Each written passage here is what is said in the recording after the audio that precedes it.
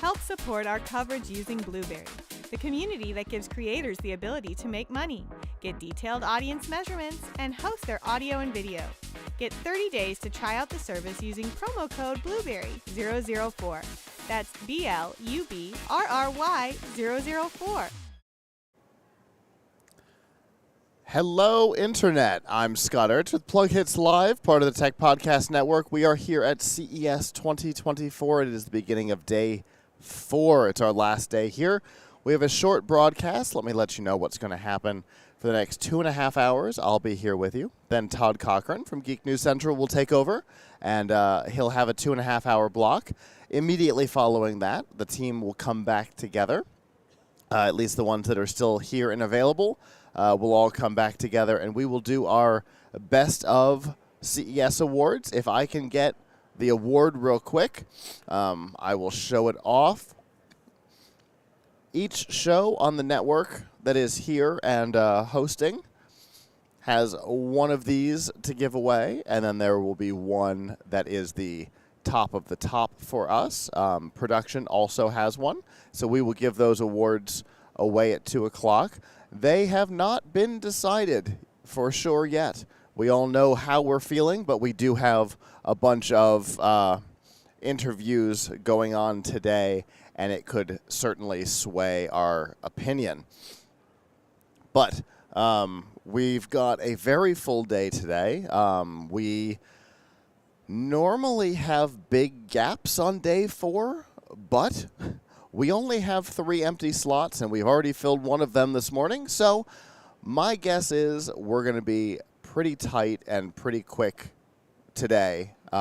So we're going to be getting our first guest here situated as soon as we get going, and we're going to get started.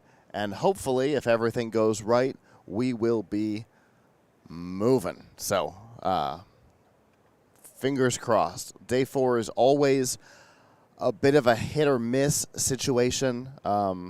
Some companies get distracted, some start shutting down earlier, and don't make it to Friday appointments. But let's all keep our fingers crossed that that doesn't happen today. Well, we have our next guest here. Hello. Hello. How are you doing today? I'm doing fantastic. Thanks for having us. Absolutely. Go ahead and introduce yourself for me.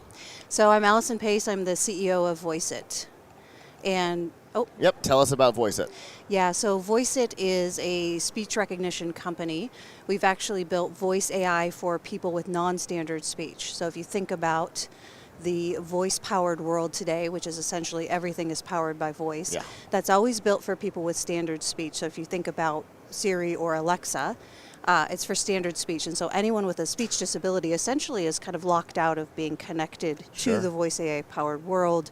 And then in many cases also can't communicate in person as well. So yeah, sure.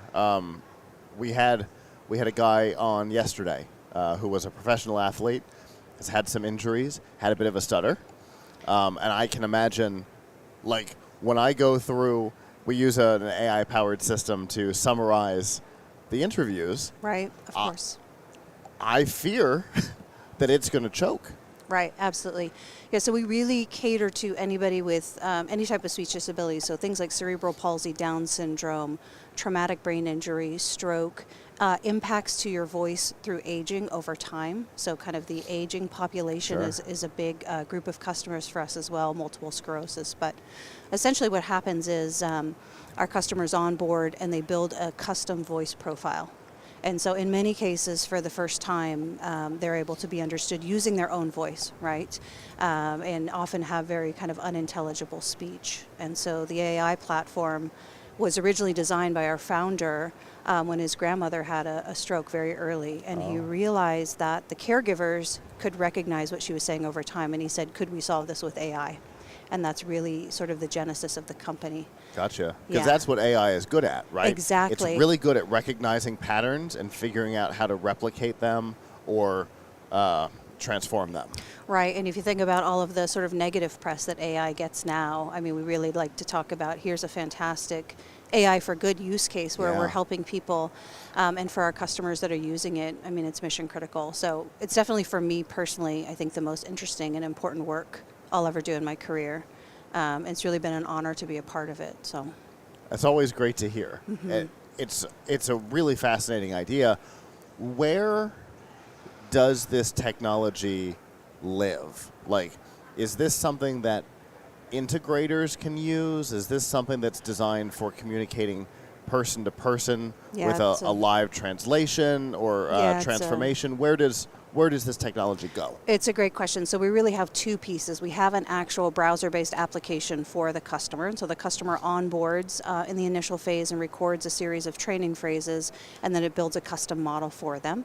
And they can then use that to communicate in person to be more connected to people around them. So they can do either speech-to-speech if they need the speech capabilities, or they can do speech-to-text and do things like dictate emails. We have ChatGPT integration, so they can do sort of access deep research and work using their voice that they weren't able to do before. In many cases, our users, in addition to speech disabilities, have motor disabilities as well. So Sure. being able to use their voice is very, very powerful. So that's really kind of the personal use case for the user. Okay. And then we have an API that integrates into any platform. And so some of our initial integrations are into WebEx meetings, into Zoom, into Microsoft Teams. So if you think about the business use case, the ability to employ more people with speech disabilities, and also for people who have speech disabilities already in the workplace who have been struggling, the meetings integration just transcribes it. And so it's really been kind of brilliant seeing how they're able to participate. We have Michael Cash on our team who has cerebral palsy. He's actually one of our lead salespeople. Oh. He's able to just join calls and use the meeting transcription. If you were to meet him on the street, you wouldn't understand his speech. And so you think about how transformative that is for people from an employment perspective. But our eventual vision is anything that needs to be powered by voice AI, which essentially is everything now. We want to provide access for people with speech disabilities. Gotcha. So, obviously, we'll just use the big names. Madam A, because I don't want to trigger her for people who are listening. Oh. Or Siri or Google Home or whatever could integrate with this if they wanted to, and integrate that into the system, or any other voice Absolutely. could integrate it into the system and use that transformation technology to then bring the commands into the system to do lights and all of that. Exactly. Yeah, That's we actually awesome. have an integration with Madam A that we launched a few years ago, which has been fantastic. There's some videos on our website of our customers using it where it's just been life-changing. So that's a huge one. But that's exactly it. Connect to people and connect to devices as well, because devices just don't understand people with speech disabilities. Yeah. Accents as well, And devices too. all listen to us. Exactly. All the devices are listening, whether we like it or not. Right, and we want them to be able to do the things that we want. So, so that's kind of what we're hoping to do there, is really provide that access to everyone. We just recently launched in market in August, so it's been a big year for us, moving from the first product, which was discrete speech, which is voice commands, to continuous speech, so conversational speech like you and I are having now. And we're really just trying to get it more broadly out in the market, because every time people see it, the response is always, I had no idea that this existed, and it's Right. because we're the first ones in market. But we want to kind of spread that word and get it into the hands of people that need it. So That's super cool. If people want to find out more about this, which I can guarantee people are going to want to find out more, how can they do that? yeah, on our website at voiceit.com, we've got a number of customer testimonials and the ability to sign up for a free trial. And then we're here at CES in the Age Tech booth with AARP. So happy to meet people over there and show everyone the technology. Makes sense. And what kind of price point are we looking at on this? So right now for the individual user, it's $50 per user per month. Okay. Very cool. Yeah, I really appreciate this. And it's fully in market, you said. fully in market, Okay. absolutely. Very cool. Yeah. Well, thank you so much for coming up and talking to me today. Of course, thanks for having us. Absolutely. All right. Have a good last day of the show. Yes, thank you. Very cool. We've...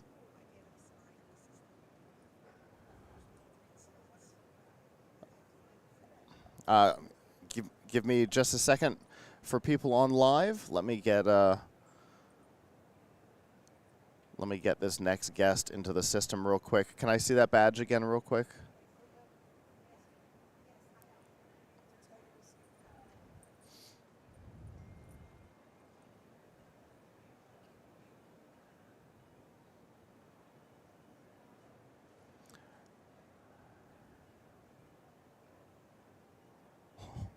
that. Not that.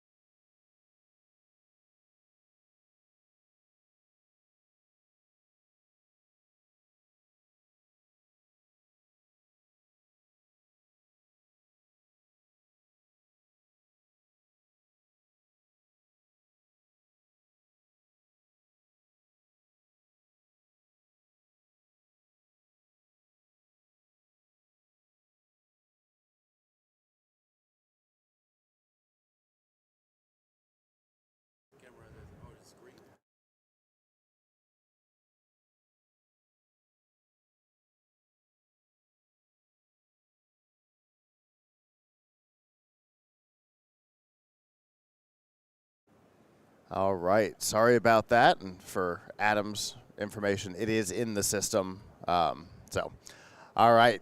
We have our next guest here. Hello. Good morning, Scott. Good How you morning. doing? I'm doing great. How are you? Good. I'm a little bit rough in the voice after 3 days of talking. We all are. We get it. I'm just good at pushing through. Yeah. I know. As soon as I'm done, I'm not going to be able to talk for a week. Oh, yeah. Well, go ahead and introduce yourself for me. I'm Robert Hoovers. I'm CEO of Squad Mobility. Okay, and tell me about that.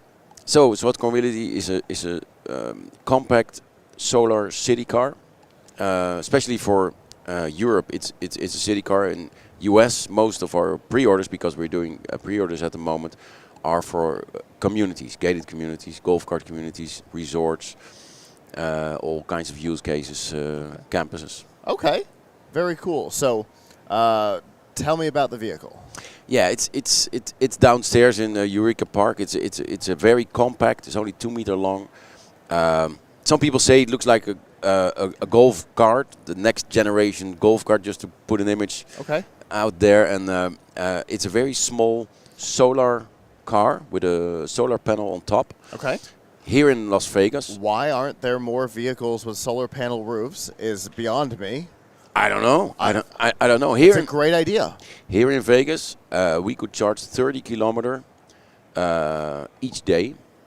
Okay. The average usage of these kind of small vehicles is around 12 kilometers per day. So if you would buy the vehicle here in Las Vegas, you would use it here as an average user. You would never have to charge again. Okay.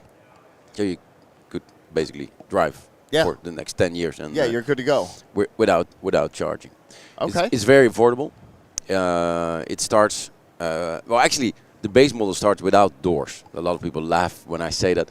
But it starts at 6,500 euros. Okay. Dollars, sorry. With doors is $7,500 dollars. Yeah. Interesting. So for 6,500, I can get a around the neighborhood, around Yeah. the local area vehicle Yeah. without doors. So it's a Jeep. We're fine, right? Yeah. Because people love that aspect of Yeah. those vehicles. So, Yeah. so for 6,500, I can get a going around town, going around the neighborhood. Short This is errand type, neighborhood electric vehicle. Yeah.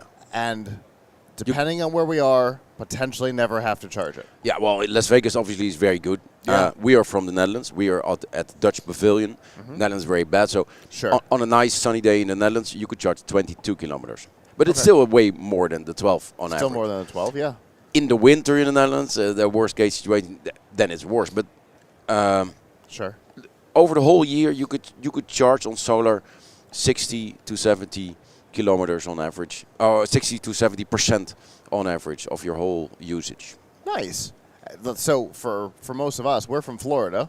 So Florida is very good. other than, the occasional hurricane, we're Yeah. very similar to Nevada here Yeah. in that it's mostly sunny all the time. Yeah. We're the sunshine state. Yeah. So, for us, it would be Yeah. perfect. And then you have the options of the doors. we might want the doors because of the possible rain, but Yeah, the rain and in the heat in the summer, you can fair have enough. optional air conditioning Okay. as well.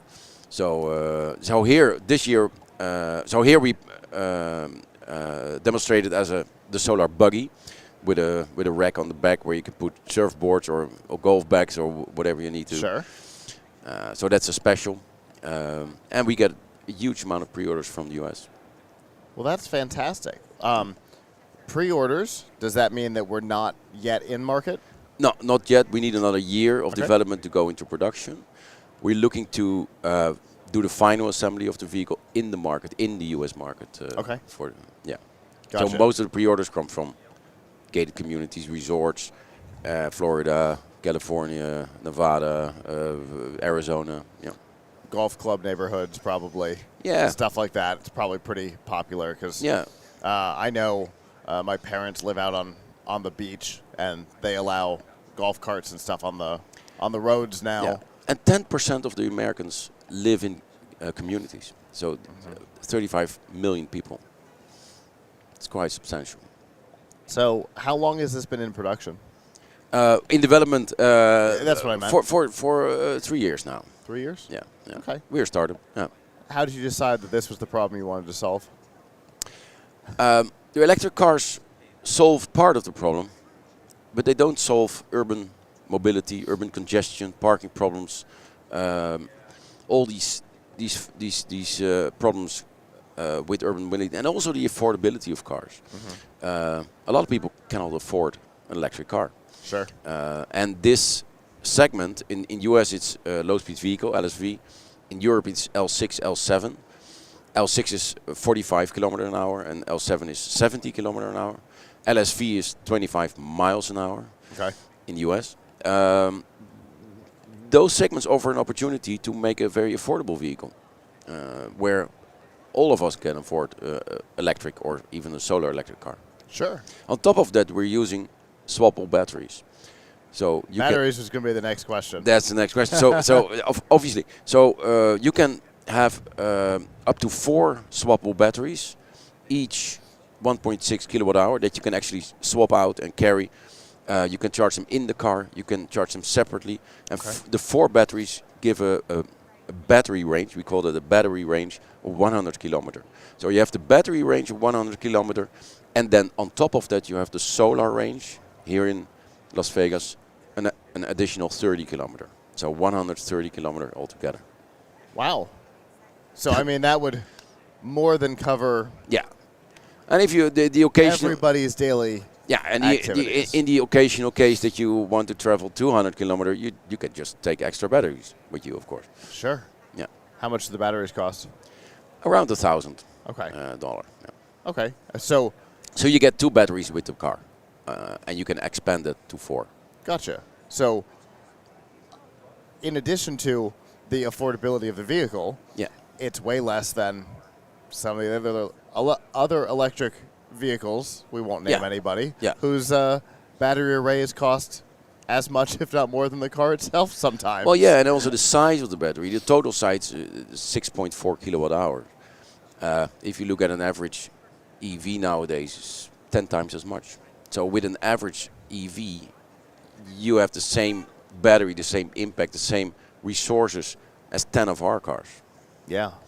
Okay. And they only weigh 350 kilograms. So they're also very light and very efficient. Yeah. Fascinating. So you said we're looking at availability next year, taking pre-orders now. What does the pre-order process look like? On the website, it's very easy.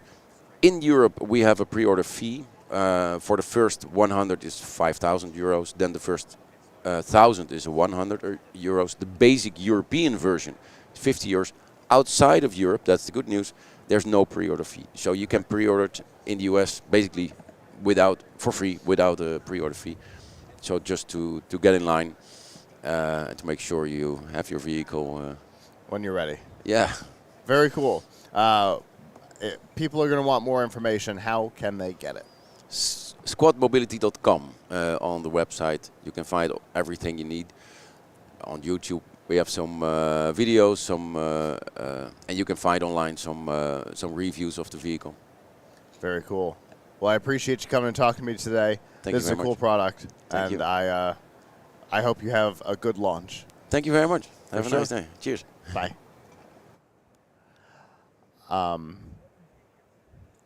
Make sure that we get contact information, since this one was entered manually.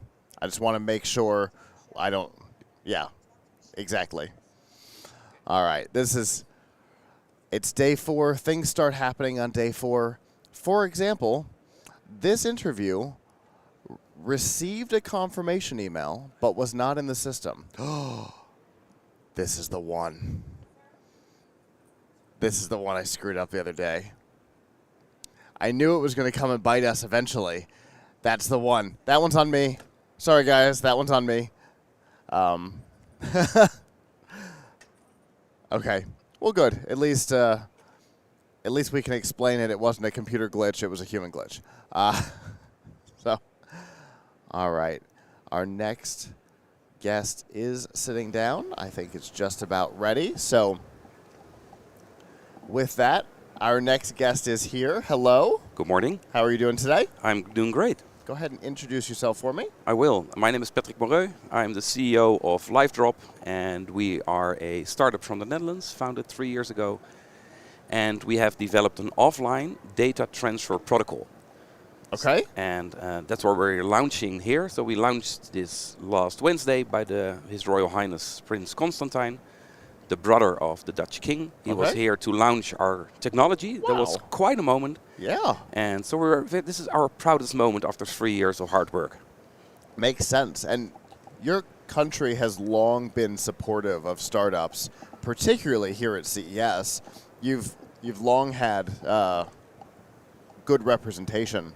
I think so, upstairs yeah. and downstairs. It's our first time, so we haven't seen the last years, but we hear great stories.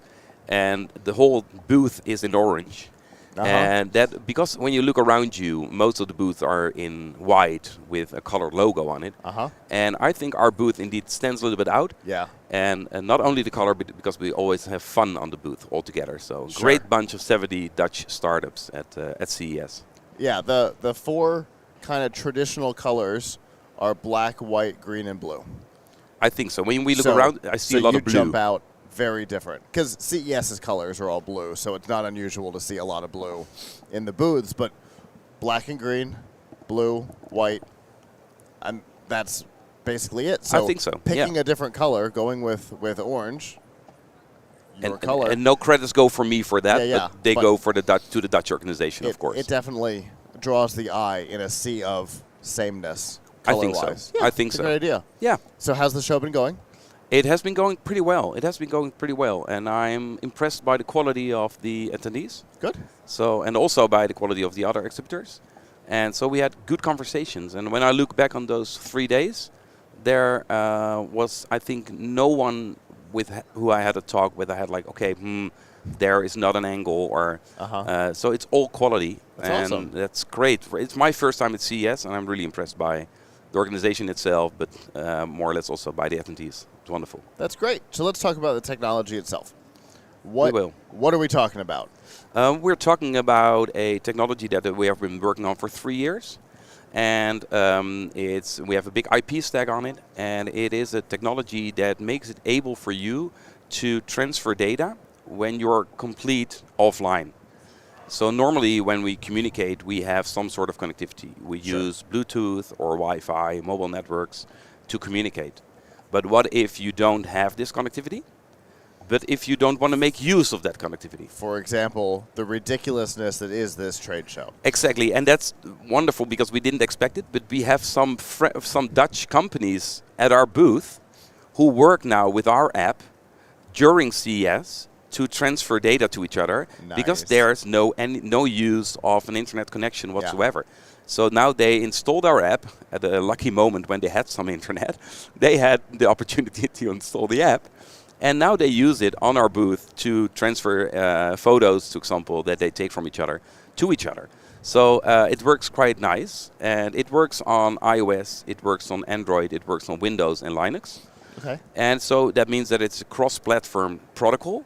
So it doesn't matter, like of course, when you have an Apple iPhone, you have AirDrop. Yeah. Or when you have an Android phone, you have nearby sharing. And that's not cross-platform. And a similar name for the feature on Windows. Yeah, exactly. I can't think of what it's called, which isn't a great sign. No, it isn't a great sign. And so imagine a moment where you have like a file on your laptop that you want to have on your mobile phone. Yes. Scott, what would you do to get it on your mobile phone? What is your process? So in this case, either I have to physically hook up the phone to the computer, or here, that's it. Yeah, and when you have connectivity, you probably email it to yourself, or you put it like on Dropbox. OneDrive or something like that, yeah. And that's not so effective, right? It works, but it takes a lot of hassle. So imagine that you have a code, you're just working in your Office documents, and you want to share it with yourself, that you click the share button, and a code pop-ups on your screen. You pick your phone, you just scan the code, and then you get the information in, and just by one scan, you have the file on your mobile. And we can demonstrate it here. Yeah. I think because when you see it, it makes sense. So what I'm asking you, if you're okay with that, to make a selfie together. Yeah, of course. And we're taking 30 of them a second right now, so one more is fine. Okay, perfect. Okay, so you can see I'm offline. Yes, airplane mode. And I will do it like this because then they can see it also. Yeah. So I'm offline. Definitely in airplane mode. Definitely airplane mode. And then I have here my iPhone, which is also in airplane mode. So I can prove it by showing that my Wi-Fi is off, Bluetooth off, everything is off. Yep. So normally it would now be impossible to send data between Android and iOS, but also, of course, when you're offline. But now when we make a picture, so let's do that. Let's make a picture together. And when I want to have this picture sent from an Android phone to an Apple phone, completely offline, it would be impossible. Right. But here, when I press this button, this is where our technology pops up, where we have been working on for 3 years. Okay. So this is our technology. And now I can scan this code. So this can be on your laptop. This can be on a TV screen. This can be on a mobile phone, of course. And now, just by scanning this code, being offline, you see the data coming in. And now I have received a picture that was taken on an Android phone. I did it offline, and now it's received on an iPhone, and I can use it for whatever reasons. All right. Going to get down into the depths of this. Let's do that. So, obviously, I see motion QR. Yes. So, are we actually transferring the data through the QR code? It's not a QR. It's based on the QR principles, of course. Yeah, all the data that you saw, because you saw the QR code is moving, right? Yeah. And all the data is encoded into a data matrix. And it doesn't matter what kind of data it is. So it can be an Office file, it can be a picture, it can be a PDF file, it doesn't matter. We encode that data into a data matrix. Okay. And just by scanning that data matrix, you receive the data. In the app to in the app. It can be from a laptop, a Windows laptop or a MacBook. to a mobile app, or a mobile app to mobile app, or a TV screen to But- mobile app. It doesn't matter. Do we have to have this app installed? At this on, point, on yes, both devices right now. definitely. So Got you it. have like a sending side and a Fine- receiving side. Fine with that. For now, that's what it is, and at the end, it needs to be in the libraries of these big operating systems. That when you have your iPhone, that sometimes you choose Bluetooth, sometimes you choose Wi-Fi, and sometimes when you want to do it real secure, you choose LiveDrop. Yeah. Okay. How? So The big how question. no, I'm going to ask some numbers. So I'm a software engineer. I totally get what we just watched, and I'm fascinated by it. So it was super quick to Definitely. transfer a photo, Definitely. possibly faster even than AirDrop or something like that. I think it is, and because Which you is don't need an fantastic. handshake. Yeah, makes sense. That saves a lot of time. And I imagine it's looping, so that if we join in at any point in the process, it can grab the whole data packet. Definitely, and Okay. it doesn't matter if you miss a frame, for example. So normally when you have like a sequence of frames that you need to scan and you miss some of them, which happens, of course, that's part of the process, you need to scan the whole frequency again. And with our solution, we just add some error correction to it, which makes it possible that 100% of all the data transfers goes well in the first time you scan it. Fascinating. So how big of a file can we do? We can do whatever we want to do. It matters how long you're willing to scan. So at this time, we started 3 years ago with 10 kilobits per second. Okay. Then we came up last year, or in 2022, up to 50 kilobits per second. Now the technology that you saw running now in the app runs at 250 kilobits per second. Okay. And in the R&D, back in Holland, we have now 750 kilobits per second. And that's a big step, because that means that we're heading for the 1 MB per second, Yeah. which is similar to Bluetooth. And we expect to reach that in the next year. And then you can choose like, okay, what is easier? Do I want to use Bluetooth and make the handshake and set up the Bluetooth connection, which takes some time? Or do I prefer LiveDrop, which I generate the code, scan the code, and have the information? So next year we can be compared to Bluetooth. Wow. Obviously, it's in the market now because the people in your booth are using it. We launched it last week, the app. So and the official launch was last Wednesday. So Right. and there we have the free app available, not worldwide, but in the EU and the US, of course, Canada, and some Asian countries. Okay. And it's available free, but it's limited file size, because we want the first experience to be great. Yeah. And not needed to scan like for a minute. So we limited it to 150 KB. So if we have like a picture, we compress it like WhatsApp does. Sure, sure. We make the picture, we compress it to a certain level, and it's fine. And that means so up to now it's 150 KB. And in the future we will also have like a paid app that can be used for bigger files. Okay. But our product is going to be an SDK to have it installed, of course, in all kinds of applications. You have like a sender and a receiver SDK. Okay. You buy it from LiveDrop and you integrate it in your great application, and that opens your application to all kinds of other receivers and senders. Okay. We're going to be having conversations in the future. I've already got ideas. That's good to hear. All right. People are going to want more information about this. How Yeah. can they do that, and how can they get links to download the app? When you go to the App Store, just look for LiveDrop Offline Sharing, and then you can download the app. So it's available for Android and iOS. And if you want to have more information on the business side, go to livedrop.eu, and then you will find all the markets that we are active in already, where we're now starting up our first pilots, like in healthcare and in defense, and of course in cybersecurity, because this way of getting information from a screen can just send information, and a camera can only receive information.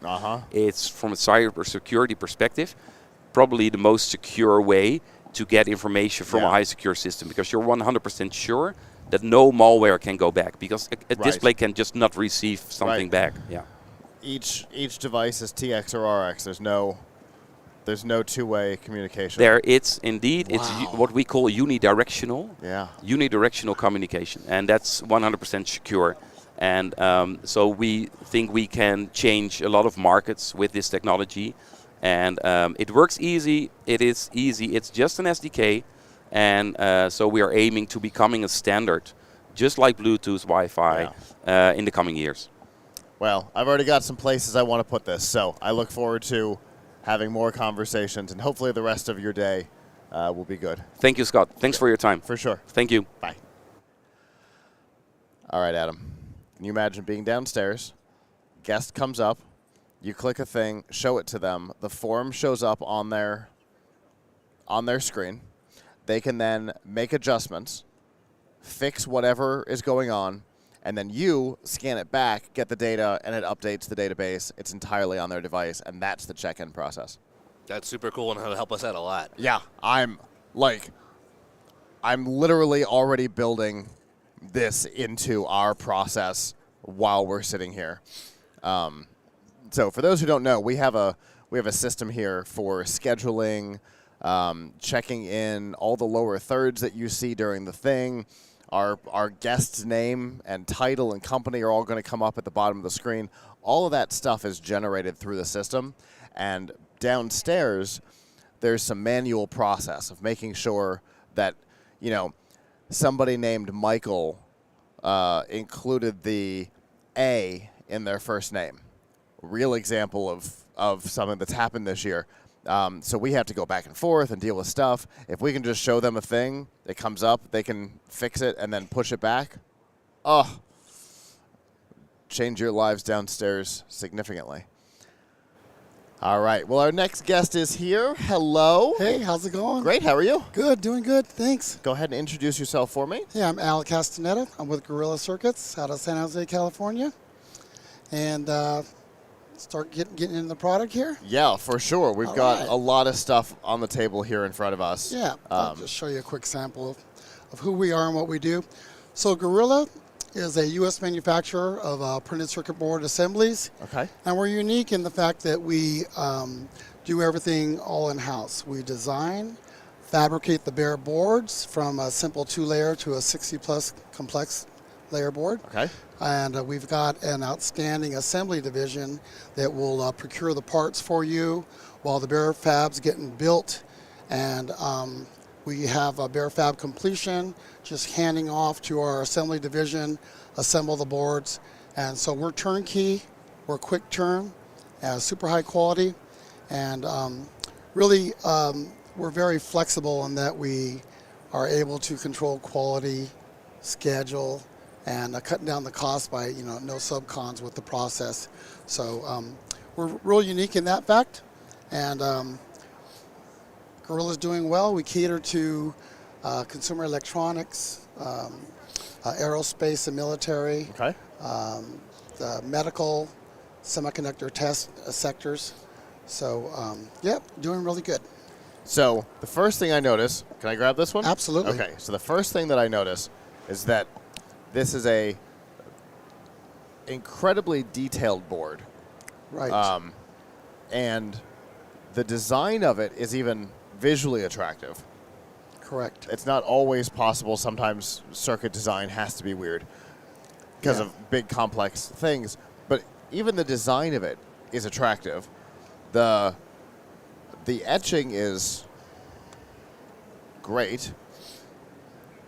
And that's not always the case with Correct. boards. None of that is necessarily the case Yeah. with boards. So the industries that you mentioned are generally big. So how big of a company do you work with, or I suppose how small of a company do you work with? What's an MOQ Yeah. for you? That kind of builds into that question. Is steered towards our strength. We'll deal with small startups, and then we have an outstanding list of partnerships with major OEMs, all the names that you've heard of. I don't want to name drop. No, of but course. we deal with all the major OEMs worldwide, and we ship worldwide. But our slogan is, let's build something incredible. Okay. And that's why we're here. with all of the new designs and products coming out, Sure. I think that we're the only Bear Fab and assembly shop here. If not, we are one of a handful. I will tell you, I've been doing CES for a very long time, Correct. and I've never seen a company in your space exhibit. Right on. It's a really smart idea. We've actually seen a couple of new product company categories exhibit this year Yeah. that we've not seen before. Because Yeah. I've seen batteries and things like that, but I've never seen this target. So. Yeah. So how many boards would we need to make? You don't have to give me an exact number, Yeah. but how many Yeah. would we have to order in order to work with you? Yeah. Well, in the semiconductor test sector, it's not uncommon for them to order one of these things. Sure. There's Okay. a lot going on in a big, thick board like this. Our expertise on the Bear Fab side, as our team's been together like 20 plus years, our core team, our process engineering team is outstanding, but we are high aspect ratio specialists and impedance target specialists for that semiconductor test sector. Okay. So we're really good at hitting the impedance targets and drilling fine vias through a very thick board, successfully plating through those fine vias. Not many shops can do what we do. Okay. This particular board is for storage for a very well-known company out of Southern California. And we're doing like about 12 of these boards for a prototype. And we Okay. are prototype and high mix, low volume based. Okay. We're not afraid of larger volumes, but I will say that the majority of our builds are high mix, low volume. A lot of questions I'm getting here at the show are, what would be a minimum buy, like you had Yeah. posed? It depends on the board size. So if we got, for example, a 3x3 board, we're going to run a minimum of 3 panels, and we're going to yield maybe 12 boards out.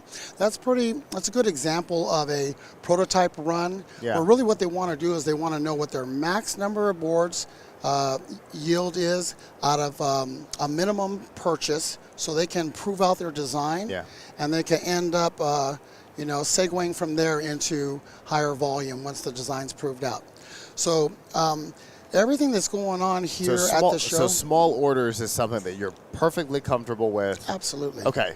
Absolutely. That's good because, with a lot of the companies, especially in this building, you've got early stage Correct. products that aren't ready.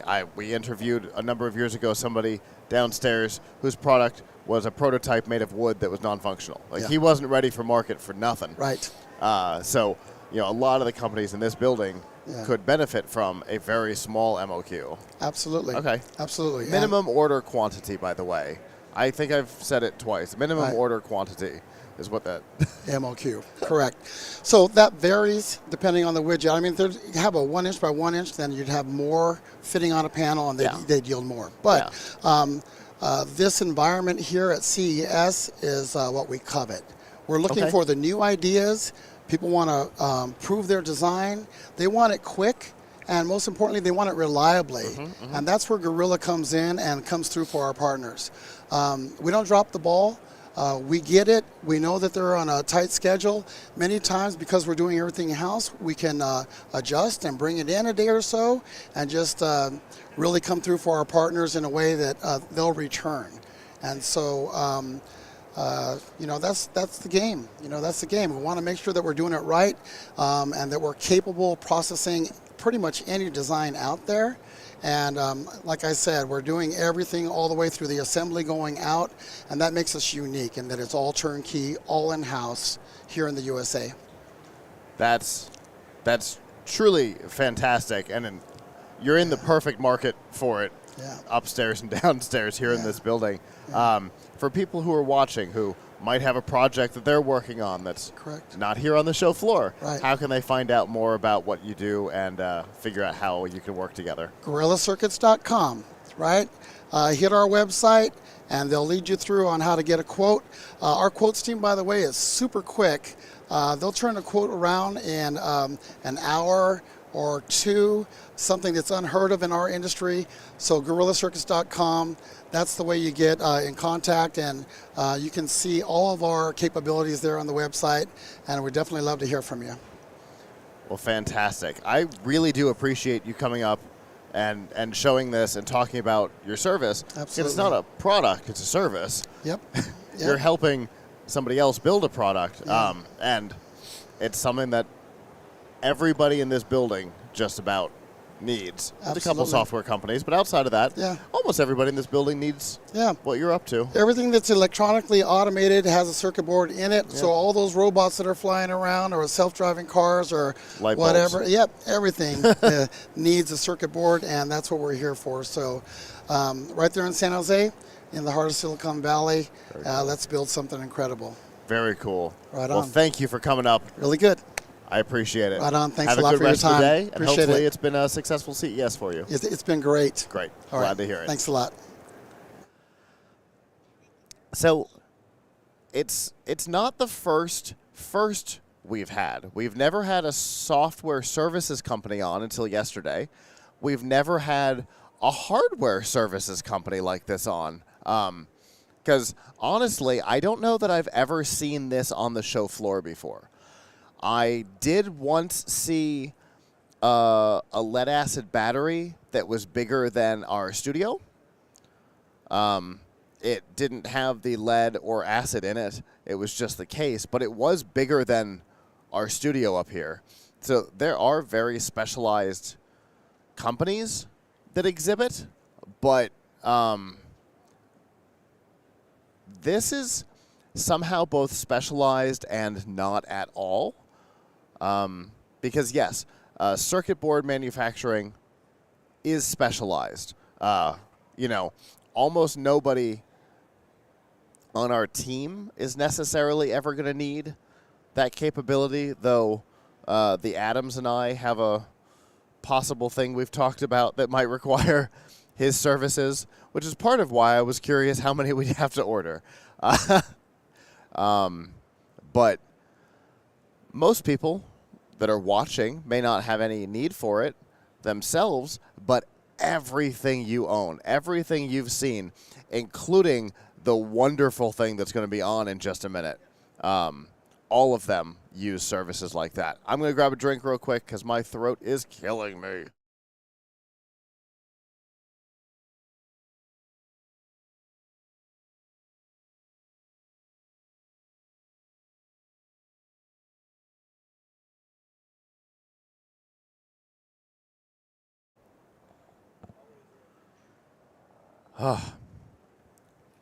It's been a long CES. We've done a lot of talking. We are down a host this year, an active host. So there's been a little bit more talking for us than normal. So, and it's colder and drier than usual. So my throat is absolutely on fire. But the good news is we have seen some really cool stuff. Based on where these things are, I can't imagine that even the shot we're on right now, we can hide it. What's coming next is really cool. We were watching them set up the other day and test their their booth, which was a lot of fun to watch. But our next guest is here. Hello. Hello. How are you doing? I'm doing very well. How about yourself? I'm doing fantastic. It's the last day. So we're getting there. Go ahead and introduce yourself for me. Hello, everyone. My name is Sean Greenhall. I am the captain and lead striker of the U.S. National Drone Soccer Team, and I work with FIDA USA. Very nice. So let's talk about what you've got here in front of you. Yes, so right here, these are two different international drone soccer balls, both on the competition level. This is the 20 centimeter that we actually use to teach children the ages of 4 years old and up how to safely and successfully fly drones. Okay. And then this is more of the professional level, which most of you guys have already seen here at CES. And everybody hears the drones flying around. With this on, I can't hear anything but you, which is good. But yeah, so we were watching, I don't know, Sunday or Monday. The netting was all up, and somebody was flying one of the big ones, making sure that it didn't let go. It's like, oh yeah, smashing into it. It was a lot of fun to watch. So let's talk about drone soccer as a whole before we get into the actual. Of course. So drone soccer is a new international sport. It originated in South Korea 6 years ago. Okay. We brought it to the United States 13 months ago, and we've already hit the ground running. It's a great way to get anyone involved as long as you have two working hands. And not only that, drone soccer is a great way for people to create a career in the drone industry. So these drones fly just like DJI and Autel. So as you're flying these drones, you can log your flight time, your hours, STEM, maintenance. So kids playing this game can essentially get a job in the drone industry, making $60,000 or more a year before they even get to high school. Nice. And the game itself consists of 3 3-minute rounds, similar to indoor soccer. So it's 5-on-5, 3 defenders, 2 strikers. The objective of the game, whoever scores the most goals in that time period ends up winning the game. And so we were watching, and Universal, J.K. Rowling, leave me alone. I looked over and I'm like, this is drone Quidditch. That's exactly what it is. That's what their inspiration was. Yeah, because it's way more that than it is soccer, because the things are in the air, because everything's in the air. Yes. And Quidditch is basically just soccer in the air anyway, but there's no brooms, so that's fine. Well, there kind of are. Yeah, they kind of are, essentially. So it's been here a little over a year. We were really enjoying watching the tests, and I know Clinton was really enjoying watching you guys as a whole. How did it end up here? Like, did somebody hear about it and go, we got to get this here? Actually, yes. So in May, that was one of the first tournaments we went to, where Korea was still trying to figure out who was going to be their main source for the United States. And luckily enough, we were there with our CEO, Tim Ingram, who runs the whole governing board of drone soccer in the United States. We were lucky enough to get the contract, and the rest is history. So what does this look like in the United States?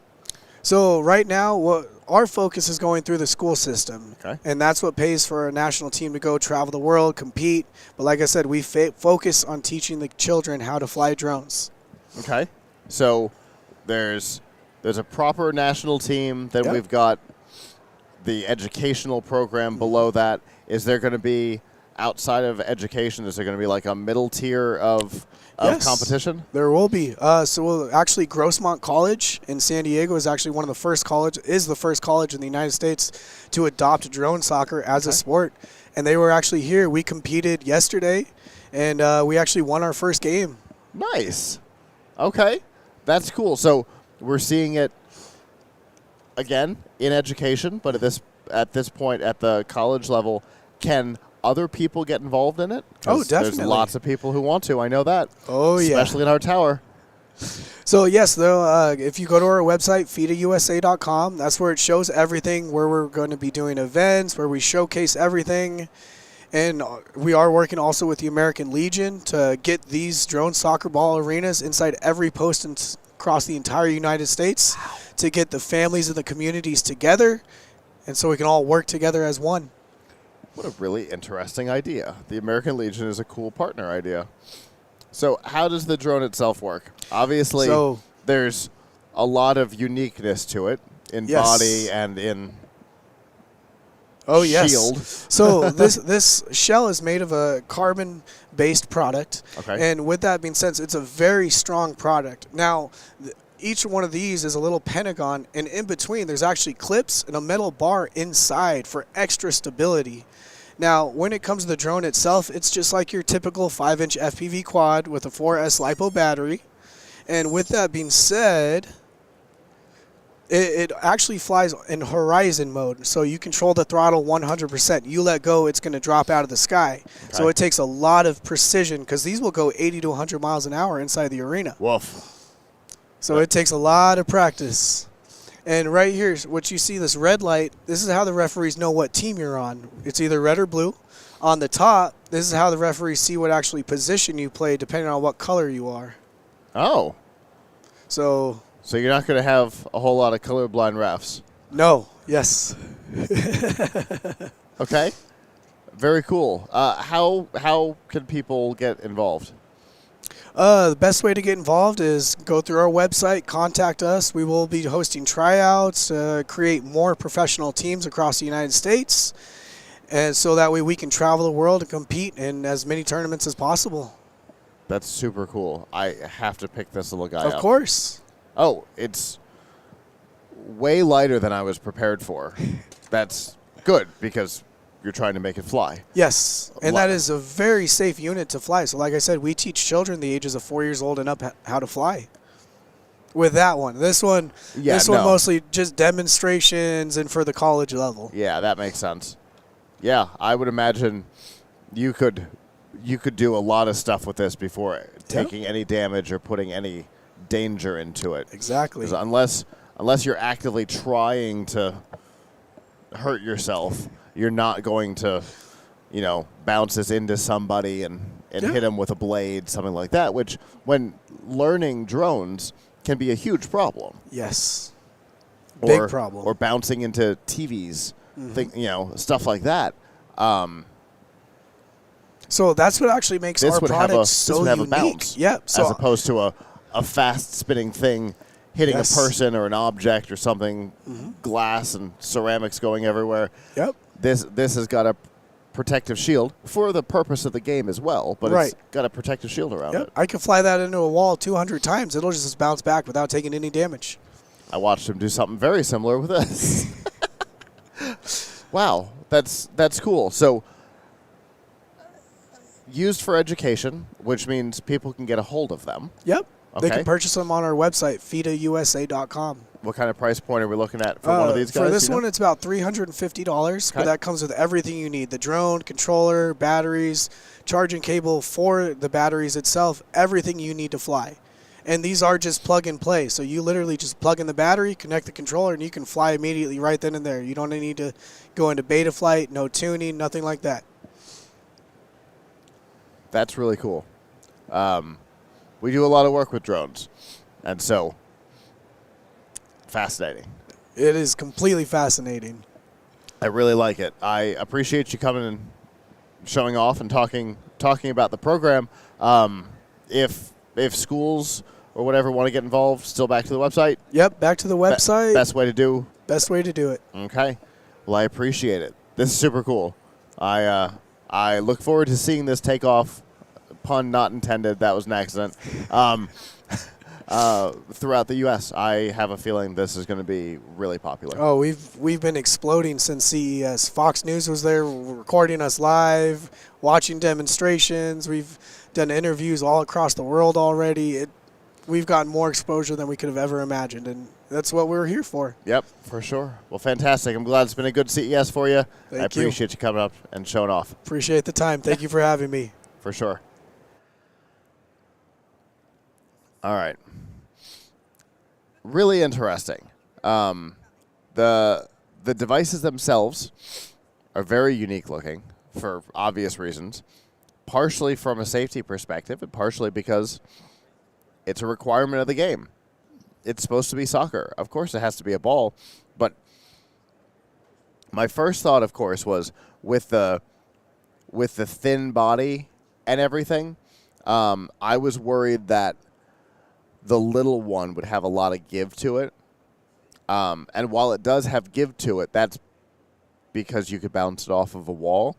I think you'd have to be real mean to that to get it to crack or break or anything like that. Hopefully I imagine all the parts are accessible. It was put together with just a couple of screws, so you could probably take the body apart and then put it back together. You okay over there? I think I just saw a bird flying around in here. Oh, yeah. It wouldn't be a first. So long as it stays away from over my head, we'll be fine. All right. We've got a little bit of a break now. It's probably a good time to talk about some of the ways that you can help support our coverage. The first is through a free account on Privacy. Privacy gives you a unique debit card for every online service that you use. So you can create one for Netflix, one for Hulu, and if Netflix gets hacked, God forbid, and all the credit card information gets out, the only thing that somebody could do with that card is pay your Netflix bill. You don't have to worry about it being used at Best Buy to buy a new gaming laptop or something like that. It will be automatically declined. The service is completely free, and they make their money on the processing on the card, so there's nothing about it that will ever cost you any money. You can get $5 to try it now by going to Privacy, downloading the app, and using the promo code QZZ2J. I've been trying to come up with it all week. I think I finally got it. It's a weird code. Hard to remember. QZZ2J is the code. You get $5 to try it out. Again, it's a free service. Create your account, add your funding source, use that code, and you get $5 to try it. Also, Blueberry, BLUBRRY, is the podcast resource. Whether you're looking for a place to host your media, put up a website, track your statistics in a certified, accurate way, or a variety of other things, transcriptions and all of that are all available to Blueberry customers. And you can get a 30-day trial to give it a shot for yourself, make sure it's what you want. You can do all of that by going to blueberry.com and using promo code BLUBRRY004. There's also lots of ways that you can join us. We are all over the internet. We're on several Twitches, several YouTubes, Facebooks, plus all of the modern podcasting apps with their live streaming capabilities. I can't remember the website. It's newpodcast.com or something like that. I can't remember it. Todd talks about it all the time. You can find all of the modern podcasting apps that way. Adam's looking it up for us so I can get the domain right. But all of the new ones have the ability to listen to us live. You can also donate to the service. There's Alby. You can go to getalby.com/p/PlugHitsLive and make a donation there. You can also go to techpodcasts.com and click the PayPal link on the right-hand side and make a donation from there. Clearly, this is not an inexpensive thing for us, so we always appreciate the people who are willing to help and support the coverage. We appreciate you guys. We've had a lot of live viewership this year. We always appreciate it. I know if you are chatting over on one of the Plug Hits Live sites, whether it be YouTube or Twitch or Facebook or Twitter, we appreciate that. We're trying to interact as best we can. If you're over on Todd's at Geek News Central, I know he's been trying to interact with that as well. We appreciate all of that. There's so much chatting and commenting going on. We can't always get to everybody, but we definitely appreciate it. This afternoon, we will be doing our Best of Awards starting at 2 p.m. Pacific. That'll be 5 p.m. Eastern. Myself, Todd Cochran, and Chris Jordan will be up here together to give out the awards. Don Bain has already gone home. He has some personal work to get done, so he's not here today. We will give out his award on his behalf. The awards are custom made. We had them custom cut by Amrock. Vicky over at the Amrock Fab Lab in Tampa. She did a fantastic job. They look so cool. We're really happy with those. And they glow. And we've had a lot of companies bring awards up to us. We've seen a lot of awards out on the floor, and I haven't seen any of them that glow this year. So hopefully that'll make this a special thing. We will have, I think, a total of 7 awards to give. Plug Hits Live will give one. Geek News Central will give one. Talking Sound. That's interesting. we might have one not to give because of something that happened behind the scenes. Or maybe I'll just make a decision on it. So, Plug Hits Live, Geek News Central, Talking Sound / Curious Realm. And then production will have one. We'll have a best of. And I feel like there's another one in there that I'm totally blanking on. So we'll be giving those out this afternoon at 2 o'clock. I'll tell you, I have an idea of what our pick is going to be, but there's always the possibility that something comes up here today and surprises me. The pick that I currently have was not...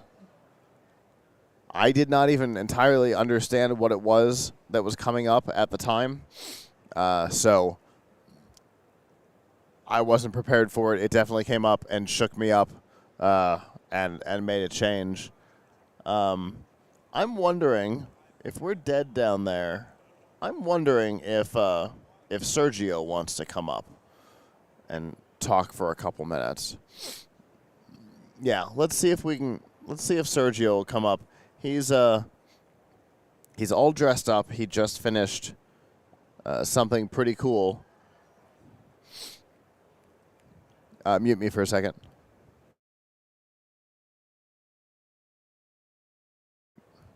All right. He just finished up with something really cool, and I kind of want to hear about what's going on.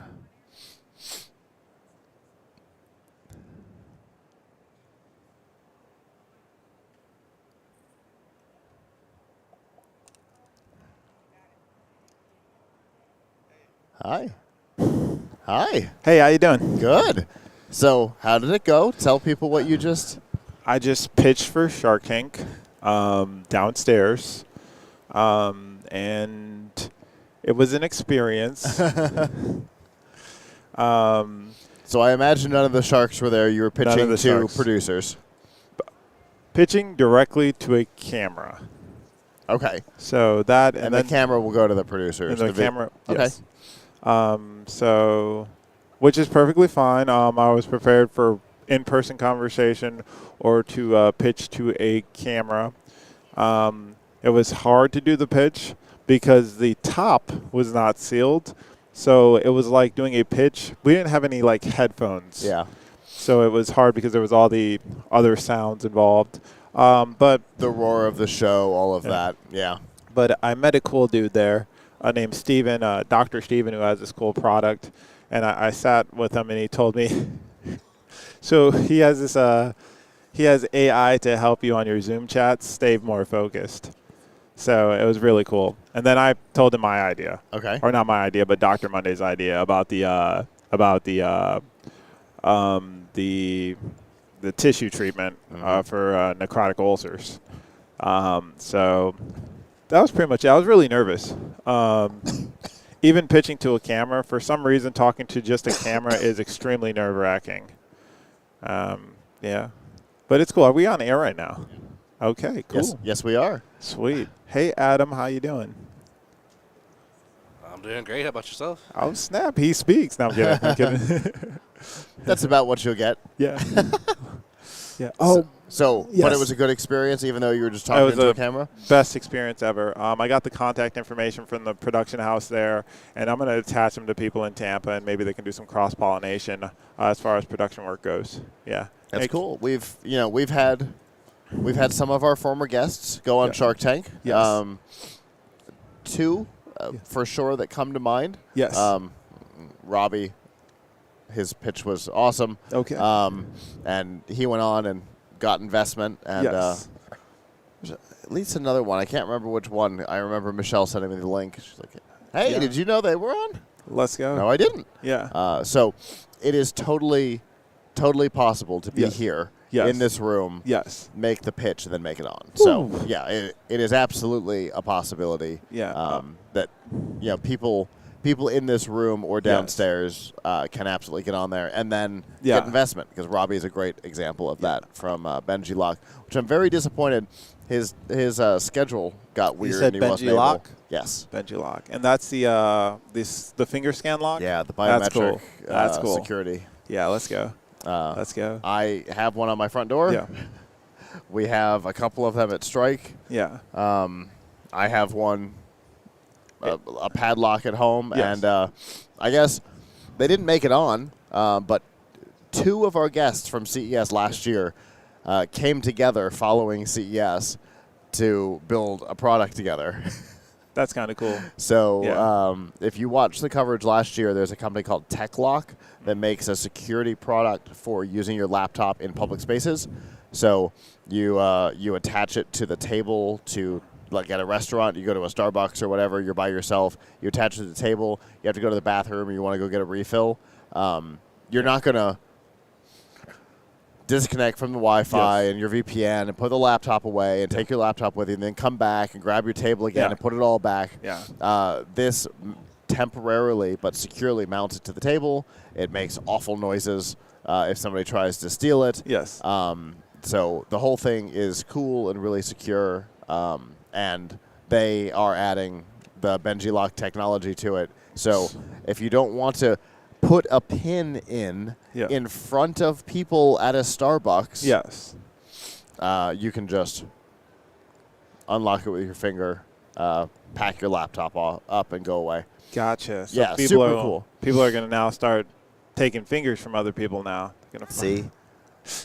The interesting thing is, when it comes to biometric data, you've only got a very short window of time Yes. between that thumb coming off and it not working anymore. So Gosh. Yeah. Yeah. eyes are a little different, but Yeah. fingers, biometrics fail, I think, within like 10 or 15 minutes. Woo. So That's some cool stuff, man. Being here is really amazing because all the tech and it'd be cool if they have like just a board with like the different type of ideas. So you see where security bridges to AI, where AI bridges to health, where health bridges to nutrition. Because it'd be cool to have like a giant like brain map of this place to see where everyone's at. that would be interesting. Yeah. You could probably put it together. I think the companies in the app have categories and tags. You could almost certainly Yeah. put together at least a layout based on that. That would be cool. So you've been here in the Venetian Expo all Yes. week with us. Yes. Chris is supposed to be, hopefully you guys are going to go soon. Yeah. Chris is supposed to be taking you over to the LVCC, to the big Okay. building. So when you say that, you got to understand that I don't understand like the scale because this is huge. We're on 2 floors, and I've walked around and I got lost. Just going from the escalator coming up here, I got lost again. I've been lost 3 times, people. It'll I happen. keep getting lost. This lady grabbed my arm and she's like, "I need to tell you this product." I said, "I don't have time." She said, "Okay, then I'll walk with you." I said, "Ma'am, I don't know where very I'm going. pushy, very pushy lady." Yeah. But in fairness, I did warn you about that. yeah, she literally grabbed me and pulled me away. I told you. And you know, Because you've got a blue badge. And there are some companies that are desperate for our attention. I gave her the Plugits card. I said, "Hey, man, you got to talk to my man, Scott. He does one of the best programs ever. He's nice. He's personable. And he's the bee's knees." I don't know what that means. I say it, though. I hope that's nothing derogatory. Yeah, That's a right, good the bee's thing. knees. Because I've never looked at bees' knees. They don't have knees? So does that mean that the expression means that I don't exist? Okay. But yeah, so I know you are astounded by the size of this show. And this is just And one this- floor. This is the little one. There I get are lost. there are other facilities that are significantly larger. There are some companies who have booths that are the size of basically from the wall at least through Gonio, if not further, and from basically us to that wall. Samsung, Sony, LG. I don't know what LG's crazy thing they've done with TVs is this year, but they do some weird art installation every year with televisions that you walk into and they're doing things, and you never know what they're going to do. But so you get to go over to the big building, to Central Hall, and see it. I warned you coming in that there's no way to prepare you for what this is. I feel like I'm going to get in a time warp. Yeah, And there's a little bit of that. That's kind of what it feels like here, because I literally been traveling. I always see something new, see people I had no idea. It's just like people just keep repopulating here. And I assume every time I leave, they just build new stuff. That's what's happening. It's the same, we're in the same building. They keep repopulating new sites because everywhere I go, it's like some different environment I'm in. So you've basically pitched that we're in a simulation. That's what it kind of feels like. I don't necessarily disagree. I mean, this wouldn't be a bad simulation. If this was a simulation, it'd be pretty chill. Yeah. This wouldn't be that bad. If this isn't base level reality. I do wish that we could get through the week without a sore throat, which has never happened during a CES, but, things happen. I got you, Scott. Simulation Command. Scott's tired of these pesky sore throats. We need to dial it down 10%. They said you're in Vegas. They said you're in Vegas. They said you got to go back to Tampa where it's more moisture in the air. So there's nothing that can be done. Well, I will let you go find Chris Jordan and hopefully head over because we've got awards at 2:00. Let's go. I want you to be able to see it. Thank you, Scott. Make sure you take that with you, bud. So Serge is our new guy this year. He has been absolutely killing it. A true asset, a go-getter. He's built some relationships for us for both companies. And in fact, I'm pretty sure he built the relationship with our next guest who's coming up in just a minute. We're lucky to have Serge on the team this year. Truly a good guy. A reminder, I guess, while we're waiting, I'm Scott with Plug Hits Live, PLUGHITZ live.com. You can go there and see our CES coverage by going to plughitslive.com/CES, or you can go to plughits.live/CES. Obviously, we are live right now. The way this works is, once we come down, our team is going to take a nap for a couple of days. Some of it will happen here in Vegas over the next 12 hours or so, and then some of it will happen once we get back to Tampa. After that, we will start the publishing process full force. We have published a couple of videos while we've been here. There will be a couple that will go out tonight, for example. Once we get started at full force, it will be 3 videos per day, every day, until we're done. As we stand right now, I think this interview coming up is number 113. So, with that information, you can figure out about how long it's going to take. It will take about 45 days, give or take, to get all of the content out there. We do that for 2 reasons. The first is we don't want to overwhelm our listeners and viewers. And I say listeners and viewers because you can subscribe to us at plughitslive.com. You can subscribe through your favorite podcatcher, both audio and video.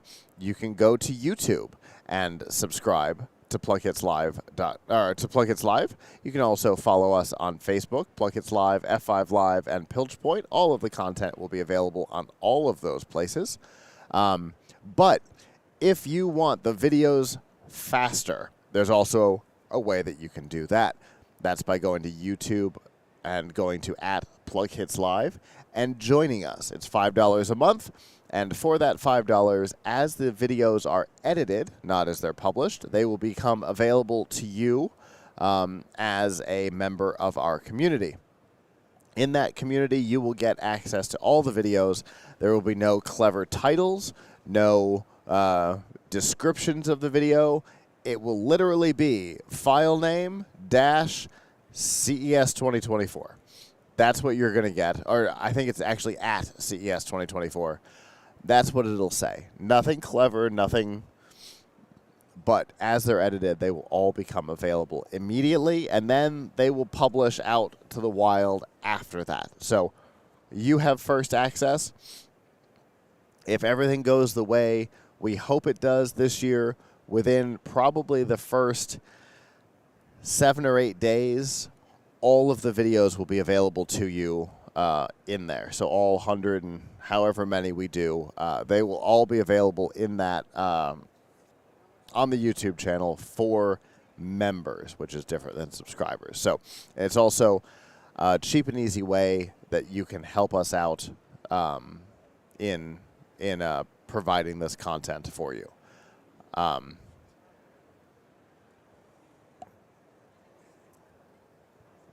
Just smiling at Michelle downstairs. It's been a morning. We've had some really great stuff so far this morning. I know some of the other guests on our schedule are pretty fantastic as well. I'm really looking forward to this next one. It's a cool product that does something that I'm already doing, but with a piece of equipment that costs about triple what his does. And it's not a piece of equipment that you necessarily need, but it also gives me some inspiration for some stuff that I want to do as well. So, you know, it's always interesting here at CES. My favorite part of this event is not necessarily the guests. Yes, the companies are cool. The ones that do and do not come on the show, perfectly cool, always enjoy. But the thing that really I enjoy is seeing how people can meet during the show. Companies that may not have ever heard of each other but have products and or services that can work together, come together and then can do cool things. We were talking about LapLock and BenjiLock coming together after CES last year to produce a joint venture, BenjiLock powered TechLock. Super cool. TechLock has also got a co-branded version of the BenjiLock padlocks, and that relationship is entirely because of CES and the CTA. And sometimes we sit here, Adam, and we watch one of our own interviews and go, we could use that. And I have a feeling that not just myself, but many of our guests or our viewers are going to have the same feeling in just a moment. Because our next guest is here. Hello. Good morning. How are you today? Great. How are you? I'm doing well, getting ready to wrap things up. Yeah, we're almost there. Almost there. Go ahead and introduce yourself for me. My name's Mike. I'm the founder of On Air Warning, and our product that we're demoing today is called MuteKit. And it's a total mute solution that works with most of your video conference applications. And the idea is to have a sure way to know that your mic and camera are both off or they're on. And in your business, you know how important that is. Absolutely. It's one of the things that we wish we were allowed to do. They won't let us put up anything here. Okay. We want so badly to be able to alert people that we're on air, especially as they come up the stairs, as a reminder. But we're not allowed to do any of that. That's a whole different issue. Well, we got you covered. So let's talk about what you've got here. Okay, so basically the initial premise of On Air Warning happened during COVID when my wife came back to teach from the house and shared my office space with me. I would have to walk past her like 9 or 10 times a day and constantly looking for that little tiny mic mute, camera mute thing in the corner or like a little itty bitty light. Yeah. And I went on a quest to find a product that would let me know if her mic or her camera were on. And there was nothing that was available. So we launched our first product, the On Air Warning Light, back in June of 2021. And we were pretty successful with it. We did a Kickstarter. We raised $50,000. Nice. Developed the product, and then we realized that we needed something more to it, and that was software development, right? We had the initial product working, and it just worked with Zoom primarily, and then in order to get it to work with other applications and actually be a more definitive mute, so that when you mute your mic, you know that Cortana's not listening to you or Siri is not listening to you. So we went at a deeper level on that, and then also we figured out how to do the camera mute as well, and also did some neat things with redirecting it that I'll show you in a minute. Okay, so we have a little 3-button keyboard here. Correct, and I'd like you to hold it in your hand for a second. Okay. And most people are surprised it's not a plastic. There's 2 layers of steel that are part of it, and it weighs more than twice of what any similar macro board or keyboard would would do. And the primary difference, aside from the quality of the build of the equipment, is that it's got a controller chip in there that not only sends a signal to the computer, but also receives a signal back that the mic and camera are muted. And the neat thing is the center one, the center light here, the center light on the keyboard, and the center light on the graphical user interface on the screen, they all coordinate. And when you enter a meeting, so here I'll start I can't read backwards. You got New it. meeting.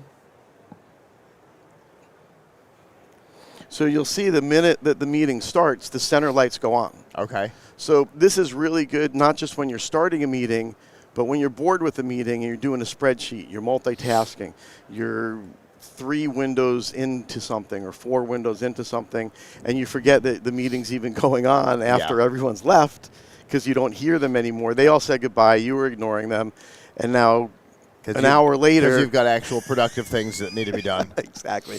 Yeah. So an hour later, you realize you're every still day. in the meeting all the time. So you'll notice that the mic and camera are both muted. So you'll see the mic mute and unmute. Yep. And the lights go off in 3 different places when you're doing it. And also it's recognized by Google Meet and Microsoft Teams. And then you'll notice that we can unmute the camera, unmute the mic. Hi, Adam. Or what we like to do, I call it Armageddon mode. Okay. Right? You're sitting there working from home, or you're working in an home example, kids throwing up, dogs barking, someone enters the room, maybe not properly dressed. We had someone tell us a story that he didn't realize his wife was on a Zoom call, and he went into the room and started changing. Whoops. Yep. And All right. obviously they're the famous Zoom fails like Tubin and, various things. It's exactly what I've been thinking the whole time. When you pitched this to me yesterday, he is who I was thinking about. There you go. Well, we have, not only would you know, but if something unexpected happens quickly, you can hit the Armageddon button, mic and camera off at the same time. But Gotcha. you know from doing Zoom meetings, I think I could just close that people, when they turn their camera off, they usually get a black screen. You get someone's name. You get a circle with an initial in it. letter, yeah. And then the person comes back to the meeting, and everyone's like, okay, well, what happened? And then if it happens again, they're like, okay, is he sick? Is there an emergency? And it's a distraction to the meeting. So what we invented was something called instant selfie mode. Okay. So if you take our software interface, which I'll make it a little larger so you could see it. Nice. And you turn on instant selfie. So we've got our live camera here, and actually let me make it smaller. That's kind of in the way. And then what happens is, can I turn this towards you for a moment? Yeah. Okay. Are you in the camera view? I am. Okay. So now you've got Armageddon mode. Look at the camera, look really interested, and boom. And then you're frozen. Got it? Now strike the same pose. Hit the button when you're ready to go back. It's not for a meeting of 2 or 3 people, but Sure. if you're in with more than 4 or 5 people, no one will ever know it. And we did it so that it's not so much to be deceptive and not work, but to understand that people that work from home or work in Zoom meetings a lot have to balance their real world interaction with their online interaction. Yeah. And your bosses can't always expect you to be sitting there paying attention, focused 100% of the time. And a lot of people feel that they have to do that. Because FedEx is going to knock on the door at some point. Exactly. And nature's going to call at some point. Indeed. And if you're on a 2-hour, corporate presentation call, you got to deal with it. Exactly. So we've developed the software. We've actually done our second Kickstarter, which was the kit together. Okay. So it was one of the lights, the switch, and the software. And we were successful with that. We did $56,000. We met our goal in the first hour on Kickstarter. And since then, we've received our shipment. We've got 5,000 units of everything sitting in a warehouse, and our orders are shipping from our on-air warning or mute kit website. Place the order, and it'll ship within 24 hours anywhere. Very cool. Now I have to try something. Go ahead. Okay. I just wanted to make sure it wasn't going to toggle. Got it. I was just curious if if one of them was on and the other one wasn't, that would, because I saw you hit it once and everything came on, so I was just making sure it wasn't going to toggle one on, one off. Yeah, the panic button does do exactly what you need it to do. We made it default to off. Yeah. Which is yesterday I got caught a few times because I was playing with Instant Selfie, and I would have that. I'd be off, or one of them would be on, and I'd hit it, expecting the camera to come back on. But since the mic was on, it just every time you hit the center button, it either mutes them both, and if they're both muted, then it'll unmute them together. Yeah, it's not just a hard toggle. Exactly. Yeah, you put thought into this, and that's great. It really is a cool product because there was the guy doing the interview on TV, and the kid came running in. Yep. This kind of stuff happens all the time. Yep. And people are becoming immune to it, right? Yeah. It's like I don't do many calls with more than 3 or 4 people, but I obviously deal with a lot of people, and a lot of our customers have stories that they tell, and we have people that actually I've got 5 of these in my office. Okay. I've got them all around my monitor. We've got a vertical version that's on the side of my monitor. I've got a 60-foot cable to my door jamb. So just outside my door is one of these things. Yeah. And I had a group of people come from out of country, and they said, "Why would you need such a big light or two light?" And I go, "I've got 5 of them, and I've got one of my 4 kids will see the light on and think it's a good time to photobomb dad." Sure. So you can't be too careful, and certainly I know I have moments where I'm like, especially the scenario we talked about before, where you're in a Google Meet meeting and everyone exits. You're doing your spreadsheet, you're doing your productive work, everyone leaves, right? And you don't realize that the meeting's way behind there, and you get up, go to the bathroom, you do whatever, and sometimes I don't get caught till the light on the door. And I realize, we're still lit up. Whoops. I need to go dig, and I'll have 30 windows open on my system. Yeah. So you have to go dig in order to find it. One of the cool things that we're developing right now, if we could talk about that, sure. Okay, is that we've actually added a button bar to the GUI. Let me exit the meeting, and you'll see when you exit, the center light goes off, just as it's supposed to do. So we've added to the GUI the ability to put up to 5 buttons on the bottom that you control as hotkeys. Okay. All right. So for Google, when I use Zoom, I have one of them that's exit meeting, share screen, raise your hand, participants. So that way I don't have to, even when the stuff's buried, if a meeting ends, I can just click on the software and end the meeting. So that's cool.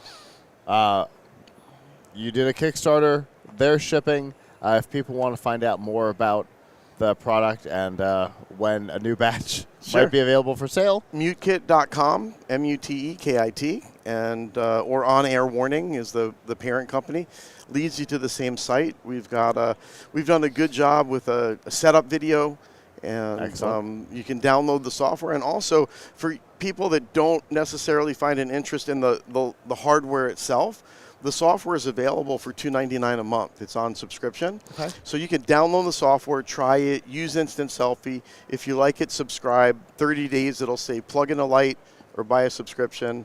And we haven't advertised it until now. Right. And we've got like 15 people that have been paying for the last 3 or 4 months since our Kickstarter. Very cool. All right. Well, thank you very much. Yeah, for sure. Thanks for coming up. Appreciate it. My Have pleasure. a good one. Yeah, I mean, everybody knows of a failure like this. They're not necessarily as high profile as Tubin that made national news. You should probably go down and talk to CNN and see if they're interested in buying it for the company after that one. But we've all forgotten that we're on a call.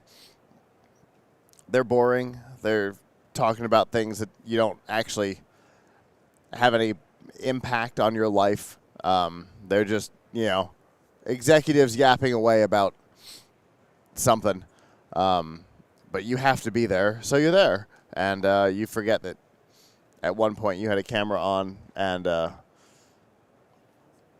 like he said, you bury the meeting window behind a bunch of other stuff. For me, it's 2 visual studios and a dozen edge windows, and you forget that the meeting's even there. You look to somebody next to you and start having a conversation, but your camera's still on.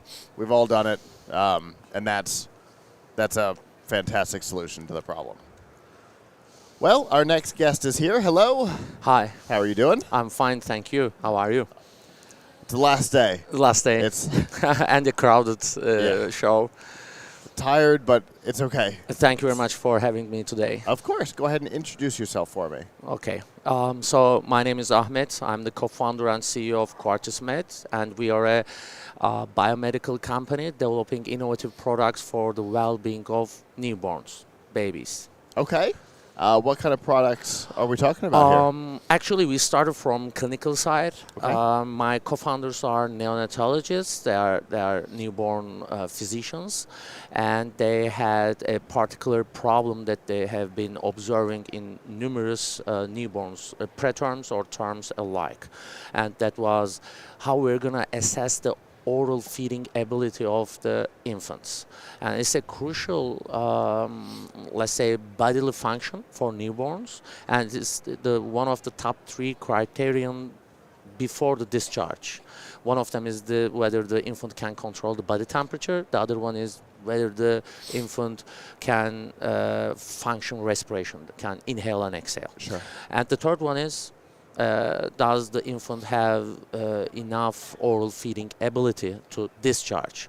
And in US, usually very experienced physicians do a car seat test. They put the infant to a car seat and let the newborn sit there for half an hour or an hour, and they observe whether there is a drooling or stop breathing or anything like that. And we develop a non-invasive diagnostic device with machine learning algorithms. It's a portable device, and we have 2 props, and it let the physicians, midwives or nurse decide whether the infant is ready for discharge or not. That's what we did at clinic. And while we are in CES, we stepped up our game and we developed a consumer looking for the parents at home solution, which is a family of wearables. Interesting. And one of them is placed on the infant's body. It collects data like heart rate, body temperature, usual body vitals. What it also does is that it collects body sounds. And from those sounds, we can classify coughs, sneezes, swallows, all sorts of things. And on top of that, there is another, we call it a wearable. It's another sensor for the bottles, actually. And it gets information about, it estimates the amount of fluid intake and the temperature of the fluid, milk or formula. Sure. And lastly, other important metrics like the suction times, suction durations during the feeding. And all around, we provide these insights to parents, new parents. This is especially important for new parents currently because unfortunately, there is this sudden infant death syndrome. It's unfortunate and very devastating for the parents and friends and etc. And we believe that we have a chance to monitor and call at the right time for the emergency cases. And when you think about the general public, almost 50% of the new parents are millennials, and they like measuring things, right? Indeed. We all have it. Yes, everything's is for measuring something. And what we want to do, I have a PhD in electrical engineering. I'm specialized in machine learning, and I know how to measure and estimate things, how to classify things. And my co-founders are neonatologists, and they know of the parents and newborns, and it's not always, it's you shouldn't be measuring everything, but what is important for the newborn, and that's what we are going to deliver for the new parents. Very cool. So where are you in this process for the consumer version? Yes, we have finished up our R&D. Currently, somewhere around 40 families are using their trials. Okay. They're in trial in 40 families, and hopefully we're gonna launch our product by the end of March. Oh, okay. Through Spotify and Shopify. Sorry about that. I figured that's what we meant. Yeah, Shopify and Amazon. I was saying Spotify's getting into a new business. I didn't realize. For newborn healthcare. Pretty specialized for a music company. Yeah. Well, they need to get new revenue, you know. Yeah, because the music's not doing it anymore. Yeah. So it'll be through Shopify, through your own probably branded site, yes, and then then through Amazon. Yeah, through Amazon. What kind of price point are we looking at? Actually, we're trying a new business model. We don't want to sell directly to the new parents. We want to have a subscription-based model. Okay. And we're gonna ask for a 3 to 6 month commitment to own the hardware. Okay. But after the commitment period completed, they're gonna own the hardware, and perpetually they will be able to utilize mobile app. There's a mobile app, of course. Sure. And hopefully this will not bring a lot of burden to their economies. Sure. We want to reach as much parents as possible, as much families as possible. Fair enough. So it's going to be on the lower 3 digits, the total commitment. What we are discussing is somewhere around $14.99 to at most $18.99 for a month, and less than $20. Yes, and it's affordable when you think about it. When the competing products are sold somewhere around $200 and more, we want to be affordable to provide the much needed healthcare for the new parents and newborns. Very cool. People are going to want more information about this, and to find out when you go live with it, how can they do that? They can stop by in our website. It is quartusmed.com, and you can reach me from LinkedIn and Twitter. My name is Ahmet Saraçoğlu. It was very nice to be here.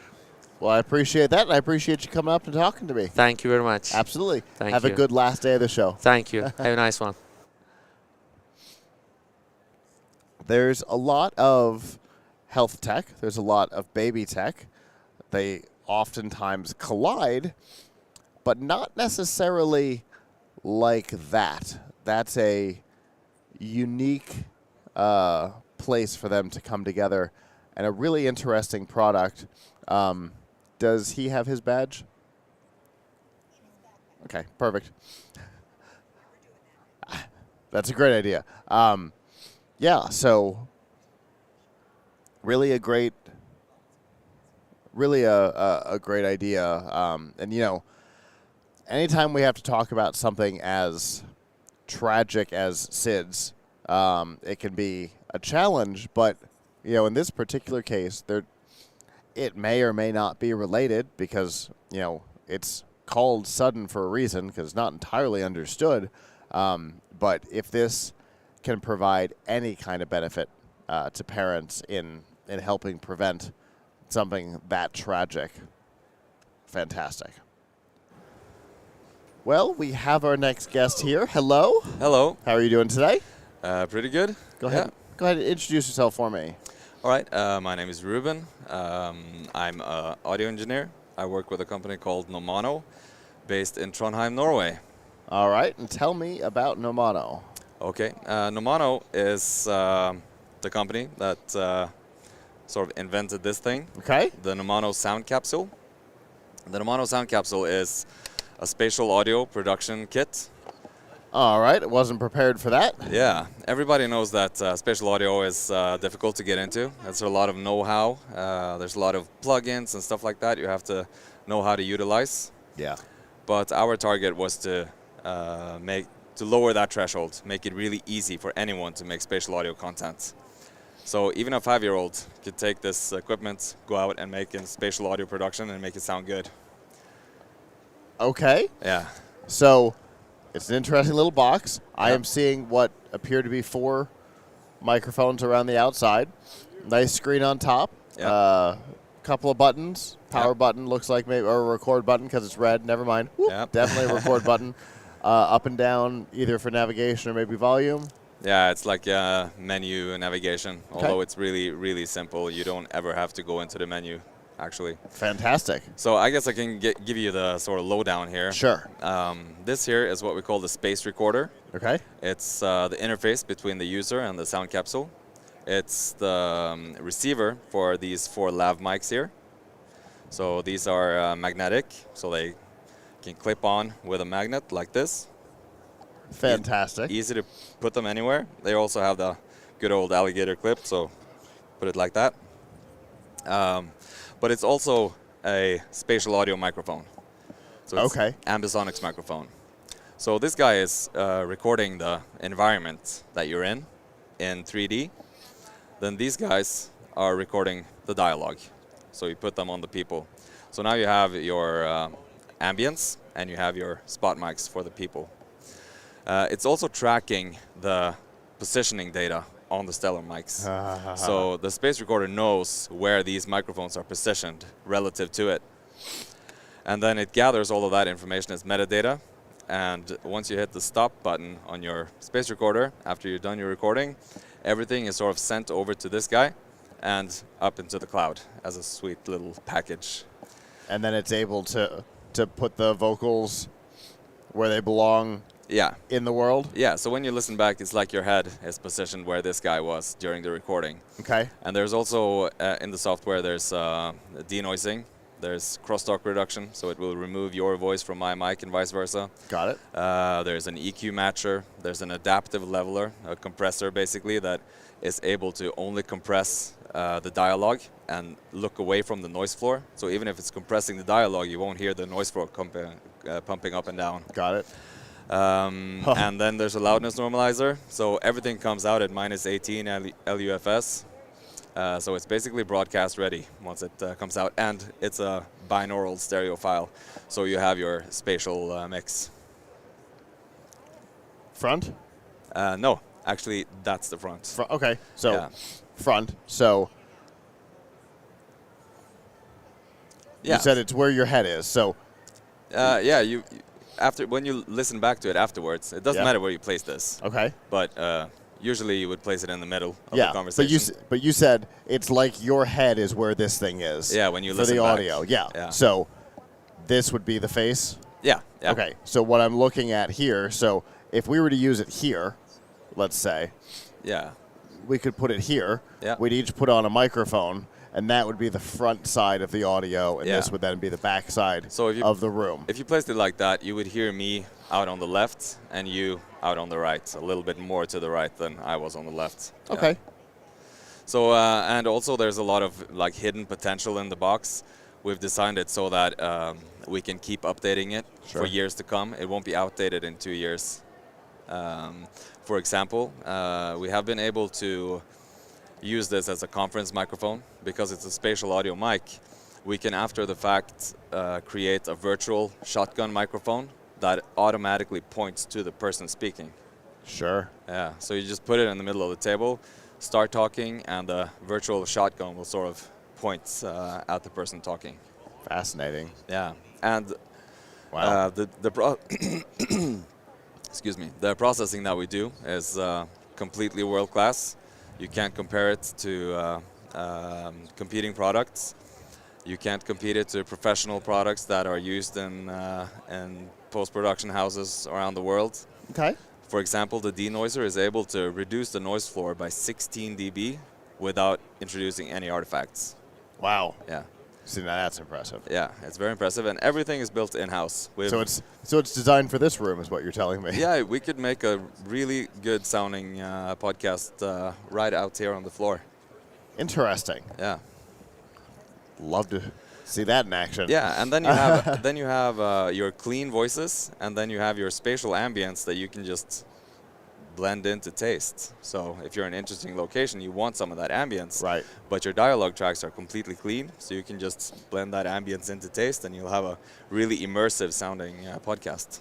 So what kind of price point are we talking about on this? It's $2,490. Okay.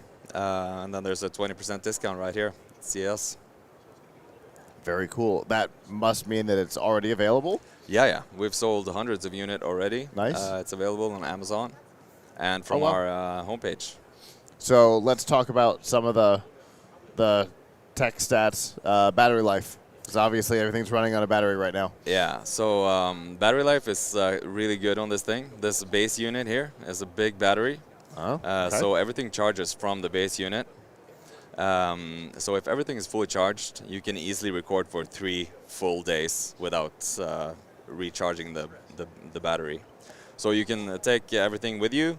It's charging while you're moving between location. You can open it, record, and you're good to go to the next one. And you can do that many, many times. Like we had, it's a British podcast, We Are Makers. They traveled across the U.S. interviewing different makers in their shops. And they recorded 36 episodes on one charge. Okay. Yeah. So if I put this on right now, how long until it's done? Until it's like empty the battery? 12, 15 hours. Okay. So I could do a whole day of our broadcast without having to go pop it back on the charger. Yeah. Theoretically, same with this, but it could probably live in there anyway. Yeah, so that one... Looking at our studio here, right? Yeah, so this guy, maybe 10 to 12 hours, and these are like I put it in record and just left for the night. And when I came back the next day, I was still recording. 10 hours later. So I don't really know, but it's at least 10 to 12 hours. So you've got personal experience. You've seen it go overnight, came back, still recording, all good. And so if you record more than 4 hours, it's going to separate into chunks. Yeah. But you can record one recording for 4 hours without it separating it in the cloud. Very interesting. Yeah. That would be a really fun experiment. Right. In here. And one more thing about these Stellar mics, which is really cool, is that they have internal memory. So the range on these microphones are about 20 meters. Okay. Or 20 yards, 24 yards maybe. But if you step out of range, they start recording internally. So they have a 45-minute buffer in here. Okay. So you can be out of range for 45 minutes, come back into range. It starts transferring again. When the buffer is empty, you can step out of range again for 45 minutes. Gotcha. Very cool. So it just dumps back to the to the primary. Yeah. So you could leave this running here, and we could walk around the floor here, come back and have a little talk, and then go back out on the floor. Yeah. So I was just watching the charger interact with this. And it's also really foolproof. The dynamic range on these microphones are extreme. So we've fine-tuned the sort of area in that dynamic range that we're recording in. That means you can whisper and you can scream, and it's still going to sound great. Well, that's really cool. Yeah. How can people find out more? They can go to nomano.co, which is our homepage, and you'll find all the information there. Fantastic. And of course, we're on all the social medias, LinkedIn, Instagram, YouTube, all that stuff. And then you'll also see some content from people who's already purchased and sort of taking it for a test. We have a guy in California who took it for a drive with his windows open and just driving around on the highway and stuff with his kid. See? That's pretty entertaining, too. That's 100% the kind of thing like I would go do immediately. Yeah, exactly. So it's a lot of fun to test it. You can go into the woods. You can go. I mean, We Are Makers did a whole podcast right next to a waterfall, and it still sounds decent. I mean, in those extreme noisy environments, it's going to start being a little bit of artifacts and stuff like that. But it still sounds incredible to be that noisy. That's fantastic. Yeah, yeah. Well, thank you so much for coming up and showing this off. It's a really cool product, and got my mind going. Yeah. See, that's the dangerous part about CES. You should come down and check out our booth. We'll give you a demo, what it sounds like. You can take it for a spin if you like. All right, I'll see what I can do. Yeah, all right. Thanks for coming up. Thank you. All right. I am going to. Oh, I have one in my pocket. Can we go to the crowd shot for a minute?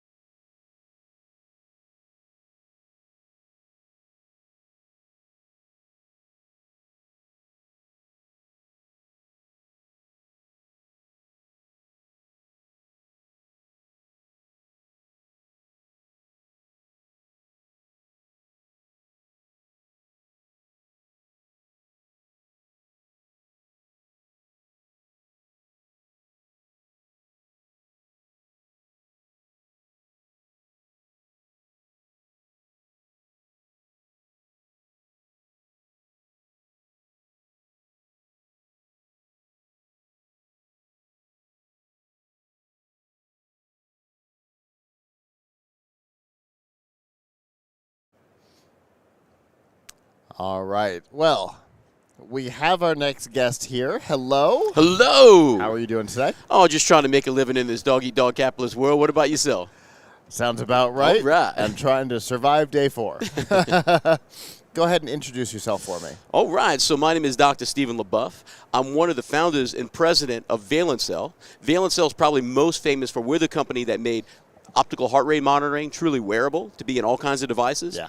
And now we're here showcasing our first medical solution, which is our fingertip BP solution. Okay. Very cool.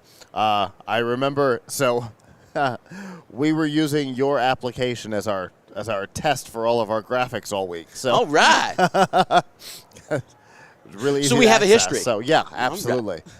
So tell me about what we got here. So this, I just whipped this out of my pocket a moment ago because it's so compact. This looks kind of like, I guess, a pulse oximeter, but it measures your blood pressure. And so I could give you a demo if you like. So this little thing took 15 years for us to put together. Wow. It's based off machine learning. So what it does is, can you see this little sensor right here? Yeah. So that senses one of our optical sensor solutions. So just like we use this technology to measure heart rate when you exercise, in this case, we take this optical data and we combine it with your metadata to generate an accurate blood pressure reading. Okay. Clinical validation study starts this month. Okay. And so this is how we do it. So first of all, I'm turning it on right now. It's 3 seconds to get it going. You see our cool little logo. Yeah. It's our new logo. Thank our marketing person, Rebecca Cook. So it says, "Are you ready?" Yes, I'm ready. So I'm going to put my finger inside this device. I'm going to hit the start button. It's saying, "Are you doctor?" which that's my nickname for myself. Nobody else calls me that. And I'm going to go ahead and start it. Now, I shouldn't really be talking while I'm measuring my blood pressure, but for the sake of this demo, I will. Sure. So what it's doing right now, you see this thing swirling around? Yeah. It's making sure I got enough blood flow in my finger for it to do an accurate measurement. Got it. Once it's like, yeah, you legit, now it's starting to do the recording. When this loop completes, it's going to give me a systolic over diastolic reading. Okay. Now, as I noted, this solution, it's a good thing, this is regulated by the FDA. Sure. Because it's a blood pressure solution. Yeah. So we got our clinical validation study starting this month. We expect to be complete in March so we could submit to the FDA in April. So bad. if we do what we're planning to do correctly and we earn that 510K, we should be able to launch this year. That's really cool. God, dog it. I was telling the folks out there, Nancy and all, that my blood pressure readings are high for all these demos. It's kind of embarrassing, but I blame it on CES, Sure. I mean, fair enough. Okay, so for me, this is fantastic, and I'll tell you why. I've never been able to get an accurate blood pressure. Oh, yeah, forget about it. And here's why. I don't like to be aware of my own pulse. And when that cuff tenses up, I'm aware of my own pulse, and I panic, and the reading goes off. Yeah. I've never gotten an accurate blood pressure reading. With this, I've done pulse ox, no problem. At no point do I feel like I can feel my own pulse in my finger. So physically, body-wise, it's the same concept. That's right. And so I might actually be able to, for the first time in my life, get a blood pressure reading. Well, you know, well, that's not out of control. It's good to know. I always look like I have just left my first year as president of the United States. Like, my blood pressure is ridiculous on these readings, and the real life thing is it's not. Yeah. You know, there's white coat, where you go to the doctor and your blood pressure's higher because you're nervous there. Because you're already in a bad place. Yeah. And then there's also mass hypertension where you find at the doctor's office, but something's going down at home. Sure. So one of the whole purpose of this, the whole reason we did this, is because it's already well known in medicine that if you self-monitor, you have better outcomes. Sure. Especially if you're prehypertensive or hypertensive. But measuring your blood pressure is difficult. You know, that cuff's weird. You got to align it. You hoping it inflates right. Sometimes it doesn't. Sometimes the batteries just die because the freaking pump dies. Yep. People don't know you have to calibrate those, send them to the factory every so often. Nobody ever does that. Yeah. So this is all electronic, machine learning, no mechanical parts, and it's meant to solve the adherence issue, really. Yeah. When you get to the root of the gumbo, it's about making it easier, a hell of a lot easier and a hell of a lot more convenient to take your blood pressure so that people actually would do it. For sure. So in our team, we've had a couple of staff members that have had heart attacks. Oh, yeah. And so doing blood pressure becomes a regular part of the day. Just so happens that one of the other exhibitors helped us out with a blood pressure cuff, and I tried it on myself. Nothing. Yeah. Even being at home, nothing going on, everything. Still panic. But my mother, generally no problem, but sometimes, you get it a little bit off. Yeah. Or God forbid you move your arm just a slight bit. Yeah, and it's it can all do it all. over. But you can't do this. No. While you're doing it. Right. You can't put it in a position where you're not going to move. But you can't move. Yeah. The American Heart Association tries to communicate with folks about the right way to take a blood pressure reading, and a lot of people just don't know how to do it. Yeah. Now, this, we believe, makes it a lot easier because you don't need a line in an artery because it works off the arterioles in the fingertip. Right. That's really cool. You don't have to know about how your arm works or exactly where to pivot or any of that stuff. Now, you just have to know how to set your finger down. And if you That's have right. if you have a It's just like biometric this. anything, you know how to do that. Yes. Now, this solution that we have put together is also paired with an app.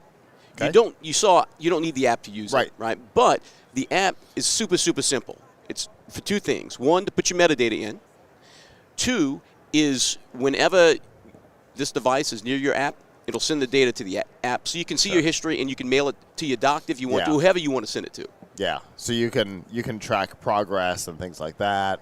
If you've got a medication change, That's right. Blood pressure medication or a blood thinner or something like that, you can make sure it's not doing a bunch That's of right. this or. So now it's so easy to get BP with this. You've got way too much energy for day 4. Oh, I don't know how you're pulling it off, but congratulations. Yeah, I just hope I don't crash and burn, I was out doing karaoke last night, so I don't know how I'm still awake right now. Yeah, I can't imagine. We went back, published some videos. The end. All right. Well, where are we in this? Is this in the wild? Is it coming soon? So I tell you, man, it is so real now because, the clinical validation starts this month. Oh, yeah, that's right. We reached out to the FDA about we were trying to get this to where we could have it as, for example, software as a medical device. Okay. But the FDA made it clear to us that, well, if you do that, somebody's got to have a device that does it. And there was none. So we realized we had to make our own solution. So last year when we were here at CES, we showed some prototypes of this. But this is the actual commercial-ready hardware. Gotcha. So now, it's real as can be. We've got to succeed in our clinical validation study and submit to the FDA. And then smooth sailing, right? What kind of a price point are you targeting for this? Do you know yet? We haven't worked it out yet, but I will say this. We've done a market analysis of our go-to-market, and it is a premium product, so it will be a premium price. Exactly what the price is just yet, I don't know. Gotcha. But one thing that's pretty cool is, once you get a clearance for this type of device, there's no reason why you can't use your HSA to go ahead and purchase. Right, exactly.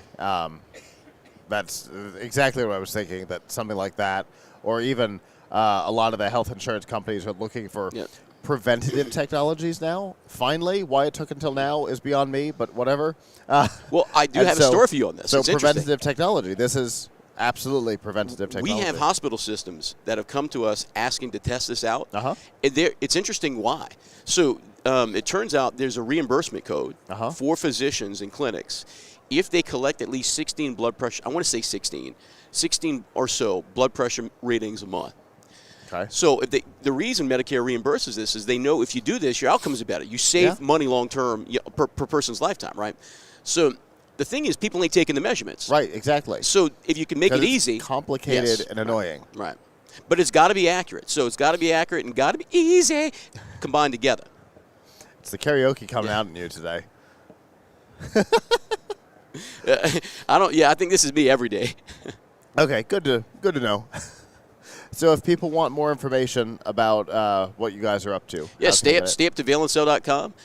We keep things pretty fresh there and share what we're doing, and send us a note. Very cool. Well, thank you so much for coming up and showing this off. All right. It really is cool. And like I said, it's the kind of thing that you've made for me. So I appreciate that. And also, I kind of like pretending like it's alive. Hello, this is what your blood pressure should be. Yeah, I suspect. Do I look like a ventriloquist when I do that? Probably not. My mouth's still moving. I would say, should I say yes? Will that help? All right. Well, thank you so much. All right. Really cool product. Thanks. Legitimately don't know how on day 4 you can have any energy, let alone that much. Oh, my goodness. Definitely a cool product. Like I said, I cannot do blood pressure. I freak out. You've seen it. You've seen me absolutely freak out. Yeah, I need something like this. She has legitimately seen me use the one. Again, it's from one of the other exhibitors here. And I panicked. It got a reading, but it wasn't a good one. And then sometimes when she takes readings, the results are a challenge. When we first got it, you getting it configured right was not easy. You know, how do you? Yeah, it's the wrist one, right? But the one from Withings that we got you, it's further down here, right? Yeah. But trying to get it into the right position, well, I mean, they're a company whose readings I would trust. And then trying to get it into the right position to get the reading, and is this the position for the arm? Is this the position for the arm? Oh, what a pain. And he did it with his finger on the table, his arm on the table. I don't know if that's the right way or not, but that was me. Phone just fell to the ground. Whatevs. I don't know if that's the right way. Like, if we were to do this in the real world, is this allowed, or are you going to have to hold it up? But with like a pulse ox, I think you're allowed to have stability. So maybe, because as we learned from somebody else this week, the sleep tracker. I'd forgotten about the little sleep tracker ring. The sleep tracker, what we learned from her is this is where the skin is the thinnest on the body. And so it's actually the place where you can get the most accurate reading for tons of stuff. This is a terrible place for this particular sensor. This would be the more appropriate place for it. But, you're walking around, you're doing stuff, massively inconvenient, so we put it in a watch. When you're sleeping, it's fine. For a temporary, 30-second thing, you can use that as well. Totally makes sense. It's a really, really interesting product. In the last couple of years, we have seen a lot of innovation in the home health space. Led off by companies like Withings, who make a whole big line of product. We've got a product review in progress right now on the Health Plus. I would look, if I hadn't thrown my phone to the ground and possibly destroyed it forever.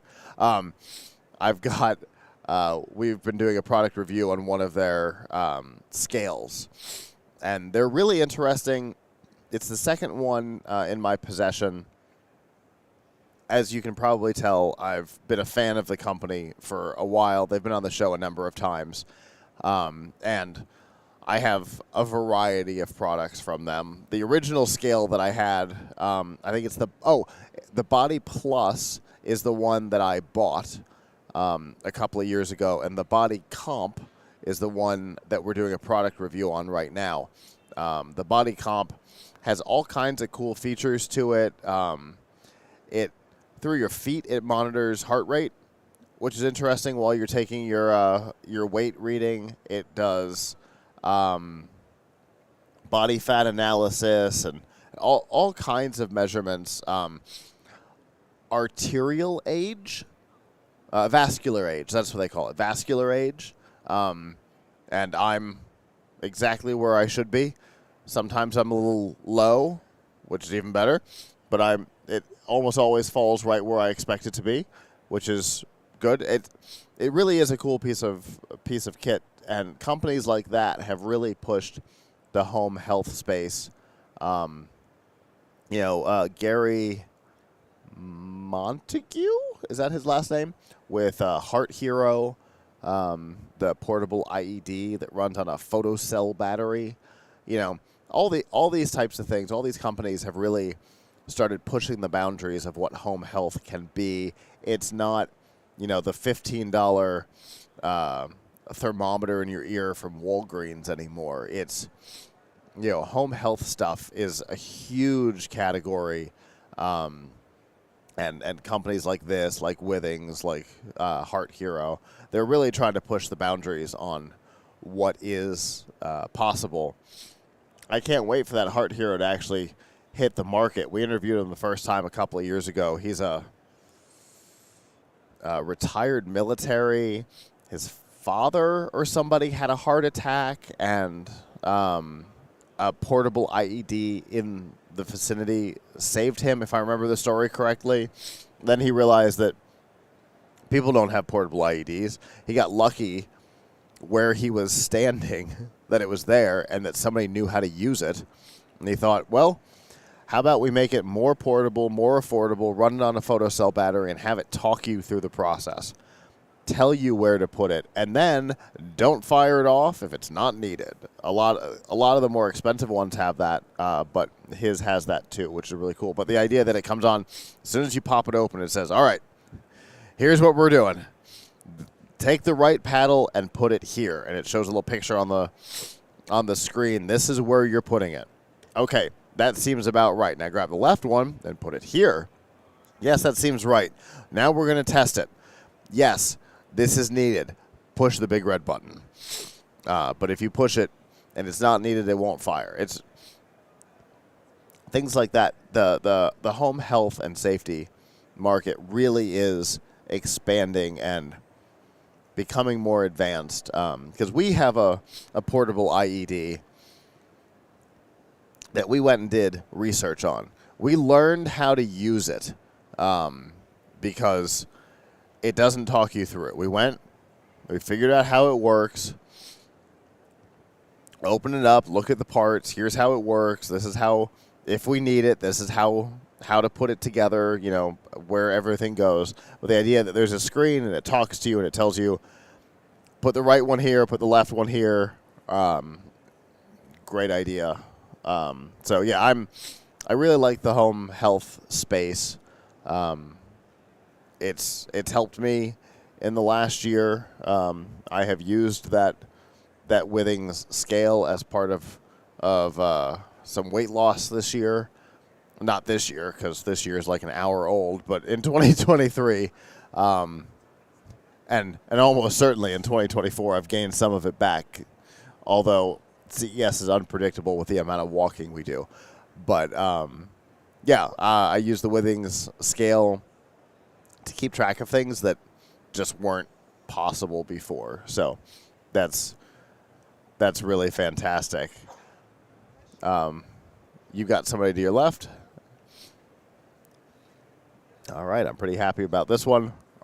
This is a company whose booth we can see from where I'm sitting. I can, in fact, one of the products they brought with me, I can sometimes see glowing from my seat under the right circumstances. So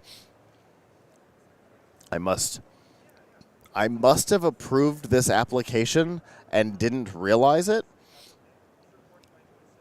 That's fascinating.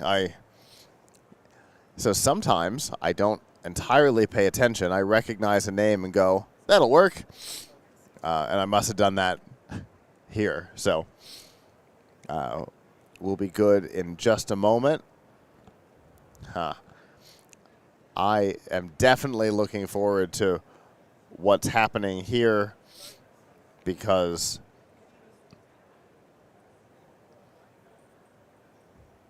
right here, I see what we're doing. We're using it for test.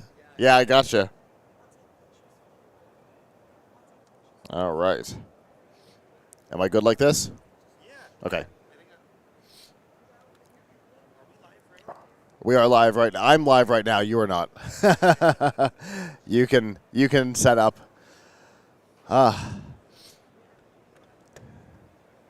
You let me know when you're set, and we'll be good to go. Do you need power or anything? Yeah. Oh, to plug USB in? Do we have a wall wart over there? I don't know if we do. USB A or C? A? A or C? I have a C.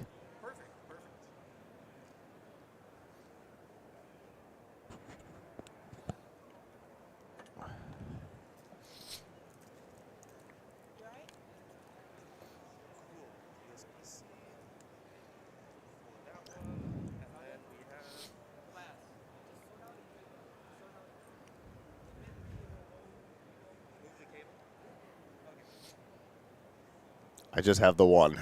So this is the only one I got up here right now, I think. Okay. All right. I'm going to put this over there by you. All right. And you let me know when you're ready, and we will be all set. Sorry, what was that? You're good? I am good. I think I'm sitting on my cable. It happens. All right. Perfect. Well, we have our next guest here. Hello. Hey, how's it going? Good. How are you? Good, thank you. Go ahead and introduce yourself. Yeah, my name is Tobias. I work in influencer marketing and content creation for the microphone brand Maono. I brought a couple of our new products, which we're hoping we'll be able to release within the next few months. Very cool. So obviously we have a microphone and what looks like either a mixer or a sound board of some sort. Yeah, this is our new audio interface. It's called the Monocaster G1 Neo. And the cool thing about it is you could plug a XLR cable into it. You can go out to a mobile device or a tablet or to your computer as well. Very cool. And I see it's actually one of the hybrid plugs, right? So I can come in with a 1/4 inch Yeah, as you well? can go in with a 1/4 inch as well. And it also supplies phantom power, so you can use condenser microphones as well. Nice. Yeah. That's great because that's all we use. Yeah. So tell me what's interesting about this. Obviously, this is a crowded market that you guys are in over the last couple of years in particular. So where does this guy fit in? Yeah, gaming, streaming, podcasting, it's all really big right now. And there's a few features on here that I think are really beneficial to people in those fields. We have a noise reducer, which will help reduce background noise when you're recording yourself.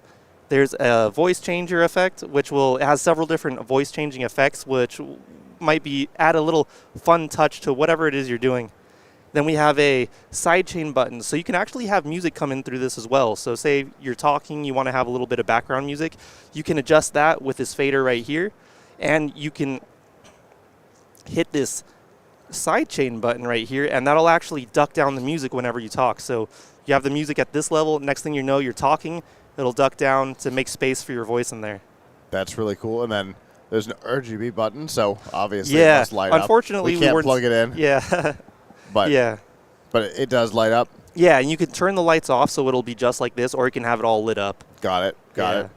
And then We've got a microphone over here. Yeah, this is a new microphone as well. This is called the PD100X, Mono PD100X. And the cool thing about this is that it is both XLR and USB. So you can either go into a mixer like this, or you can have it go straight into your computer via USB. Very cool. And I see that there is a headphone jack on it. Yeah, you can monitor your audio directly when you're using it in USB mode. Yeah.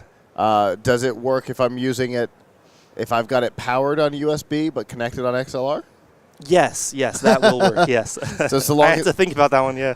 It's a weird condition, but we could theoretically power it. Yeah, like if what I were we're doing. Exactly. And then XLR, push it into our mixer down here, but still have the direct monitor? Yes, exactly. That's awesome. Yeah. Actually, if we plugged it in headphones right now, you'd be able to hear it, yeah. Okay. Yeah. That's really cool. And then obviously the last one looks like a light button. Yes, that'll change the lights. Let me... Okay. Yeah. So a number of different visual effects. Is the only control for the lights on the body? Yes. Okay. Yes. Gotcha. And then we've got a volume control on top and a mute button. Mm-hmm. Yep, exactly. So we've got a cough button. Yeah. That's cool. So what kind of price point are we looking at on these? Well, the final prices are still kind of up in the air, but for this, I believe I do have some general kind of what we're looking at. Yeah. So for this one, we're probably looking at around $70. Okay, somewhere in that window. Yeah, and then for the microphone itself, we're looking at, let me just double check this really quick, probably around $59. Okay. Somewhere around there. Yeah. I mean, it's a great price point. So do you know what time frame you're looking at? We're hoping around April. Okay. Yeah. So second quarter, somewhere in there. Quarter. Okay. Yeah. And what's the sales channels? Are you mostly Amazon? Mostly Amazon. Mostly Amazon. Yeah. Okay. I mean, it's the fourth largest search engine in the world or something like that. So it makes sense. I know this isn't all you guys have. It's what you brought, but you guys, you have a whole big line. I kept joking that when I'm sitting here, I can see this microphone almost glowing. Yeah, our booth is right over there. Here. Yeah. So you got a big line of Creator product, right? Yeah, the brand itself has been around for about 7 years. So we've released a ton of products during that time. Yeah. And one of those products. Yeah, we're wearing them right now. We have on right now? Where's mine? Yeah, I have one right here. These are our new wireless mics. Yeah, they'll plug directly into your smartphone. We're going to be coming out with a Lightning version. Right now we just have the USB-C version, but when we do release it, we will have the Lightning version as well for iPhones. Okay. For older iPhones. Yeah, older iPhones. The new iPhones are going to be USB-C. Yeah. So yeah. Okay. So tell me about these. Yeah, it's going to come inside. These are what stopped me when we were talking. Yeah. Everyone stops to look at these because they're so compact, and you could actually even plug in, if you want to not have it up here, you could actually have it lower down and plug in a lav mic and have it going up. But it's going to come inside a case probably about this big. You're going to have the two microphones and the receiver, and you're going to just charge up the case, and the case will charge the devices. And they fit in there with a nice magnet. Yeah, They clipped in real strong, which I appreciated. Yeah. Not everything does that. I've tested a lot of true wireless earbuds where you can do like this and they'll just fall right back out. Yeah. And that wasn't the case. Yeah, you could hold it upside down. I flipped yours upside down and they stayed in the case, which is a good sign. Yeah. What kind of price point are we looking at on these? Probably also around $60. Okay. Yeah. It's a great price point. What's the battery life look like on these? Because obviously that's going to be an important aspect. I want to say we're looking at an hour continuous use before you need to charge it. But personally, I haven't tested. These are so new. Yeah. I personally haven't even tried them out yet. We are right now. Except for right now, yeah. We're trying them out right now. Yeah. Because I know we're being monitored from remotely on on Ben's over exactly here this. recording us, yeah. So we're looking at the same time frame as well? Yes, yeah. Okay. If people want to find out more about the company and the products that you offer, how can they do that? Yeah, Mono.com. We're on all social media. Just search Mono.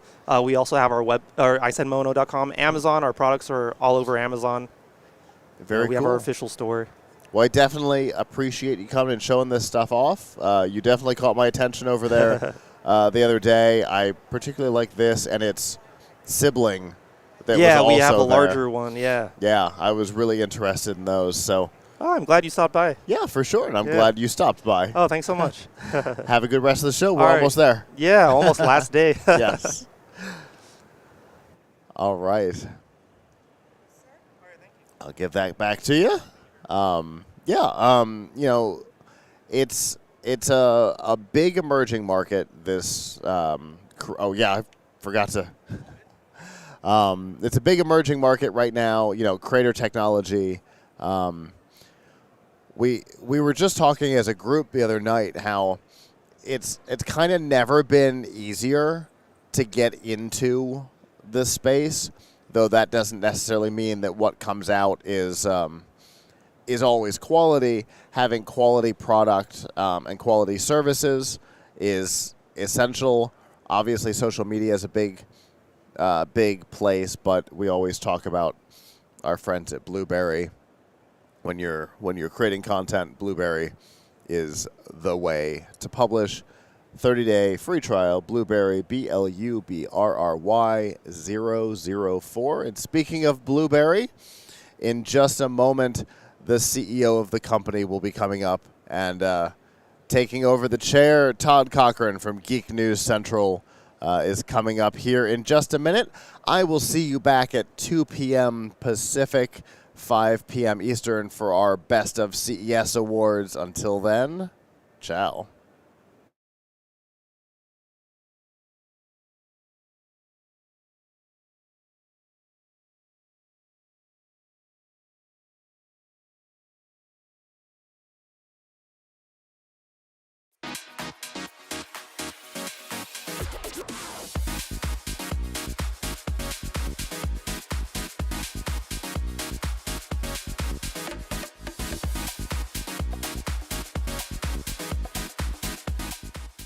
Help support our coverage using Blueberry, the community that gives creators the ability to make money, get detailed audience measurements, and host their audio and video.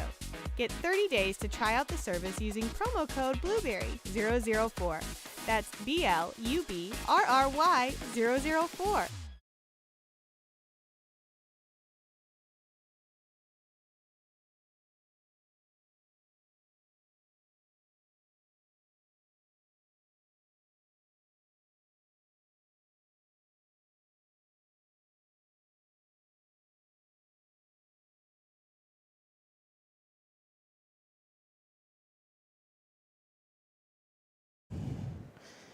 Hey everybody, welcome back to CES 2024. This is Day 4 coverage. My name is Todd Cochran. I'm here to the end. Well, actually, at 2 o'clock, we're going to be giving away our awards, Best of CES for 2024. So you want to stick around for that. But we got a whole bunch of guests between now and then.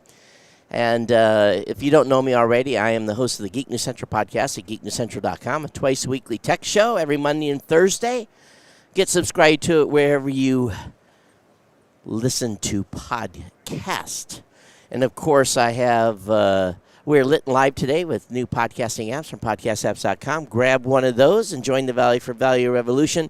Don't forget, if you like our coverage today, there is a QR code at techpodcast.com. You can click on that and donate. A simple PayPal donation to support our effort here. Scott and I and the team would appreciate it when you donate. That helps cover cost. And hope you've enjoyed the coverage. We've been pretty hot and heavy this morning. Hopefully it continues all the way through 2 o'clock. Our next guest is coming up. So looking forward to getting into the swing of things. Yesterday afternoon seemed to be AI. So we'll see what today brings. All of us are suffering just a little bit from the sniffles. Mine's under control right now. But I want to welcome John Graham Harper, CEO of Lumaflex, join us today. Thank you for being with us. Hi. Xavier. Thank you so much. So how's your show been? Show's been great so far. This is my second CES. Certainly won't be my last. It seems to be getting bigger every year. Is that right? Well, I think we're back to pre-COVID levels. 2.5 million square feet of exhibitor space, the largest there's ever been. It's incredible. Yeah. And That's incredible. I always tell people coming for the first time have a plan. So you get the benefit of being able to be seen after the show and during the show live. So tell me what you've got here. So I have the LumaFlex, and this is the world's #1 portable red and infrared light therapy panel. Red and infrared light therapy, what is it? It comes from the sun. The optimal time to get our red and infrared light is at sunrise and sunset. And that's when the light is at the right length to penetrate your skin and activate the mitochondria. You as a human are made up of cells. The cell, inside the cell, is the engine of the cell, right? The powerhouse of the cell. That's called the mitochondria. And if you're giving energy to the mitochondria, the cell can do its job. So 3 mechanisms occur from being able to give energy to the mitochondria: enhanced blood circulation, anti-inflammation. Inflammation is the cause of pretty much everything bad with our bodies. And finally, increased ATP. So having a portable device, the story behind this is I was a competitive athlete. I was riddled with injuries, and my wife, she introduced me to red light therapy. Behind every great man is a great woman, right? That's right. And the device that she gave me was very cumbersome. It was hard to use. It was just something that it did work. After 2 weeks, I was pain-free. It was a knee injury. Right. But I wanted to create something that was easy to access, and athletes could use it on the go, throw it in the gym bag. So this is what I launched with, the LumaFlex Body Pro. Fully flexible silicone panel. It can mold to joints and muscles, allowing for maximum treatment. Treatment, when it comes to pain relief, the device must touch your skin. But having a device that was waterproof and also Bluetooth connected, it could match your heartbeat. I discovered that actually people didn't really care about those features because the cost was quite high. So at the CES day 1, I launched the Essential. And this is what I wanted to show you guys. So the Essential is actually a much more dumbed down version of the LumaFlex Body Pro. It's exactly the same. It just doesn't have Bluetooth capability, and it's not waterproof. And as soon as I launched it on day 1, I sold 12 on the website. So people did appreciate the LumaFlex, of what we stand for, portable red light therapy products, and they just wanted something more cost effective. So I'll turn it on. Sure. Let me take off the packaging. Nice, pretty packaging, by the way, yes? Yes, indeed. Sometimes it's all about the unboxing experience. That's right. Packaging's key, right? Yeah. So you long press that side button. Wow. And there it is. So all that then does is, with a strap, you put that on your back? That's right. You get a long strap and a short strap when you buy it. You get, obviously, a charging cable and an instruction manual. So, be honest with you, I don't think I've ever heard of red light technology. I've heard about all the things that moves the muscles and all kinds of different things. So, yeah, where does that originate, and what has been the response of your customers that have used both your products? I mean, red and infrared light, where it comes from, I mean, it goes back to Roman times. But right. In our recent history, it was used by NASA scientists to grow plants, and they realized it was healing abrasions on their skin. So red light actually can help heal wounds faster on your skin. And that's where it sort of took off in the medical industry, right, where it was being used for skin. Right. And then that's when beauty, when it becomes, and, I'm sure you've heard of seeing the beauty masks, yeah. the LED masks, they're kind of big on TikTok. Yeah. Right? But what it does is red and infrared light, it actually naturally boosts collagen in your skin. So that's that whole anti-aging trend that's going on. It's just boosting collagen in your skin, helping you stay young. You know, in 2004, I had a pretty bad back injury, and I've been lucky. I had surgery, had a full recovery, but every once in a while, you can just tell it's there. It's aching. It's there. It's not like it. Even a Tylenol or Motrin is really not going to do nothing. It's just kind of there, Yeah. And so. I'm sure it's inflammation. That's right. That, like, the condition that you're talking about is actually where red and infrared light has the most prominence. Like, when people get out and they do speeches about red light therapy, doctors rave about it. It's about conditions that you have, these long-term chronic issues that people seem to think, like, from a personal story with my dad and my mom. My dad, it was his neck. My mom, it was her knees. Right. And they sort of this thinking like, oh, well, that's my life now. I'm going to be, I'm just going to have pain. I'm going to have to deal with it. You know, suck it up kind of thing. And it doesn't have to be like that. We don't have to use evasive means or surgery to heal or drugs. diseases. Exactly. Like we can use a natural, non-invasive means of treatment, get everyone away from pharma, because remember, the red light isn't healing you. The red light is empowering your cells to heal themselves. Right. Right? So it's mitochondria health that you're getting, right? If you do a massage or you take a Tylenol, it's all temporary. Yeah. It isn't actually fixing you. You need your cell. You need to attack the problem on a cellular level. Although I will say certain, I had a shiatsu guy in Hawaii that just, God bless him, he really saved my life from a sciatica issue. Sciatica. And, knock on, I don't think this is wood, but, it's not been reoccurring. But still, this lower back pain for me personally, and everyone has something. Yes. So what has been the response of the customers on this? Everybody loves the Essential. I mean, yes, it's not as cool as the Body Pro, waterproof, Bluetooth connected. And also when you buy the Body Pro, there's a detachable battery. Yep. So you get a spare battery. One can be charging, one can be in use. You never stop treatment. But again, people just want the treatment. So are they using this at other places besides the back? Anywhere.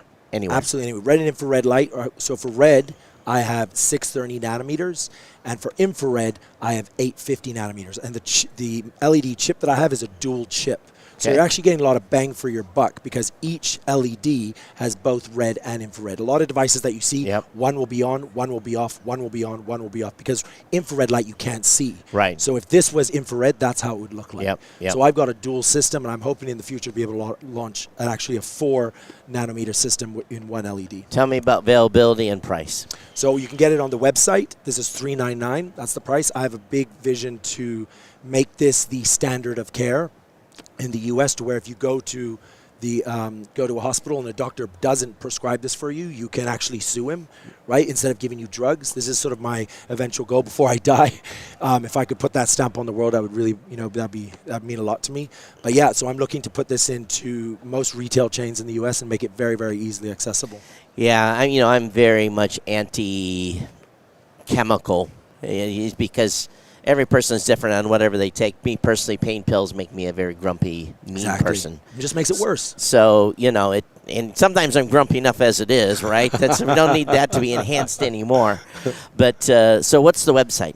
Website, www.lumaflex.com. We just launched the Essential day before the CES. Okay. Really excited about this product. It's affordable and it's durable. It's silicone. It's going to last your entire life. LumaFlex $399 and the Pro $689. $689 Yeah, and waterproof. For those folks that are probably athletes in the gym. The pros, right? The pros, yep. I'm hoping to do a deal with some big pro teams in the future, and maybe this is the device that they'll appreciate, right? But for the mainstream masses, where I really will do damage in terms of pain relief, it will be the Essential. All right, folks, you heard it here. We got something chronic going on. Check it out. It's worth it. Better than a prescription. That's right. All right, sir. Hey, thank you so much for being here. Good luck. Absolute Congratulations. Pleasure. I love what you guys do, and this setup is beautiful. Thank you so much. We appreciate it. Thank you. All right, that was John Harper from LumaFlex. LumaFlex. LumaFlex. Very cool. Sometimes we get to the show and we're just getting educated. Because I had 100%. I had red light therapy. I don't know it. I didn't even know. So we've had some red light therapy stuff on in the past, but very specific stuff. Like during the digital CES, we had a baseball cap with red light therapy to help regrow hair. Well, I'm not worried about that anymore. But this is a very different take on the concept from that. $399. That's a big number, from that perspective. But again. But how much does pain pills cost for somebody with chronic pain or arthritis? And I've always said that we don't want to be chasing solutions, but sometimes it's just that's what you got to do. You got to find something that works for you. Yeah, the woman that was with him said that it also helps with arthritis. Oh, so those of us that are getting a little older, the only place I have arthritis right now is in my big toe on my right foot. So weird. Yeah. Okay. And it's been there for a long time. So that's a weird place. Well, what it was, and I've talked about all this publicly before on my shows and stuff. I got gout twice. And it was when I was living in Hawaii, overindulging in, fatty foods or something. So I got a bad case of it once and a mild case of it a second time. And I haven't had it since. I don't take medication for it. But it was in that right foot. So I feel probably that inflammation that was caused by that 2 bouts of gout probably is what caused the arthritis. Yeah, that could be. But otherwise, knock on wood, it's just aches and pains as you get older. And for those of you that are 18 to 25 or 18 to 30, count your blessings. Yeah, I've been fortunate to not be in that space yet. Yeah, that's and you can still get up in the morning and be happy to get up in the morning. Yeah, right. And not crawl out of bed and be like, "Oh my God." All right, so she came up by herself. Yeah. Yeah, we seem to be missing somebody downstairs. I don't know. Someone had to run to the bathroom, or yeah, it could be. I'll take both jobs. Okay. We'll get our guest up here.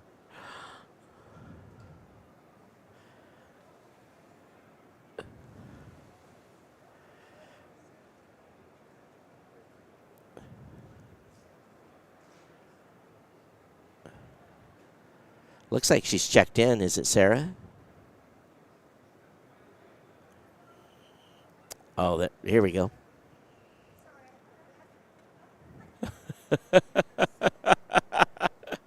It's okay. I did the quick walk earlier too. And I abandoned the table when Marlo showed up. So we've. Oh, was he? Oh, that was yesterday. Yeah. I was on air and I was like, whoop. You got to go say hello. I'll be back in a few minutes. I'm out.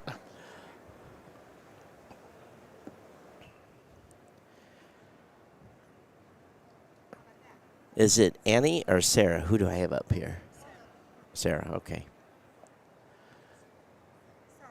Yeah, it's okay. Let's make sure we get it up this close. Okay, we're good. All right, there we go. All right, so I want to welcome Sarah Turner to the show. She's the CEO and co-founder of Cetathrive? Cerathrive. Cerathrive, okay. So tell me about your product here. I'm looking, it looks like we have some goggles, and go ahead and give me the spiel. Okay, it's actually not goggles. This is actually a transcranial red light device. So this is just to go on the forehead. Right. So this is red and near infrared light. Okay. It's a brain health application. And then also because the gut is so important for brain health, we have a gut panel too. Okay. So it's a dual I need a little system. of that. I need a little gut health. Everybody does. That's the thing. Gut health is so important for all kinds of chronic illness, but especially for brain health. For brain health. Mm-hmm. So, a lot of people sometimes will say, oh, I'm going to stick something on my forehead. What's it going to do? So tell me exactly what the purpose and what the science behind it and all that is. Yeah, so red light therapy is fairly well established, and usually for pain or a wound healing application. Right. But now there's a lot of really fascinating research that's going on in the field of brain health.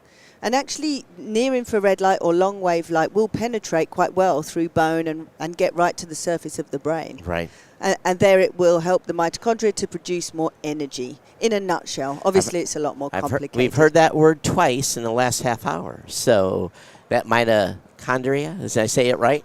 Mitochondria, yeah. I think it's going to be the new buzzword when people are talking about health. It's just a small organelle inside the cell where you make energy. Right. So what was the idea behind this to make this? What has the testing? Is this a prototype or is this production, or where are you at with your product? Yep, so this is a few years of development to get this far. I started out 5 years ago I was actually doing data collection on a different device that was a big heavy helmet that was used for a similar application, and actually I was doing a Parkinson's and dementia trial. Okay. And I saw for myself that it actually works. I mean, really works. So then who is this? Is this designed for anybody, or is this someone that has a specific ailment, or someone just wants to have good brain health? Who is this targeted for? So at the moment, because it's a fairly new field, we're still collecting data to actually get a health claim on this. Right. So all of these devices are sold as wellness devices. Sure. So they're to take people from where their brain's at to better. Right. So anybody who wants a better brain, wellness, memory, concentration, sleep, performance. So talk to me about the gut belt. I guess that's the best way to say it, right? Yeah, it's a gut panel. Again, this is red and near infrared light. Right. The body's very transparent to this light. You've got a big window here on the abdomen where you can get a lot of light into the body. Right. So we're shining it into the body, and actually studies have shown that you get an improvement in the microbiome. You've also got a lot of stuff going on in the gut, a lot of blood there. You can get the vagus nerve. So yeah, it really, the studies show if you shine light onto the brain, you have a great effect for brain health. If you shine light onto the gut, you get a good effect. You do both at the same time, you get a hugely increased effect. So is it localized, or does it help the whole body when you use this? That's the thing I'm kind of curious about. Yeah, that's a great question. It's actually a systemic effect. You know, the body is such an interconnected system. Yep. You can't do something to one part of the body That's and right. it doesn't affect the rest. Yeah. So this is a holistic approach. But of course, there is a local effect. You know, you shine light to the area, that's the area that's getting the light first. Getting the most first. But yeah, there's a huge systemic effect in all of these therapies in that you're raising the well-being and the health of the body generally, and that has a knock-on effect on all systems of the body. Have you received feedback from people that have used the product already? So I'm in prototype stage. It goes to prototype. full production next month. So I have a few test units out there. People report certainly an immediate effect on the gut, and then, you know, an effect on people's brain. It takes a few weeks. I'm curious, what is the effect? What is the immediate effect they're saying on the gut? What are they actually saying that is better? So a lot of people who I'm testing it on have got gut issues, IBS, some other things. GERD, that type of stuff, or I don't know what IBS is. Irritable bowel system. Yeah. So they've seen improvement then. So people see, they see less bloating, less pain, you know, just a general improvement in how they're... And there's a huge prescription market for that particular ailment, which I think we were talking about in the last segment. I'd rather have something that is going to help me naturally than something that is going to help me chemically. Yeah, and if you take a drug, you've also got a knock-on side effect of that. Of you're course. doing light therapy, not only do you get the relief from the therapy, but also you're improving your health. Right. You know, it's kind of a totally different model. So you're in prototype stage. Are you looking for manufacturers? Are you ready to go to market? What's the plan here? I'm ready to go. So I'm taking pre-orders, and I've got an order coming through. So I'm sort of there. You know, it's still, awesome. it's taken a while, but yes. Sure. Yeah. So where do you think then? Where's the pricing going to come in for both these items? So at the moment it's $999, so just under $1,000 US. So for both the gut and the cranium. That's right, and for an app, and in the app I have sound files, I have meditation, I have breathing exercises. All right, so $999 all in. All in. All in. There you go. Where can folks find information about the product at?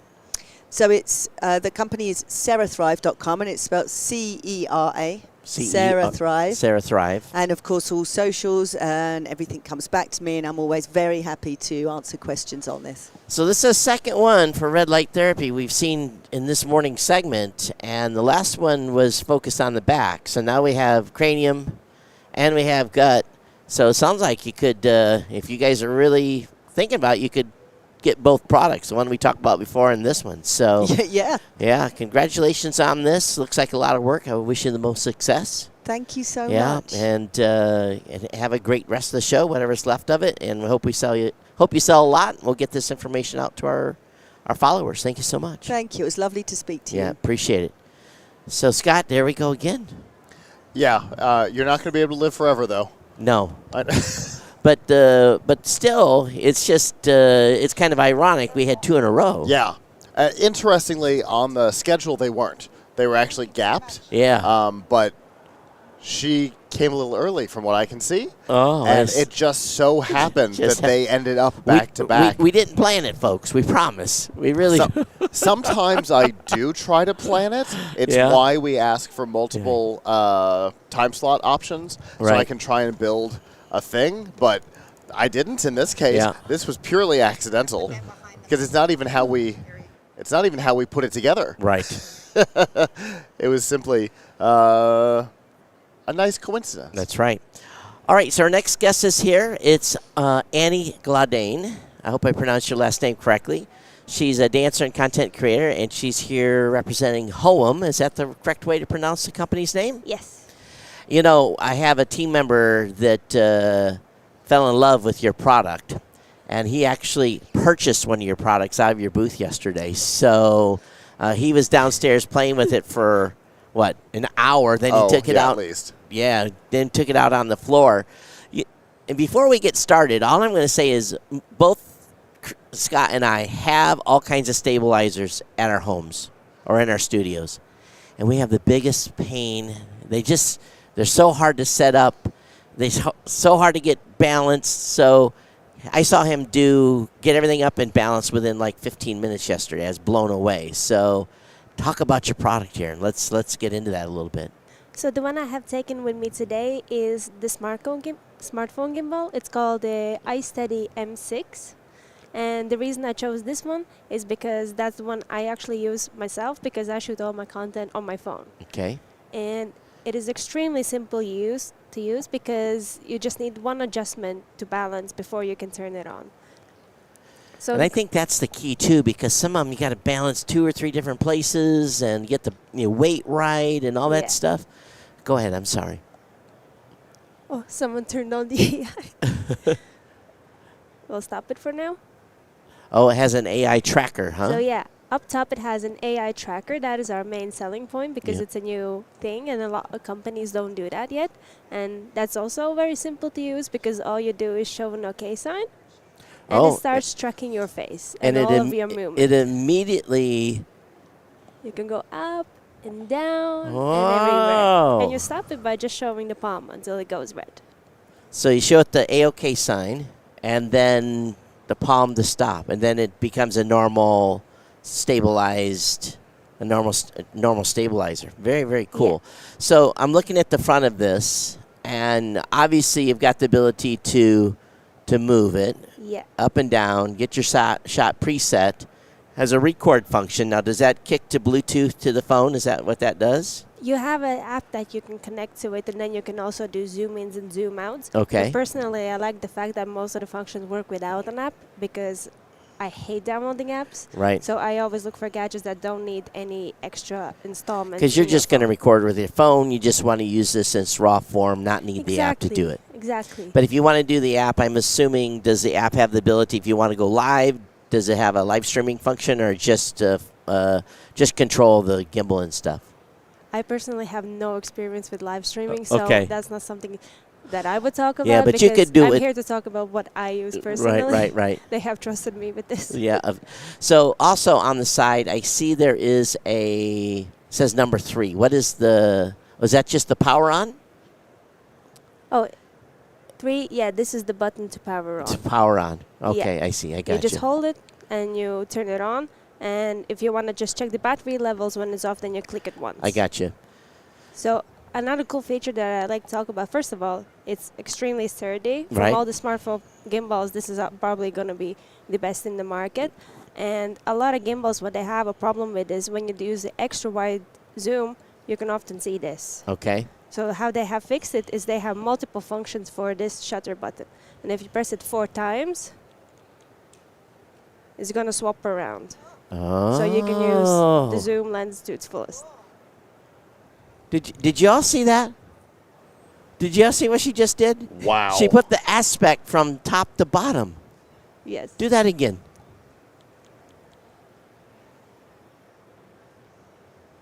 Oh, very interesting. And also, for example, if you're shooting something one way, and you suddenly want to show your portrait and continue talking, you press it only 3 times. And it switches straight to you. Okay. So you don't have to push a button to make it flip around. It's just certain clicks. And it also has an inbuilt light in the AI. So there's a little roller right here. Uh-huh. And if you hold it, it's going to switch on the light. Okay. There's many different functions. You can dim it and light it. You click it once, you can change the temperature of it, Okay. so it's bicolor. Nice. And if you press it 3 times, it also has full RGB with the spectrum of the rainbow, as I call it. All right, nice. So, when the company came up with the design, and I know that you have a full line of stabilizers over there, and you're using it obviously with a phone, but Chris, our partner here, he bought for his camera. Yeah. What are the multiple versions of this? Have you got them for action cams? Have you got them? What's the full length of? So there is a more powerful than this one. It's called the MT2, and that works for, it has 4 different adjustments that you can add onto the base plate, and that can work for all. It has a phone, it has a action camera insert, and it has a mirrorless camera insert. And the cool thing about it is that everything is included in the kit, so you don't need to buy any extra accessories when you buy it. That's nice. What's the retail on this? The retail on this is $209 on Amazon. 209 or 299? 209. 209. Yes. 209. That's a deal. That's a great price. It is. for this. Wow, 209. I'm actually kind of surprised.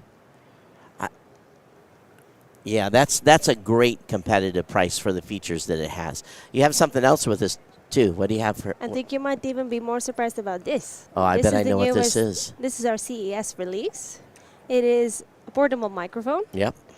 and our selling point is the fact that it doesn't need any extra wires to put it on your phone.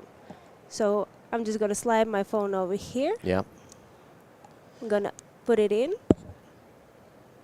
and it's going to switch on. And as soon as I take out one of these microphones, Yep. you're going to see the light on which channel it is connected to. And Uh, right away, it's working as your phone's microphone. Yep. So you don't need any Bluetooth connections. You don't need to start recording to be able to check the sound. Right. To check your voice, you just plug in an audio jack, and you can lively check what the noise level is, because you can adjust it so it doesn't sound blown out.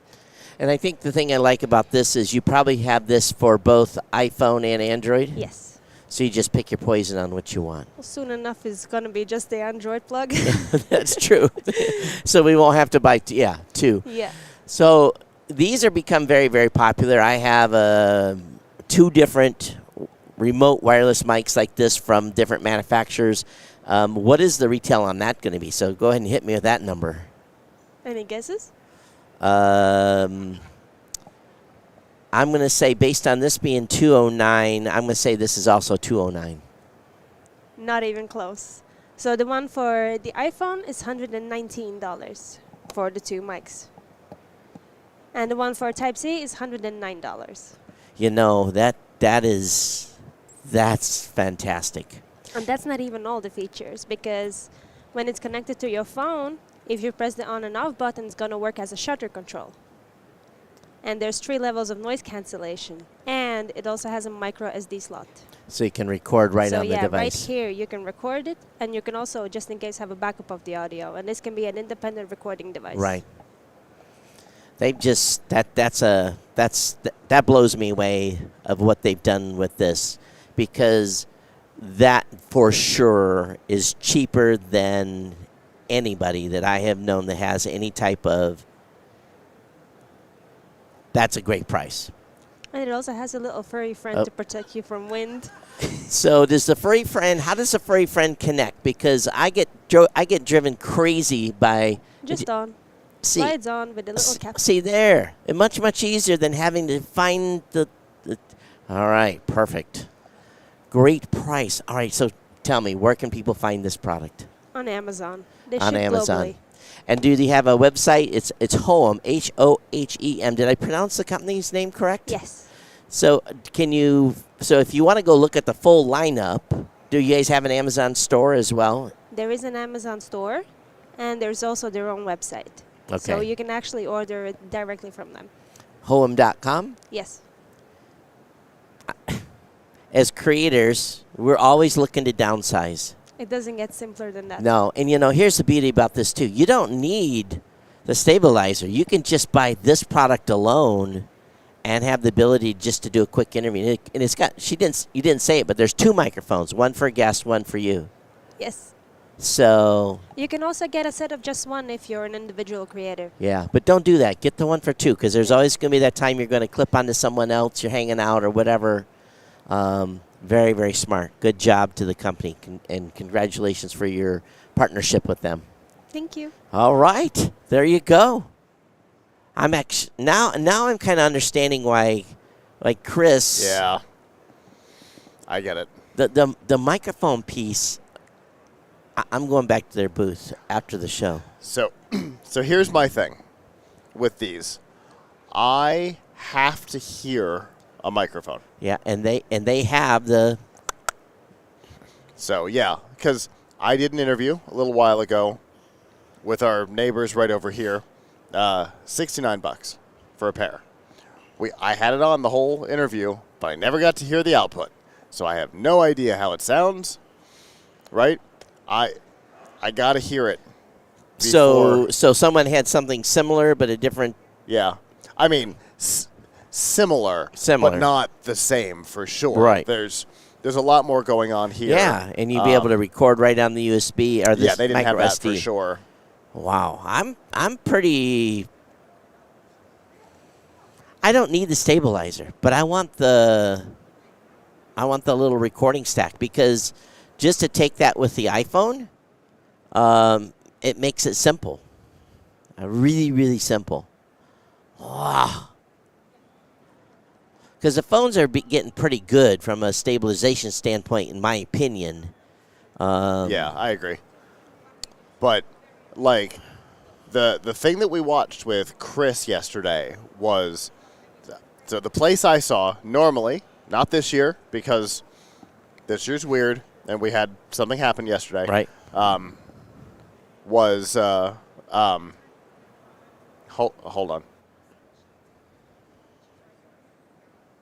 I'm going to undo this so your timer goes away. It's okay.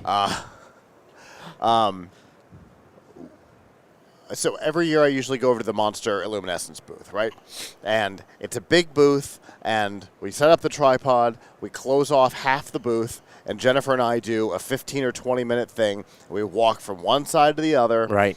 And Michelle has to loosen the tripod and pan, and we know how that works. Yep. No matter how good you are with a consumer tripod. Yep. What I watched was him start on one side of our stand and walk to the other, and it followed him smoothly. That's the benefit. That's the thing that I want. I want Michelle to not have to worry about it. Put it on the tripod, and it just tracked with him. Mm-hmm. Yep, because they have a tripod. Yeah. That was awesome, and it did it with the same model camera that I have. Right. So. And if they have that bigger model with all the interconnections, you're not just getting the phone. Mm-hmm. You can get the I might have to go over there and buy one. I get it. I didn't get it in the moment. I'm like, another gimbal? Yeah. Really? Yeah. I know how many gimbals he has. Yeah. It's unhealthy. Right. I also know how many he doesn't use. That's right. All of them. I've got, matter of fact, I was digging some stuff out for this show, and I was like, oh, there's a gimbal. I should try to put that on eBay and sell it, because and it has almost no hours. And the reason because of it is I have challenges balancing the stupid thing, and getting something balanced is always the challenge. Yeah, for sure. We have a lot. All right, our guest is back. Excellent. Outstanding. Don't worry. We'll put this right up here. Oh, I know what this is. Another product I might want. All right, I want to welcome Anastasia Romanov. Romanova. I'm sorry. No, that's great. You're founder and CEO of Mosquito, and it's it was not spelt like a regular mosquito, but we'll give you the details at the end. Obviously, you have a mosquito trap. Yes, we do. Actually, this is our second product in line, and we released it here at CES 2024 this year. Before that, in 2020, we released our commercial product. So that was a great place for launch for us. So we are back now with the new consumer model. After really great results of our previous model on the market. So I think I remember seeing your commercial model, and does this one have a suction fan that pulls them down, or tell me about how does it work? Yeah, actually, we are designing our products for being ecological products for pest insects control. Yeah. And we focus first of all on mosquitoes. And how we do this, we imitate human body. So we imitate how we smell, our imitation of breathing, temperature of the skin, as well as special waves of light that we augment with our proprietary software. This all makes female mosquitoes who are looking for the blood efficiently be attracted to them, and then we suck efficiently inside, and then they dry out. Yeah, so they're looking for CO2, certain type of moisture. Yeah, there's certain things that attract mosquitoes. Exactly. Yeah. Yeah. And I've always said there's can be times I'll be in a swarm of mosquitoes and they won't bite me. So I'm kind of one of those lucky persons that doesn't attract too many mosquitoes. But on the other hand, sometimes it flips a switch and they go after me. So it must be something, soap or whatever goes. So I'm excited about this because I saw your in-yard unit before. Where is this designed to go? Is it on a picnic table? Where are we going to place this? How much of an area is it going to cover? Yeah, actually our customers have seen our yard products in hotels, in restaurants, in expo venues, and they've been keep asking us if you will design something for my balcony, for my small backyard. And that's why we got to a Mosquito Mini solution that will be best for smaller type of areas. So we do not specifically put it as a picnic type. It is plug-in solution, but definitely you can do that. And we heard a lot from customers during the CES that they usually are well prepared. Right. So yeah, and it's gonna our commercial product. It covers up to 2 acres, and this Mosquito Mini, we already tested and proved that it works 4 times more efficient than any other solutions on an area of half an acre. But I believe that we will claim up to 1 acre as well with this one. So I will take this with my external power pack and take it camping with me. Yeah, sure. I think it's a great idea. Yeah, so typically, though, you'll want to have this running before, I'm assuming. What is the reaction time? How long does it run before you start seeing accumulation of mosquitoes? Yeah, actually, we usually ask people to run it 24/7 so that we can keep female mosquitoes who live in this area be attracted there. Yeah. So we can see definitely first results from a couple of hours because they do. But with the grant version, we always look for 3 weeks. It's just like to clean the territory when we give this efficiency of 93% of decrease of population. Right. So this more like situative solution, so that you just plug it in, and what we do, we generate traffic to mosquito rather than to humans. Yeah. So that's the main functionality of the mini product. I'm excited about this in a big way, and there's fear I'll say at some CESs I find 1, 2, 3, 4 things I may want to buy, and now this is definitely going on my list. So are you in prototype version? Are you ready to launch on this, or when's this going to be available? Yeah, we are now in prototype version, and we already tested it in a couple of scientific tests. That results came from those tests, and we are going to launch on the market by August 2024. So yeah. So summer will be halfway through, but once you get it, it's good forever. Do you have an idea what it's going to retail for at this point? Yes, we are planning to get it on the market for $149. Yeah. $149. That makes me very happy. I was worried you were going to say $299 or something, but $140. That's a sweet spot. I spend more than that on those candle stinky things that you run, and So this is a one-time buy, $149. And the mosquitoes then, is there going to be a bag underneath that they're going to capture, or they just drop on the ground? No, actually, this space here, we have our box where they are collected, and Okay. then with the button, just you press it, And then pop it out. Similar to like vacuum cleaners, you will just get rid of them. So it's very user friendly. So you shouldn't touch anything actually, and yeah, so we designed it specifically based on how it will be good for the users. What if it gets rained on?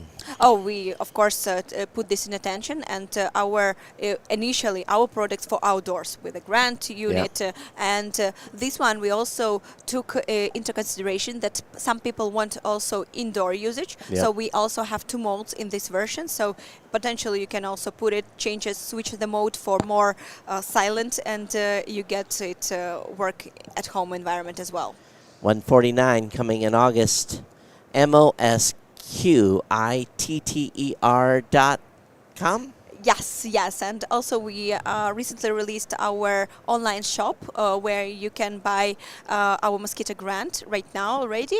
It is shop.mosquito.com, similar, and we have 20% discount for CS attendees.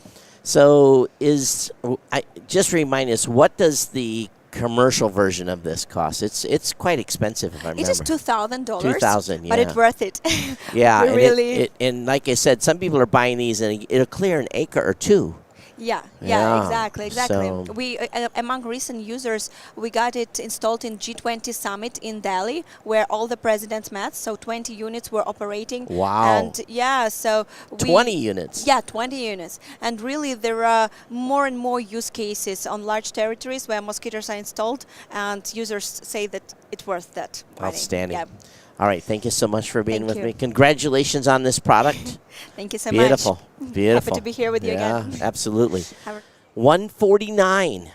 And the commercial unit that they showed off last year, I was, the price tag is expensive. But again, if you are in an area where you've got lots of mosquitoes and you're trying to enjoy yourself and they're just driving you crazy, and you're going to spend more than that to basically enclose your patio with screening. And that's not even going to get them as well. Those little suckers, they can find their way around almost anything and get in no matter what you do to keep them out.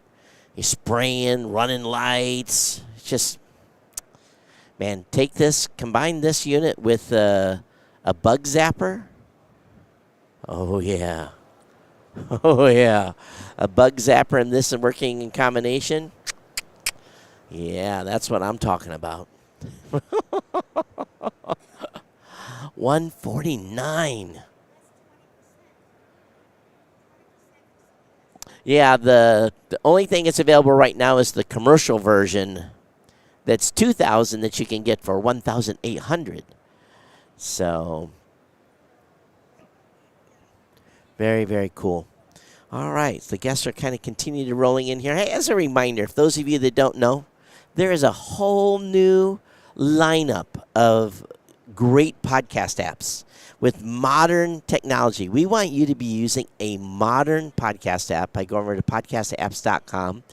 Grab one of those modern podcast apps. It's got all kinds of features that are being introduced in what we call the Podcasting 2.0 evolution. Podcasting is changing. The apps are changing and getting more interactive. You can support your favorite creator, favorite podcaster with micropayments. A great way to do that is through something called a Boost, where you can send a boost and a message along with a small micro donation, or large if you want to do that. Also, of course, we still consider the ability for you to contribute to the show via normal, what I call fiat funding. So feel free to go over to techpodcast.com, hit that QR code on the website, and support us here. We definitely appreciate it. Next up is Daga. Is that correct? Daga? It's DOA. The G is Doa. silent. Okay, Yeah. Doa. Oh, you're going to have to help. I'm going to destroy it. Go ahead and introduce yourself. Hi, everybody. I'm Doa. I'm from Turkey. I'm one of the co-founders of Meditech Labs. We're a health tech startup that focuses on reducing the documentation and paperwork burden for healthcare professionals. I'm not in the healthcare field, but you just see when you go to the doctor, they're just typing. exactly. You know, they do your consultation, and they turn to their computer, and then they just type for 10 minutes. Yeah. As a patient, I wouldn't say user experience, customer experience, but it is in a way like that. When you're sick, when you have a problem, you do want the doctor or the caregiver to really focus on you, look you in the eyes, and understand with empathy what's wrong with you, what you want out of the consultation. Mm-hmm. So in your company's regard, what are you doing to help that interaction? Then tell me what you're doing. Okay. What we do is we have an AI application that listens to doctor-patient dialogues. We don't keep voice recording, we just convert it to text. And in that text, we analyze it and we gather clinically important information like patient's complaints, family history, medications that they use, and etc. And then we create this into a report format for the doctor. And this data is sent directly to the doctor's hospital health record system. So by the end of the consultation, he or she has the full report readily available in his computer. You know what's interesting is I go to the doctor's office if I have a new doctor, or if you're in a primary care where you don't actually have a primary care provider, you see a different doctor every time. Yeah. You know, the same thing. It's like I already put all my family history already in the system. Yeah. But again, they have to go read it. So the doctors don't do it and say, okay, you know, what do you guys have? Heart disease, you have diabetes, you know, they run through the list of, you know, what the family history is, and you've already provided it. Do you guys do a cross-check then on basically the stuff that patients have submitted themselves? Yeah, we do. Actually, we want to create a space where when you tell a doctor what's wrong with you, everybody in that hospital could also know that, access that under your consent, of course. So we don't want you to lose time. We don't want the doctor to lose time, because we're in 2024, you know. We talk about amazing technologies here, but health tech or health services isn't there yet. That's, I think, something to think about. So with AI, you know, it's not perfect yet. It still runs home to mama once in a while and does something weird. So when you get done with the AI collects the conversation, the doctor then, I'm sure, has to review and approve everything that the AI collected. Yeah, the doctor has to do that, and it's completely editable. So if he wants to omit something, he or she can add something. That's also possible. We just want to save time, because in the US, approximately 60% of the time in consultations, the doctor is looking at the computer screen. That's a lot. It's a lot. So what has been the response? Have you done customer testing with this yet? Just as we get back in the third week of January, we're starting a pilot program in Europe's biggest, most digitalized hospital. So that's going to be both a challenge and amazing opportunity. And in March, we're doing an English pilot. The first one was in Turkish. The second one will be in English, and it will be in Saudi Arabia, their biggest hospital group. Sounds to me like what you have done then is probably modeled the AI based upon. Do you set it up for each hospital, because each hospital has their own forms and own? So do you kind of match that on a customer basis? Great question. What we match actually isn't the hospital. Of course, if the doctor has specific requirements, we do match that. But we match the EHR, the electronic health record system. So we integrate with them, so the doctor doesn't even have to use another application. He just has it on the screen. It's on the screen automatically. All right. So if a company that is a healthcare provider here in the United States or a group is looking to check out your technology, where can they find you? They should go to www.meditechlabs.ai.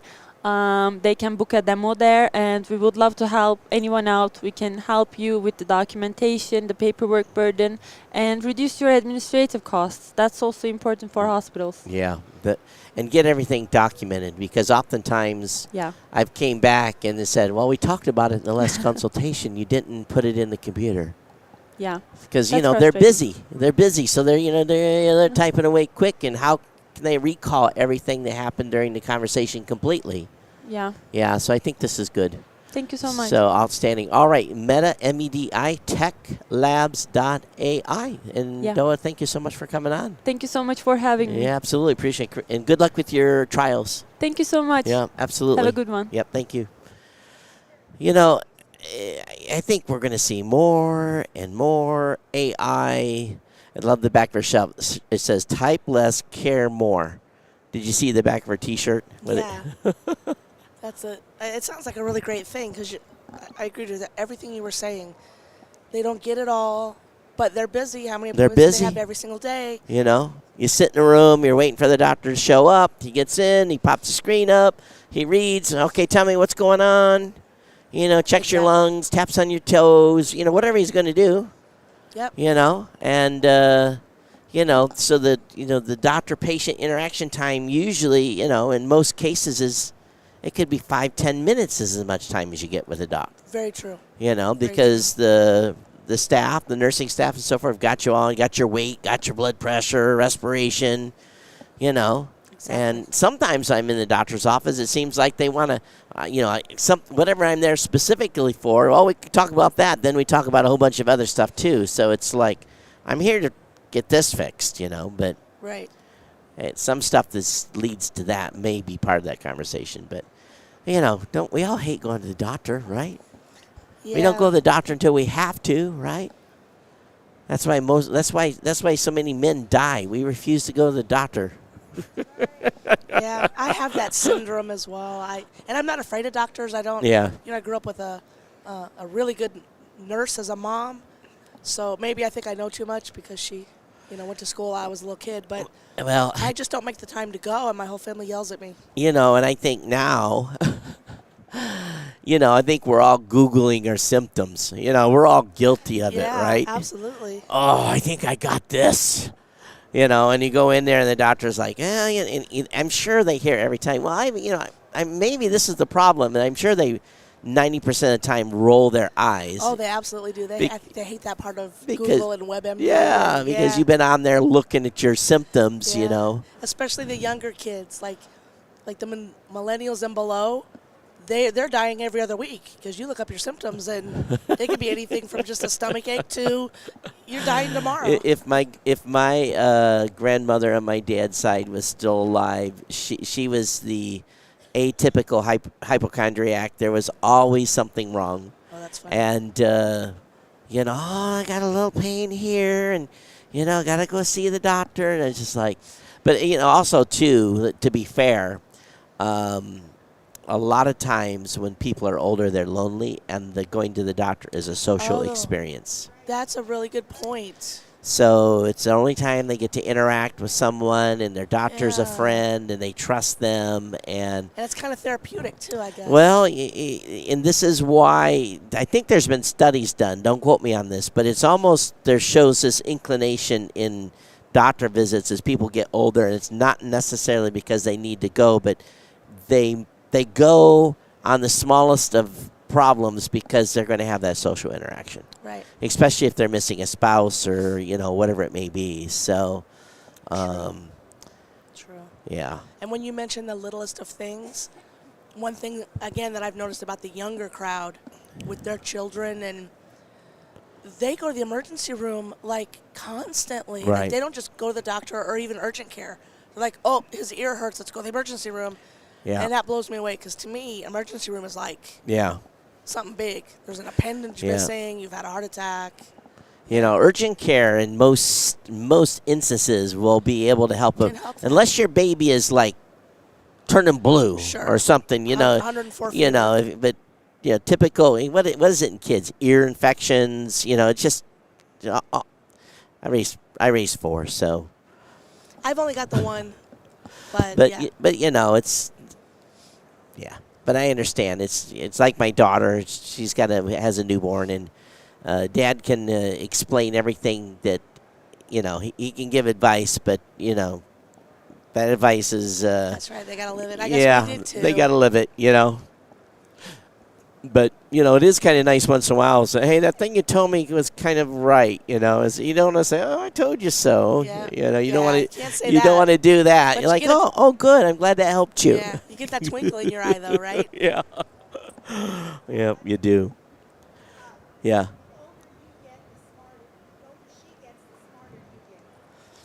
Oh, that's true. It's absolutely true. The older your kids get, the smarter the parents get. I wonder if that runs the case for most cases. That's I bet a lot of them, yeah. yeah, especially that transition from 13 to 25. Yes. And they hit 25, then they start going, oh, that's what you were talking about. Oh. Oh, it's funny. Well, Amazon was nice to me yesterday. Yeah, did they? I told them I shipped to the wrong location, and they still refunded it. They did. And So I didn't think I was going to get a refund because, I didn't want to lie to them because I'm going to order another one and ship it to another address, right? Yeah, I'd have done the same thing, I'd have been honest. And they still gave me a refund. I was pretty shocked on that one. That is really cool. Yeah. That's a good thing. So most companies say, well, that's how you're tough luck. You sent it to the wrong location. That's your fault. So, when I was walking around this morning at 9:30, I was concerned because some of the booths were not even occupied. That's what Chris was telling me too. But I think what happened was everyone partied kind of hard, must have partied hard last night. So by 10:30, all the booths were up and running that I thought had basically bailed. I went over and had a pretty long discussion with the Anchor team. Okay. And I had participated in their Kickstarter to buy one of those portable refrigerator freezers. And they had a recall on the battery. So I was just saying, hey, when am I going to get my replacement battery? And I responded to the recall late. So I'm on the tail end of getting a replacement. So they couldn't look me up, but they took my card. So that's sometimes kind of cool, too, when you come here to CES and you have an issue that you've been working with a company, and it's, they've been good about it, but it's kind of like, oh, yeah, let's look and see if we can help you out. It's just, get a little extra, for a better word, a little extra TLC. I guess that's, care. Yeah, just a little more. So, but I think, too, it's interacting with companies directly here has given us the ability to provide feedback, like the gal that came up here at the Mosquito. They probably heard it from 1,000 people, but I was like, oh, man, I want one of those for a small one for my home. And obviously they went back and took that input over the last year, and here they showed up with new product. Now, I'm not saying that but we added to that conversation. So that's the beauty about this event, too, because I was in a booth Wednesday, and device did a certain functions. I was like, boy, that would be really cool if that was tied into Slack. And he's like, you can kind of almost see the ding ding light comes on. Right. And it just takes, because that's what we're doing. We're providing feedback here on product. He's like, oh, this is cool, but I wish it would also do that. And I even find that with my own business is that oftentimes we are so scope locked on something, and then someone comes out and says, well, how come you didn't do this too? And we're like, oh, yeah, we should have. That was dumb. You're almost like, how did we miss that? Right. So I think getting product feedback from companies and, people coming up and showing their stuff off, like this gal with the cranial red light and the gut thing.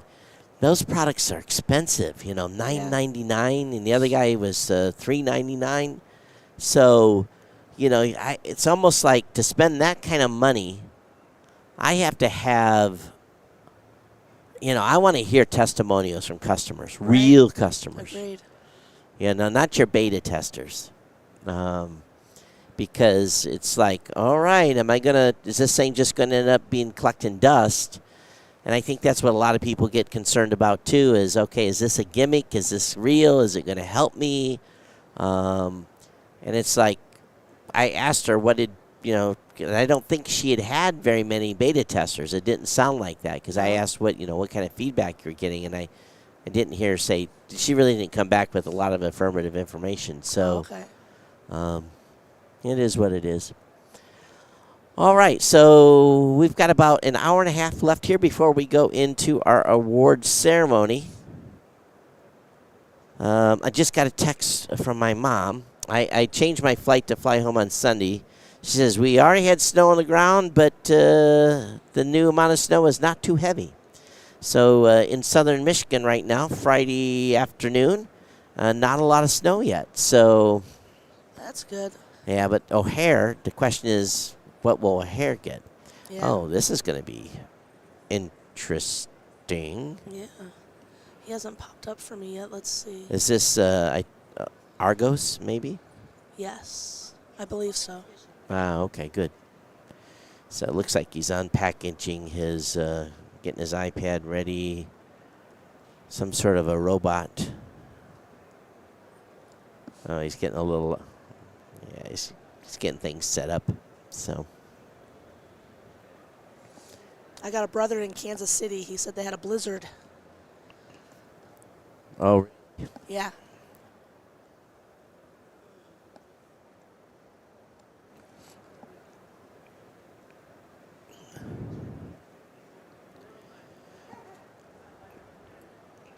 all right, this should be cool. I don't know what we're doing here, but what he has, but it looks looks fun. cool. Yeah, let's. I think the front is. Oh, it's that way. Yep.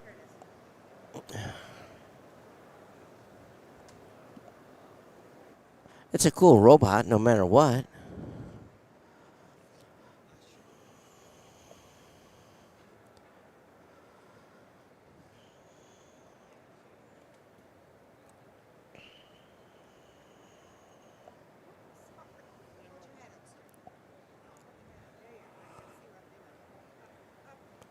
Oh, there you go.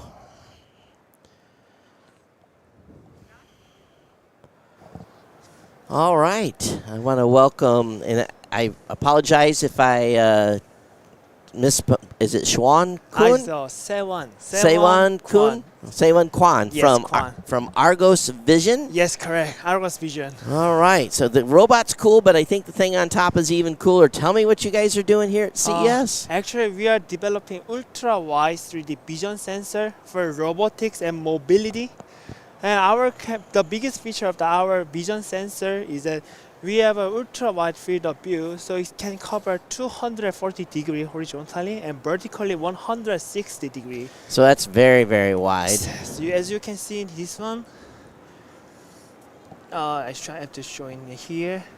So basically, our camera can create a depth map. Depth map means that these two fisheye lens can, using stereo match, they calculate the distance from object to the camera. Right. Go ahead. And so this object to the camera, so we call it depth map. And based on this calculated the distance information, we can create a point cloud. Point cloud means that it can understand the surrounding environment, so that it can support the autonomous driving of the robotics and mobilities. So this is going to go into Robots and cars potentially. Potentially it's possible, but currently we are looking forward to the robotics. The robotics and mobility, like a wheelchair and the personal mobilities. Right. And yes, all of things. So then you would suspect once this technology gets transferred into, let's just say, a wheelchair. Okay. Then you're going to have some sort of module similar to this, maybe not exactly this. Actually, we have advanced module for the wheelchair. Wow. But currently, this version is a developer kit for the developers who want to take our technology into their robot. So it's for the evaluation and testing kit. Right. Testing kits, yes. So here at CES, then, you're probably looking for partners, looking for people that are wanting to deploy this technology within their products. So you're looking for integration partners here? Yes, firstly, we are trying to find a partner, as you say. Mhm. And the second thing, we want to marketing our new product is a developer kit and the DAR, which is the camera module for this. This will be more advanced version, too easy to install for robotics and mobilities. So what is this something that's unique for you? You know, you guys obviously have developed this. Is this something unique for this particular space in using this type of fisheye looking at and do this mapping? Is this unique? Actually, the biggest feature is the ultra wide field. The ultra wide. Yes. So it can cover 240 degrees. That's the biggest difference. Yeah. Such as our one of our competitors, the other sensors like camera, a depth camera, and lidars. For example, lidars have a very limited field of view for its vertical, very limited. So right. So it needs another depth cameras to cover its limited field of view. Yeah. So just so everyone's clear, we're talking about depth of view this way. Yes. And depth of view up and down as well. So if you think about it, you ever went to the optometrist and he says, "Can you see my finger?" Right? You get that test, and how far back can I still see my fingers? Well, this can see 240 degrees. So if we think about 120 degrees off axis from center, that's huge. Yes, that's huge.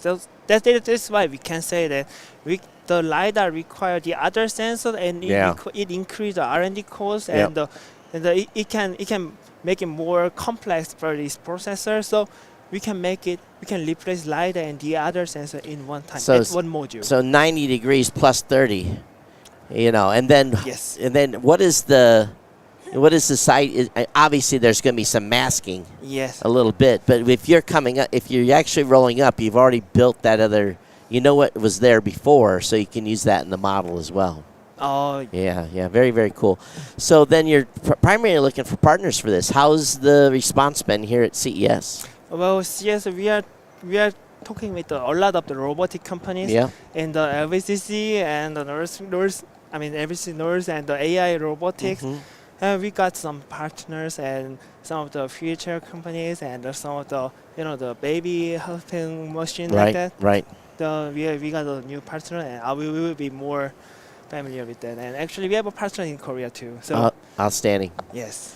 So, and ultimately, the goal will be is this technology, this demo will this development kit will transfer into robotic mobile devices. Yes, correct. Yeah. So we are specialized for the robotics because basically our developer kit is developed based on the ROS format. So it will send the ROS topic. ROS means the robot OS. It is a specialized for the robotic, and even you can connect Ethernet connection through this LAN cable, and there's a lot of USB channel and the USB and the other interface also possible. And inside got the AI processor, so then run the AI so that they can detect people, the pose, and their all of the face and their danger zones, all of this. What kind of a processor are you running in this? Inside got a NVIDIA Xavier NX currently, but we will upgrade our processor soon. So inside got also NVIDIA Jetson series here. All right, awesome. Well, where can people find more information about this? Go to Argos Vision? Yeah, basically you can search www.argosvision.com. That's easy. Argosvision.com. ARGOS Vision.com. Yes.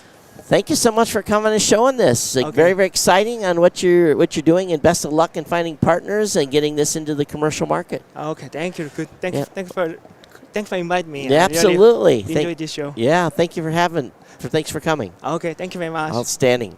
So that's one thing you got to remember about CES. Sometimes it's not actually a physical product. It is people that are looking for integrators and looking for partners to take the technology that they've developed and move it into, like you said, wheelchairs or some other type of robotic stuff.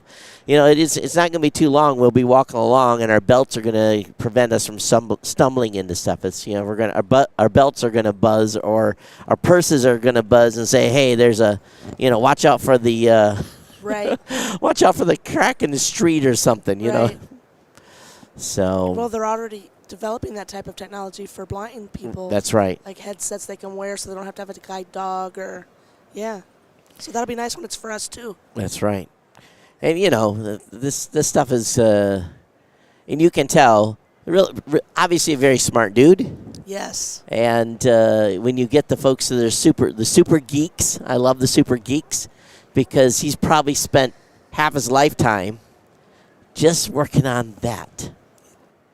And you think about, of course, I've spent half my lifetime working in podcasting too. So it's like we all have our little niches, that we work in. So, all right, very, very cool. All right. I think Michelle's dying over here. Oh my gosh, sorry about that. It is so dry here. I know. How do you still have your voice? I bought a case of water. I have it in the car. So every night before I go up to the hotel room, I grab like 4 or 5 bottles. And then here, I try to drink 2 or 3 bottles a day. I've been doing that too, and the hot tea with honey and lemon. And I got a bunch of cough drops. Thank you, Chris Jordan.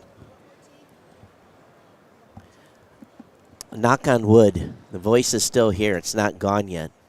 But you've been talking a lot more than me. You've been down talking with the guests that have arrived, and you're up here. And so, I haven't used my voice as much as you two have. So, all right. Well, the show floor is, I actually think the traffic is remarkable for a Friday. Let me show that back. If we look at, I'm going to be honest. I don't think I've ever seen. This is remarkable traffic for a Friday. I agree with you. Even though it might look a little bit light to our viewers, Fridays are normally dead. It's normally dead, and I'm looking, probably more areas that the camera can't see, but it's great traffic for a Friday. We'll see as the afternoon goes on how it goes, but yeah, I'm pretty surprised, quite honestly. So, yeah, and this morning it started off a little slow, but by 10:30 it was flowing real well. You can see some of the staff though. Some of the staff and some of the booths are looking, I wouldn't call it haggard, but come 4 o'clock, I'm sure they're going to be happy to pull the plug. These shows are hard to work. If you're staff in a booth, and your booth is even semi-busy, you are, and here's the thing. Someone walks in the booth, what do you have? And you have to give the pitch again and again. Over and over. And again and again and again. And your feet are killing you. And what the shows I go to is what I do with my team in the morning. I say, okay, let's remember to go over the talking points because we start doing this. We start squeezing the talking points down shorter so that our 60-second spiel becomes 40, 30, and, we have to kind of reset ourselves. Okay, remember, here's the talking points again so that we give every customer that's coming to the booth the same treatment as we gave the very first one that arrived. It's hard. It's hard. And I remember a few years ago at NAB, they had a guy that was doing about a 2-minute spiel. And he was repeating that 2-minute spiel like every 5 minutes. And I'm thinking, that poor guy is probably dreams. I was just going to say, he probably doesn't get any sleep at all because he's still running it through his head. Or when he is sleeping, he's dreaming about standing on a stage and saying the same thing again and again and again and again. Because, it's the way the show moves is you could literally have a fresh crowd at your booth every 60 seconds. So, maybe not quite that fast, but sometimes. Yeah, some of these booths, absolutely. It's just like me this morning. I walked over to Charge, and they have a really cool, and really they're paying a premium for it, and all it really is you can see the guts. It's in a clear plastic, and you can actually, it's kind of, looks kind of, it's kind of, I guess, what's the word I'm looking for? Oh, gosh. There's a term. That doesn't matter. For the aesthetic of it? It's just, Reminds me of when you can see the inside of a clock or a watch. Yeah. It's skunk. Well, not skunk. What's it called? Doesn't matter. But anyway, you can see the inside. But I'd be afraid if I'd like to have one. I know what the price is. Mm-hmm. But, man, talk about something that's easily gets stole. Someone's going to see that and they're going to be like, oh, that's cool. That thing would disappear in a minute. No one cares about a brick. If you have a battery brick, yeah, okay, it's a battery brick. I'm not going to steal a battery. Everywhere, but this is it's got that cool look. You'd have to put that thing on a tether.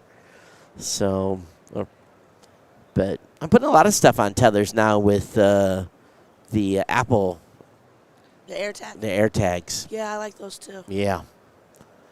Yeah, that saved my butt a few times. Oh, you walked away from your iPad. Yeah. Oh. I left my iPad. Landed in Vegas. Got all my stuff packed up. Jumped out of the seat. Got almost to the security where you go in for a baggage claim, and realized I left my iPad on the airplane. I just did a double stop, turned right around, got back on the train. Oh, goodness. Walked back to the gate, and the gate was still open. There were still passengers. I was one of the first ones off the plane. There were still people getting off, and the gate agent was standing there, and she had my iPad in hand, and I was just like, thank you, and I was like, yeah. So one of the flight attendants had found it and brought it off. 9 out of 10 times, it's gone.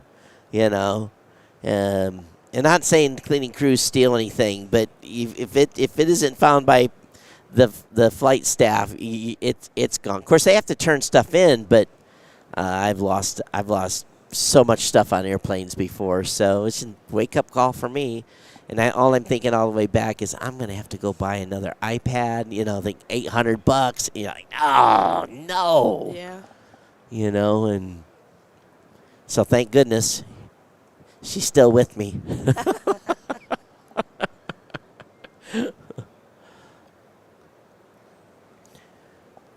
All right. Well, do we want to run a break for a second?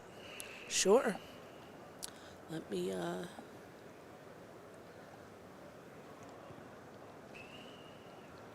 about a blueberry bump? Ah, there we go.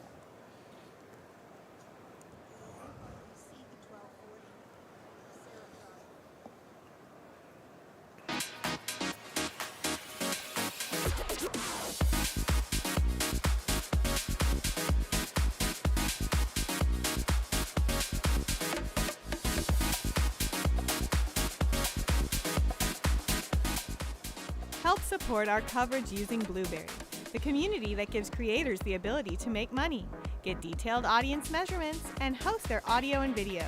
Get 30 days to try out the service using promo code Blueberry004. That's BLUBRRY004. Oh, it's actually 60 days now if you use the free trial when you click on the Getting Started button at Blueberry.com. So we add 30 to that. So 60 days free at Blueberry.com. It's kind of funny. I was updating my team all week on what was going on here, and my social media team, send pictures. So I started sending pictures, and then it was like, okay, we have enough pictures. That's funny. Oh. That's funny. So tell me about Blueberry. We've been in business since 2005. Okay. Full-service podcast hosting company. We really didn't start off as a service business to begin with. We basically did advertising for podcasters in those early days of podcasting. So we built a stats platform. That was our first product. And then we had a few things we tried that ultimately failed. We tried to do basically a site that would allow people to submit regional snippets of news and information, stuff that was going on in the community, sports, that type of stuff. And it was just too early, Oh, okay. Too early I was for gonna say, that. that sounds interesting.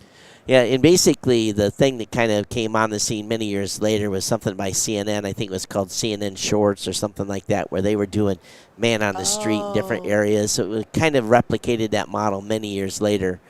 But then we launched a directory. We launched a plugin for WordPress called PowerPress. It still today is the #1 podcasting plugin for WordPress. And then we went into the full service business. So we're a full, basically, everything you need for podcast hosting, we do. We have stats. We have provide WordPress sites. We give people landing pages, media kits, ability to take a survey on an audience, monetization, whether it be programmatic or your own digitally audio insertion. It runs the full gamut. We have shows as small as someone that's basically doing a hobby show from their house all the way up to clients like ESPN. So it runs the full gambit of companies. from very, very small to very, very large. We are largely known for our independent content creator. Basically, we really support that community in a very, very big way. And businesses, too. So lawyers, doctors, dentists, people, anyone that, financial people, anyone that would do a podcast to support their business is a big key of our demo. And of basically our personas of customers. So, okay. But again, it runs the gamut. We have a little bit for everyone. Our biggest thing right now, and some of the stuff I've been talking about here, is we're heavily involved in what's called Podcasting 2.0.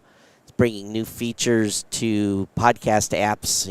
Before people would just subscribe to a show or follow a show. They'd listen to it. There'd be no interactivity on the app. So now we've added a whole bunch of features where there's more information. Get host information, guest information, recommendations by the podcaster. You can get transcripts. You now can be involved in monetization through listener support, either through crypto. Basically, we've adopted what's called the Lightning Network, and using what's a Satoshi as a sub-denomination of a Bitcoin. So as an example, someone that's using one of those modern podcasting apps I've been talking about can send 1,000 sats. That might be like 25 cents. Right. And send that micro donation and not get charged 5 cents to process it. It's micro transactions that have very, very, very, very, very, very low processing fees. And the beauty of it is that everyone get paid. So like the app developers, they'll get a percentage or two. Blueberry gets a couple percentage points for having it as a part of the service. The podcaster can designate splits if they want to different people and support different platforms. So it really, the whole ecosystem rises together, not just the content creator. So because app developers have a hard time paying the bills. Yeah. They sell the app one time and then they have to go premium, and no one likes premium. So this is a way for listeners to be able to support the whole ecosystem by just making a donation to the show. That and many, many other things. The big thing that we introduced was the closed caption on the web players. Oh, that's big. Yeah, so matter of fact, a couple of companies got sued for that. They're still going through litigation. So all of our customers have the ability to add a transcript to this product. This product. I'm totally jazzed. Yeah, I'm looking forward to this one as well. Yeah. Here is something that, oh my goodness. Let's put it, let's do it like this. And so, because he's going to want to be able to do a couple of things here with it. Like liquor, stand by. We're going to, do we need to plug it in? Okay, so you, power plug's down. No, I think I see the plug. Yep. All right. Yep, I got him. Oh, someone left their charger last time. All right. I've got you plugged in right here. Is that where it's supposed to be? Okay, awesome. I've got you plugged in.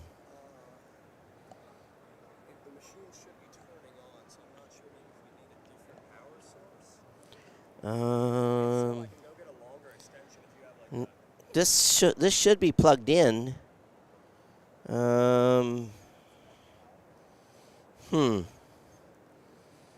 Yeah, this is plugged in, so. I think maybe we might just need to connect to a regular source of power. We have like an extension over there. If you wouldn't mind if I grab it. If you want to. With this, oh, there it goes. All right. Okay. All right.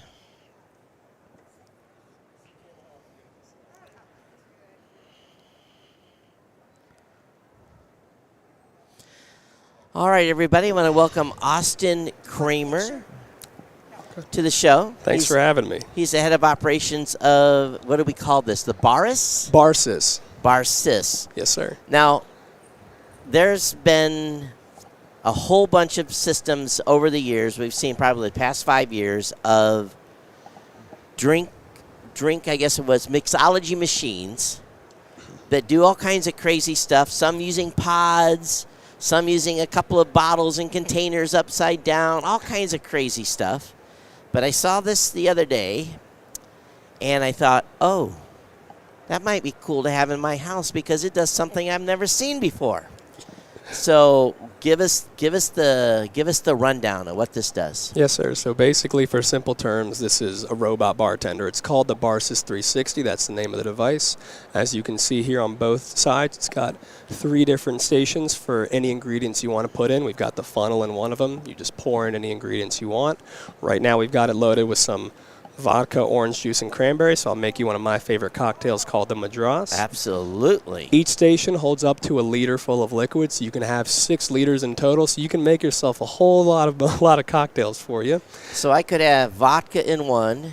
Mm-hmm. I could have OJ in another. Absolutely. Cranberry, maybe some triple sec, tequila, whatever you want. You can mix and match any type of liquors or mixers. It can handle anything. Juices, sodas, anything. Beautiful. So, and here's the thing, too, is connected via the Barsys app right here. That's what I've got there. All right, we'll show the audience. But anyway, you guys will get the app when you buy this, okay? Exactly. So what happens is once you tell the app what's inside of each station, the app will then make a full menu for you and say, okay, with these different ingredients, you can make all of these different types of cocktails. You don't have to make any of those if you don't want to. You can start from scratch, mix and match different ingredients to fit your flavor profile every single time. Well, all you have to do is just find a cocktail you want to make. I'll make the one called the Madras, vodka, cranberry juice, and OJ, my favorite. Once you click the make button, the machine will go green. That means it's time to place the glass on. This is our electromagnetic mixing glass, if you'd like to show that off. Yeah. It basically replicates the shaking or stirring of the cocktail. You don't have to use this if you don't want to. If you're making a drink like a White Russian or a drink that just needs to be poured straight down, regular glass with ice will work as well. As soon as you put this on, you're done. No more work for you. You just get to watch the magic happen. The machine's going to start pouring, and we're going to have a little show. So we've got the vodka pouring first, and then we got the other 2 ingredients following. So, looks like a little cranberry. Yes, sir, and it's going to be topped off with just a little bit of OJ to give you that little orange juice flavor at the end. Ladies and gentlemen, it's almost time to drink. If you want to, you can start now. No, I know. So in comes the orange juice. Again, it's mixing the whole time. Exactly. So when it's green, that means it's already done. But because it's electromagnetic, it's going to keep mixing until you take it off. So it's going to keep mixing until we want to. So I'll take it off now. Now it's going to stop, and we're already done. So add a little ice. Of course. Ready to rock and roll? Yes, sir. Now, the question I asked at the booth the other day is, all right, I'm going to dump a jug of orange juice in this thing. Of course. We're having a party. People are having fun with this. At the end of the day, oh, man, 3/4 orange juice still left. Obviously, I'm not going to leave orange juice in there for a week because this is not refrigerated, right? So the machine is insulated. So any ingredients you put in, it's going to maintain that same temperature over the next 6 hours. You take that OJ out of the fridge, pour it inside the machine, it's going to stay cold the next 6 hours. Same thing with hot ingredients as well. So now comes the thing that we're all going to dread. How do I drain it and clean it? Absolutely. So let's say you still have an ingredient that you want to keep for a little bit. You can flush out however much ingredient is still left in the app. One of the smart things about the app is when you tell it how much you've put inside when you started your party, it'll keep track of exactly how much is still in there as you're making drinks. So it'll know if you've got 8 ounces, 16 ounces, however much left. Once the party's over, you still got a little bit left. Tell the app, I want to flush out all 8 ounces of my OJ, put a glass down. It'll catch it all, put it right back into the bottle. When you want to clean it, when you buy the machine, it comes obviously with the machine itself, the funnel, and the mixing glass, as well as one of the Diversal cleaning salts that comes with your Keurigs and other household appliances. All you'll need to do is once you're done with whichever station you had that OJ in, mix some of that solution up with water, pour that in whichever station you're going to be cleaning, and then on the app itself, there's a station cleaning function. Let me go pull that up right now. That's why the app's, or that's why the machine's making colors. It pulls up all the different stations. You just select whichever station you want to clean. That'll purge out all that cleaning solution with the water. That station's ready for the next ingredient. So once you use the solution through it, is the piping, is there residual in the piping at all? Oh, no. The way that the purging works is when you pour any liquid inside of it, it's kind of like a butterfly effect. So it's able to encompass all of whichever pump you're pouring in through. And then when you purge it, it gets everything out, and it's ready for the next ingredient right after. So it purges it out completely. Oh, yeah. So some people are going to say, okay, over time, the chamber might get yucky. Exactly. How do I clean the chamber? Yes, sir. So, that's how you clean the chamber. That's how you clean the chamber. It just depends on whichever ingredient you have inside of it. So if it's an ingredient like OJ or a juice or soda that can go bad, the app will notify you after 24 hours of putting that ingredient inside, hey, it's time to clean this out or the product won't work the way you want it to. So I just don't pour Dawn in this thing, do I? If you want to, luckily because that's alcohol, that can stay inside as long as you want. The alcohol can stay in, I understand. But if the OJ chamber, because some people are going to get a little weird, the cleaning solution that you provide is a bar solution, right? Yes, it's food grade, so it's able to go with anything. Yes, sir. So it's not going to hurt you at all. Oh, no, absolutely not. We made sure that you can have that in and then pour another ingredient right after, and you're going to be just fine. You're going to be good. So I think that's probably the thing that most of us will be concerned about on this. So my family goes crazy for these kinds of things, and we bought the one that went out of business that shall not be named, and they've got another one at the house that holds 3 different liquors but no mix. Gotcha. So this is what's unique about this is the mix. And I could see, we have parties all the time, and we may not use this in a day-to-day thing, but we're having a party. And, we can kind of figure out what the guests' favorite drinks are. We could pre-fill, whether it be Patron, whether it be... Exactly. I don't think I will pour Scotch in here, but I'll pour whiskey or whatever we put in there.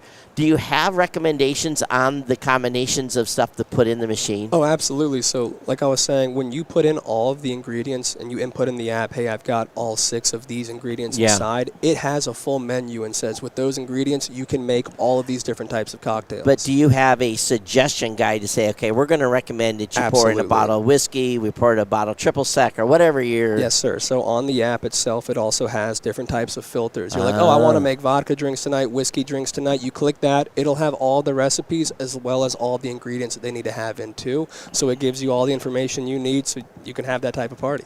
This thing's going to be so cool. It's a lot of fun. It's going to be so cool. There will be one of these sitting. This was on my buy list. So I know you're not complete in production yet. No, we're in complete production. You're in production. It's ready to rock. We're currently finishing out pre-orders. So if you order right now on our website, thebarsis.com, we're going to start shipping within the next 2 weeks by the end of January, and then I believe we'll be on Amazon by April. Price point? $475 US, one-time purchase. $475, no subscription, and this thing will be loads of fun. And I like the ability of the cup. And it spins. Oh, yes. I know you guys, we've been watching your booth. We can see you guys from here. Oh, yeah. You guys have been slammed. Yeah, people love us. They love looking at cool things, and they also love free drinks. So combine them both, and they're never going to leave us. Yeah, that's true. How much Michelle, you want one? I've already pulled it up on my phone. Yes, I want one. No, I don't want to drink while on the show, but we will definitely pour that in there and sample some a little later. Of course, absolutely.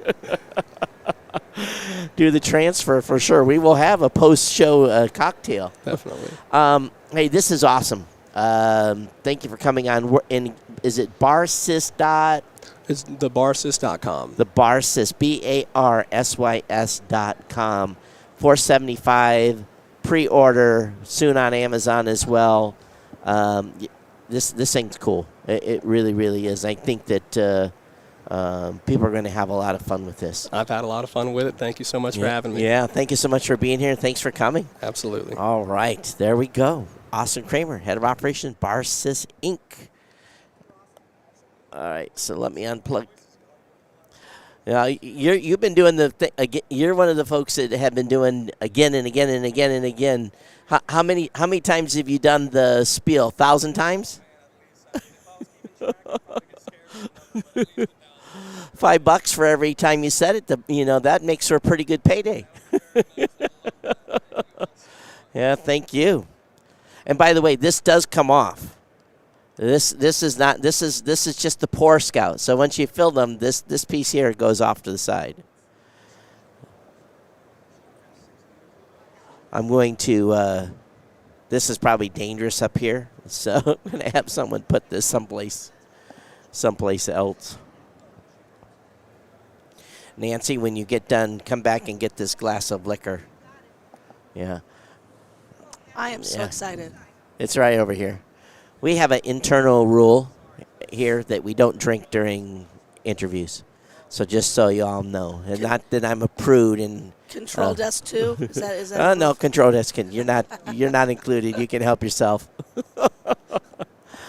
So yeah, of course, Nancy. Sure, but we don't want you falling down the stairs now. So just a little bit.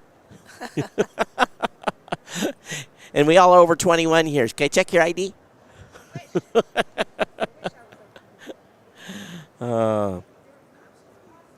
So it just I didn't know that they booked, so I'm glad that they came over. Yeah, me too. $475. Does that include the 10% off that's on the website? I don't know. I had heard a different price. I had heard 5 something, so maybe. Oh. Maybe the $475 is the pre-order. Yeah, maybe. That's so. My husband's gonna kill me. He's probably listening. My daughter's gonna want one. It's gonna be If my mom's watching, she's immediately texting my niece, because my niece and her are crazy about this kind of stuff, and my sister too. So I just don't have, I don't entertain personally. But my mom, my sister, they entertain a lot. So for them, this thing is just be a lot of fun. Yeah, I started dreaming about margaritas when he started talking about, when you asked him, will the menu show up? Will you be able to mix and match? I was like, ooh, we could get But for me, it's like, if I'm, I have a liquor cabinet, and mixes that I use on a regular basis are in my refrigerator, my refrigerator in my kitchen. It's not like I have a separate refrigerator for the bar. And if I want to make something, then I just make one. Right. And so this would kind of be overkill. So again, if you're just going to put liquors in it, that's okay, but that's not the purpose of this thing. Is to mix stuff up. So my biggest worry too, again on this unit, and this is why I focused on cleaning, is if you put OJ or cranberry or whatever you put in it, the liquor's going to be fine. The liquor won't go bad. But you know how cranberry and strawberry is so sticky, and the question is the solution. As long as they're pretty confident on the cleaning. I would assume if you wanted, you could clean it with vinegar as well. I would think so too. First step, second step. Yeah. Something like that. As long as great for a party though. And it purges. Yeah, great for a party, but. Just for everyday practical use, no. I wouldn't have it there. Just be a little bit conceited to have that. Oh, I got my own little barista here. No, I'm perfectly capable of shaking up my own stuff. So, and plus too, if you're going to have this for a non-party, you would waste a lot. Well, he said you could pump out the orange juice and pour it back in. That's true. You could put it right back in the. But would you, or would you dump it down the sink? I guess it depended on how long it was in there, maybe. I don't know. I'd probably save it. Oh, yeah, no pulp. Yeah, you'd have to have no pulp orange juice. But, yeah. So what other stuff would you put in? Because I'm just thinking about mixers. You're not going to put simple syrup in there, I don't think. Would you put syrup in that? I don't think so. Maybe. Maybe you'd put syrup in there. But that's so sticky, and you don't use you don't use a lot of syrup. and when it comes out, when Sa- it dispenses, does it? Yeah, same get with everywhere, same or- with triple sec. You don't use a lot of triple sec and stuff, so it doesn't do. But well, maybe it would do a hot toddy. I could use a hot toddy right now. Yeah, I think you could use a hot toddy. So, to save her voice. So how about all of you? What would you use this for? But I think if you're having a company function, this is the kind of thing I think where this would be really, really cool. Is if you were having a company party. Yeah. And actually, this could actually be a potential business opportunity for I was someone. thinking that as well. Buy 3 or 4 of them, then rent them out for a function. Right. And Well, if you had a catering company. Yeah. And this could be an add-on. Yeah, To have a bartender with specific. yeah, Your, what do they call that? Specialty cocktail. specialty cocktail, Yeah. and you pick whatever cocktail. You go through the list, and that I could see that. So I think there's more uses for it than just a party. But yeah, so if you got catering business, you add the $500 addition for the barista. Yeah. Is that See, David, we're going to be able to make money off of it, so I can go ahead and pre-order. It was $475. So, but yeah, and it almost, you think about this. This could almost be you couldn't put it in a vending situation because you got to check ID for a business. But, if you have a business and your employees are all over 21, this could be part of your benefits package for after hours at the business too. So, of course, I don't know if companies are still spoiling people anymore or not with bennies, but probably the company would pour in the cheapest liquor they could buy. Right. So it's just it's just cool. I personally want one, but I'm not going to buy one. But I'm definitely would tell my sister. Well, let us know how it works out. Then Yeah, I if will. Your family members get one. Yeah, and she has one already that holds 3, and all it holds is liquors. It doesn't hold mixes. So at least it comes with some sort of pods with it's not the Keurig one went out of business, but Yeah, I got one of those too. So Yeah. does my daughter. did you know you could get a refund on that? I And didn't know until it was too late. Me too. I was too but late. then it also said if you didn't get it in a discount situation, and we got that show discount, the show fund I did discount. too. But yeah, no, my husband just texted me saying we've already got a boat anchor in the garage. Don't buy another one. Yeah, I still have some pods left, so I'm I gonna. do too. I'm gonna use all my pods, and then I don't know what I'm gonna do with it. I got lots of CO2 cartridges. I've got. I'll never use all those. I'm still on my first CO2 Yeah. cartridge, so Keurig, naughty. But the one my sister has doesn't. What saved them is their pods are just the flavors, the Oh. mixer. So you have the liquor, and then you put the pod in, and then it uses that to make the drink. You don't. So that way they didn't have the alcohol distribution issue that Keurig did. Gotcha.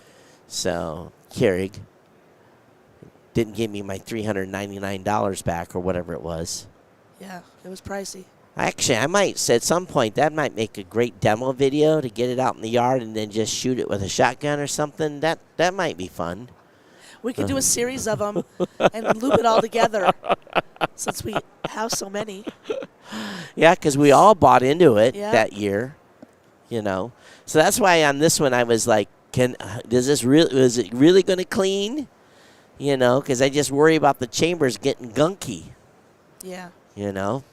But I say it's going to work. So I guess as long as, if anything should happen, as long as you have the app on your phone, you might not get new updates to it, but you would still be able to use the unit, still be able to correct? use it, yeah. Okay. So that's a plus. Yeah, it is a plus. So David said, yes, blow it up. we'll have to take the CO2 cartridges out, though, because that could make it, they probably could be a shrapnel situation. True. We can put it in the combat arena, the combat robot arena in Tampa. Let the bot speed it up. Yeah, oh, that would be fun. Yeah, let's do that. Keurig, I hope you're listening. You know, and Keurig doesn't have products that fail, but boy, that one did. Oh, spectacularly. I never saw the email for the recall. I know, I didn't either. You know. And to be honest with you, I didn't even know until last month that it all happened. Well, I went to order pods, and for Christmas, and I was like, Us too. I can't get. I was like, what? I went to Total Wine because that's where they had them, and we're like, where are your pods for the DrinkWorks? And they're like, oh, we don't have that. She told me, you better check yours because they got recalled. And I was like, what? So yeah, Danny and I started like Googling it, and they're out of business. What are you talking about? I was so irritated. It's still on my shelf. Like I said, I still have cartridges, but it was hard to maintain though. It was always doing cleaning cycles, and so from that perspective, yeah, it's okay. And again, I don't want to buy another boat anchor, but I don't think this one will be a boat anchor, to be honest with you. It's just, but again, do we really need it? Not really, but. Yeah, we do. Hey, when it comes to liquor, you gotta have the essentials, right? Yeah, I have. Show off at Christmas. It's funny. I have a pretty good stock bar, and I look at my bar stock, and I'm like, I don't really need to buy any more liquor. You know, I really, I don't drink that much, so I have enough liquor to last me a while. And I don't drink too much beer either. I got a case of beer about 3 months ago. It's still not empty. So I drank a Michelob Ultra last night, though. That was my just had one. Really didn't even want two. I went and had Thai food last night. Oh, yeah. I am hungry for Indian food, though. I don't know. I'm sure this town has a good place for Indian food. Anybody that's watching know a good Indian place here in Vegas? We know all the good steak places. The best, in my opinion, the best steak place in Vegas is Oscar's. That's part of the plaza. Best value for your dollar. Their fillets there are fantastic. It's probably, if you don't go too crazy on drinks, probably $65 or $70 a head. By the time you get your entree, but if you start drinking cocktails, well then it's, that price goes up. Sure, but that's not bad. That's for a fillet. Yeah, their fillet is 44 or 45 for an 8-ounce fillet. They got bigger cuts too, but their fillet is really, really good. I have never had a bad fillet in there. I haven't been there yet. We always go to Gordon Ramsay's restaurants. The steak is good though. It's good, but you're $100 a head by the time you're out of there. Yeah. So, well, you can be $100 a head too when you're at. What I do like at Oscar's is they have a shrimp cocktail that has the number one shrimps. They're massive. They almost look like a prawn. Wow. Oh, 4 of them. Beautiful. $19 for that. So it's a little definitely pricey, but yeah. But the entree there, I like Oscar's a lot. If you go to the place that's in Circa, you're looking, that place is probably minimum $150 a head. Maybe closer to $175. Wow. It's really expensive. Yeah, it's really expensive. There, it's just it's incrementally, it's expensive. Drinks are expensive, and they all have top notch liquor and wine, and you probably can't get a house for under $16 or $17 for a glass of wine. Yeah. So that's why it's so expensive there.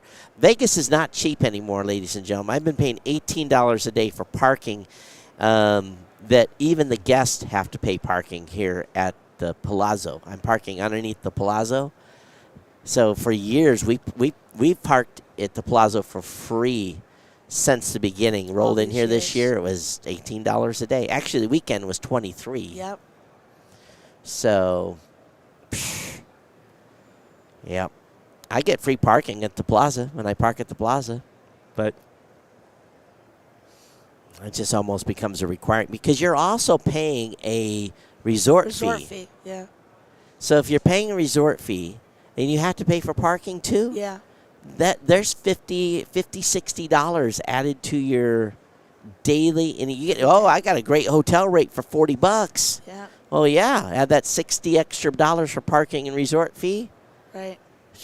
They're trying to make their money up from COVID or something. But get off the strip. That's where we're going tonight. We're going off the strip. Some of us are going to go to, I don't even know if I should say this on the live stream. Well, they're closed today, so people watching, they can go tomorrow, not today.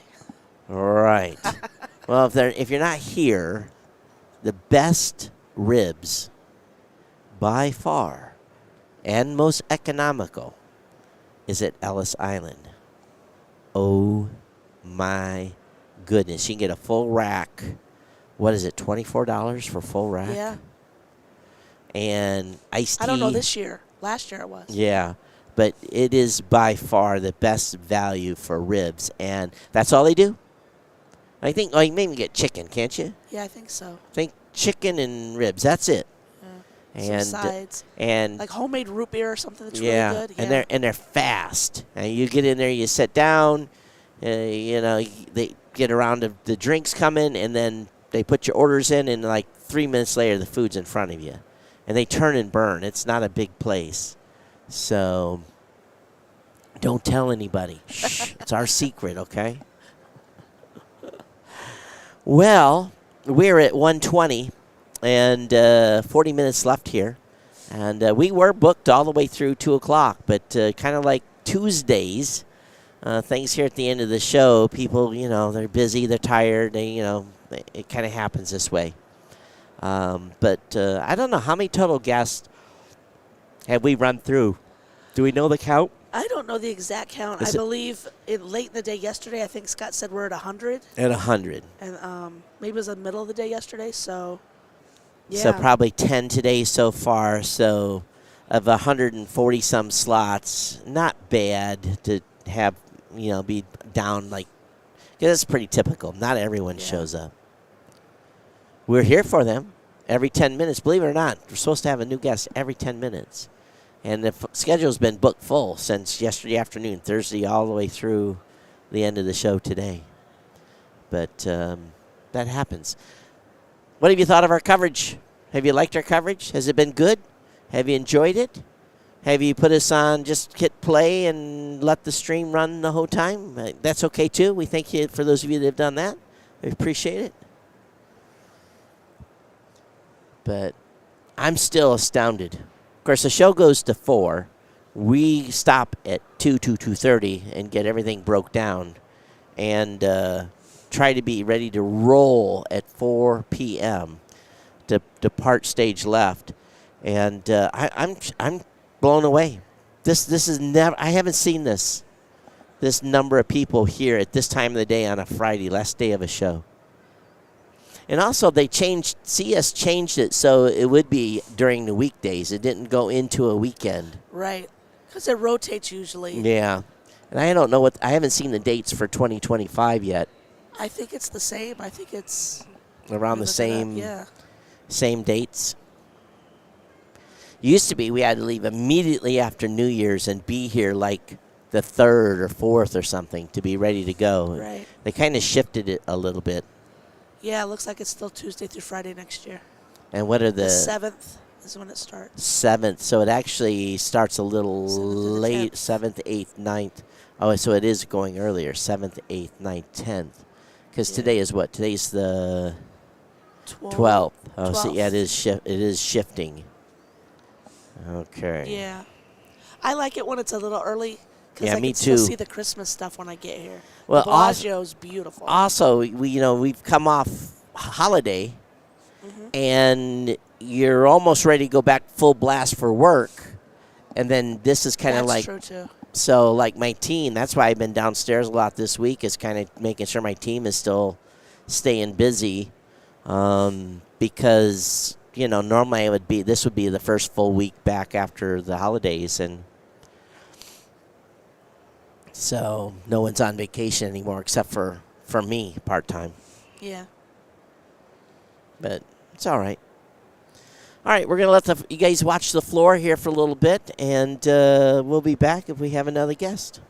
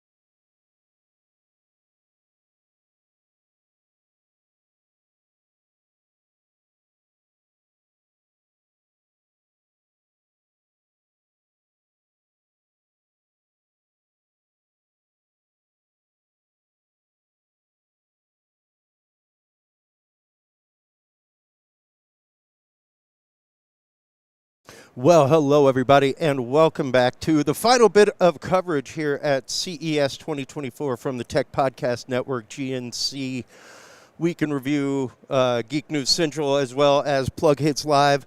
We are now at the awards segment, everybody. All of us have been given an award, these beautiful awards, to hand out to what we believe to be the best product.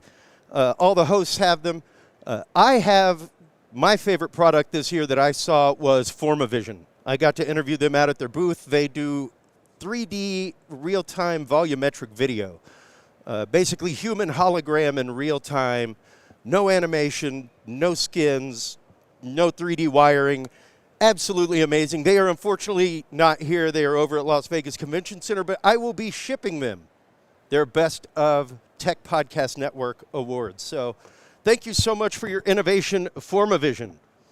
That's it for Chris Jordan.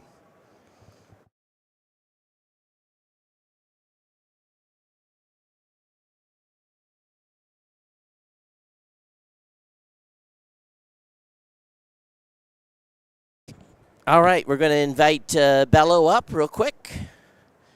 And I'm Todd Cochran from Geek News Central. And, of course, I fell in love with this product when I first saw it. And excited what this team has done.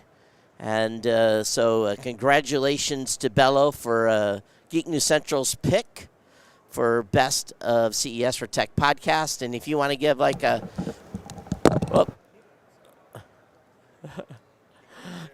just a short 1 or 2 minute on Bello, you feel free to go ahead. Of course. So, yeah, Bello is a kitchen countertop product.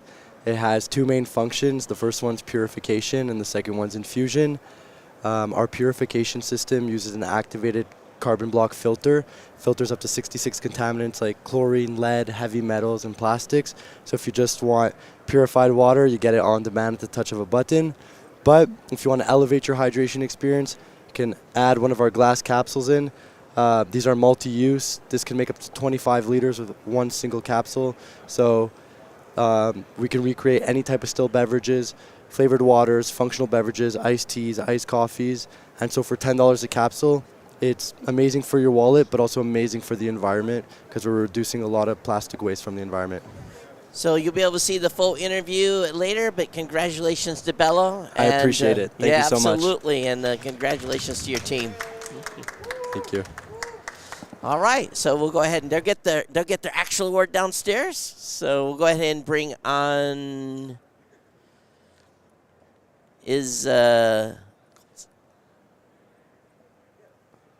I'll bring up the next one.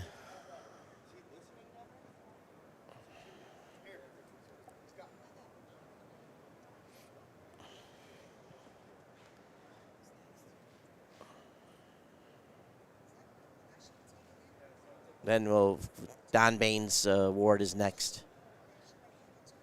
No, they're getting pictures, so.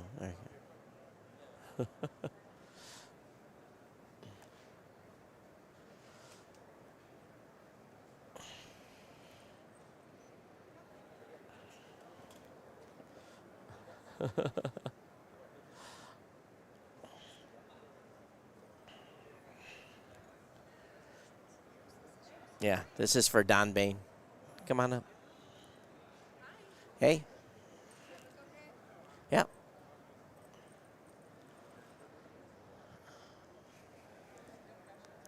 No. There we go. So Don Bain, the gadget professor, has already departed Las Vegas and went back to Phoenix, but his pick for his CES best pick this year was Cold Snap. And I'm presenting the award on behalf of Don to Cold Snaps. So why don't you just tell the audience a little bit about Cold Snap and what the product is? Absolutely. Cold Snap is a revolutionary machine that freezes pods, and the pods are shelf-stable. So you take the pod, and they're single serving, and you put the pod in the machine, and you close the lid, and in about 2 minutes you have a frozen confection and or ice cream. So it just takes the soft serve and deep freezes it immediately? Is that what it does? It takes the premium ingredients and freezes the ingredients and allows you to have your own version of your particular ice cream that you want. Oh, it sounds delicious. So where can people find more information out about Cold Snap? Sure. You can find Cold Snap at coldsnap.com, or you can go to your operator, your food and beverage operator. We're launching commercially in the end of Q1, and we're selling to the commercial market, and just go to your food and beverage operator. Absolutely. So again, this was Don Bain's best of pick for CES 2024 from the Gadget Professor. On behalf of Don, congratulations. Thank you so much. We're so appreciative of this award, and we couldn't have done without our team, our great team back at Cold Snap in Boston. So thank you for this. Yeah, absolutely. Thank you. Thank you. All right. Bye.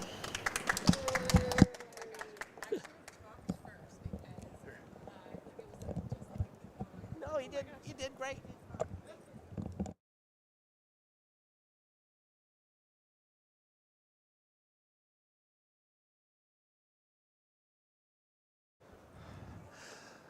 All right, quick change. I'm Scott Ertz with Plug Hits Live. The first award that I get the honor of giving out is not for Plug Hits Live, though, because I'm also part of GNC Week in Review. So on behalf of GNC Week in Review, we get to give the award to Newer, which I now know how to pronounce properly. Oh, there you go. One more time. There we go. Now it's working. So congratulations. Tell the audience a little bit about what you've got here. Yeah, our new CM28 lavalier mic. We were just really trying to make a quality and affordable lav mic that can, be a very good quality start for somebody. And I think we've done that. Like, for a price point of $129, you're going to get 200 meters of connection. We just paid attention to the details, too, like the magnet on the back of it. Now you can wear actual thick clothing and things you would wear, and it still holds in place. So they just did a really nice job designing that. One of the things that I like is that it has the adapters in the box so that you can connect it to what you want to connect it to. Absolutely, yeah, and it has the pass-through, too, so you can charge it and have it connected at the same time. See, even better. That was one of my concerns with these products is, I have to buy one if I have an Android. I have to buy one if I have an iPhone. Right. Or now Apple has changed. Yes. So, it's something I used to have that worked, doesn't anymore. This, you don't have to worry about that. Yeah, it pretty much solves all the problems. Appreciate that. So, congratulations Thank you so on much. behalf of GNC Week in Review. Thank you.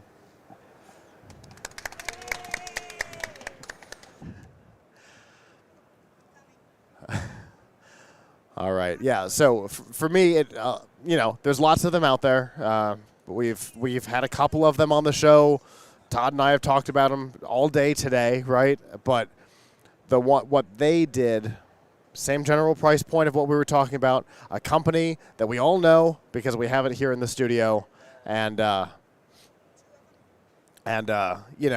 we know the product quality. I'm not worried about that, and all the adapters in the box, so I can use it with whatever. I mean, hard to go wrong with that. And now we know how to pronounce the company name. So, I mean, that alone deserves an award, I think. Okay.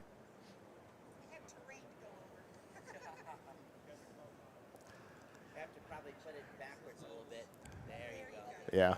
You might have to hold it in place a little bit. All right.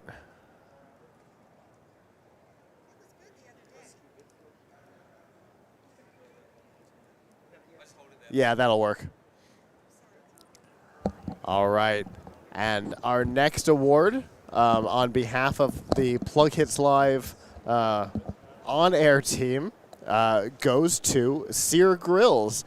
We did an interesting interview yesterday where we had to reset the studio to bring your product up here, and you really did blow me away with your pitch, and then I got to go downstairs and see it even more so. Go ahead and give a quick introduction to what it is. Sure. So Perfecta is the world's first AI-powered grill. So I'm with Sear Grills, I'm the CEO, and you can cook a steak in as little as 90 seconds at the touch of a button. It will be the best steak you've ever tasted. I legitimately can't wait to actually taste the food coming off of it, but the device itself, surprisingly small for what it is. It will do a lot of food. A lot of food. The cooking surface is large. Yep.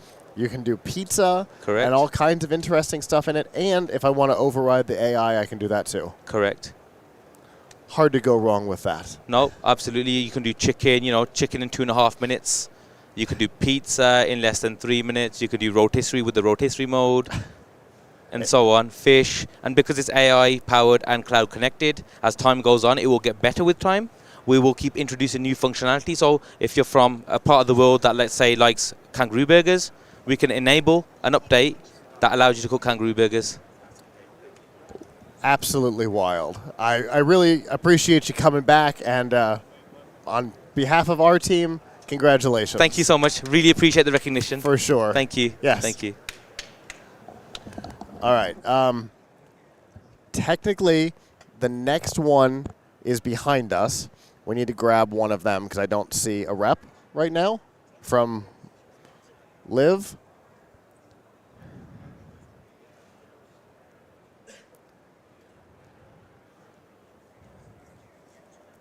Mute me for a second.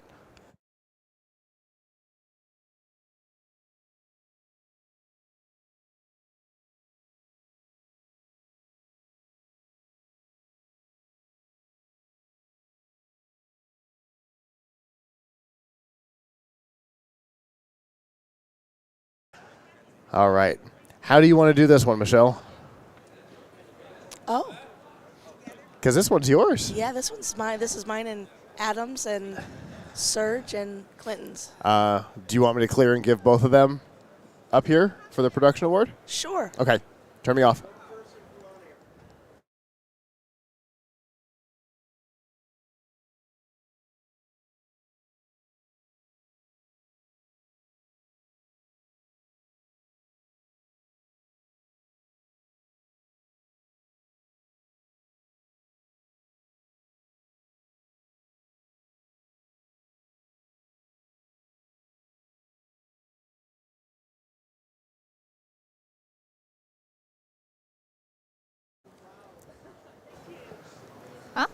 So this next award is being given by the control booth, the production team. And excuse my voice, it's been a long week. Everybody around here knows that I'm in love with their desks. Mainly, not only because it has so much compatibility and little pockets and things for all of your stuff, but because there's a place on it where you can set your drink and it'll either keep it cold or keep it hot. Yep. Yeah, of course, yeah. So tell us a little bit about that, about your products and... Yeah, we said last time, and here's the founder, Evan. I'm the hi, product. Evan, I'm the product doctor and the product manager for this project here. And this desk we mentioned last time is a super power desk. So which camera we actually look at? Which one? The one with the red dot. Okay, no problem. Here, okay, hello. okay. Yeah, and our desk with super power. From the electrical part, it's like only one cable in. You have like a heating, cooling coaster, and you have a wireless charger. You have a line of all plugs just in front of the computer, and you also provides the power for your computer itself. And from the other side, for the physical part, whole structure construction holds up to 300 kilo for whole table, and each side we have add-ons. They are all standard module. You can just click in. If you want a toolbox, you have more space for plates. You want a backboard to hold your monitor. We can do it all. Yeah, for sure. Yes, those desks definitely do it all, and we can't wait to take a look at them and maybe into our gaming center in Tampa, Strike Esports. And I just love your desk. Thank you so much. Yeah. And congratulations. So thank you. Thank you so much. Thank you, guys. Thank you. Thank you. Thank you.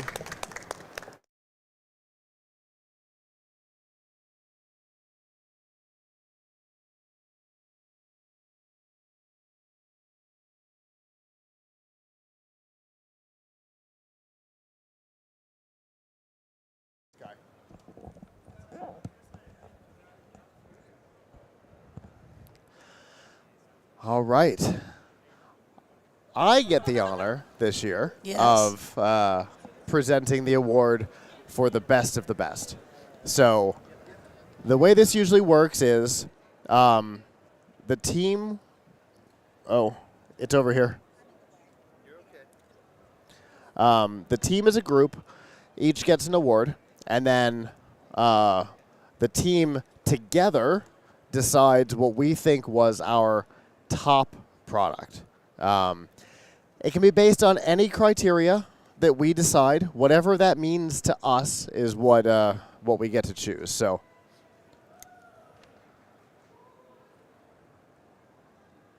There we go.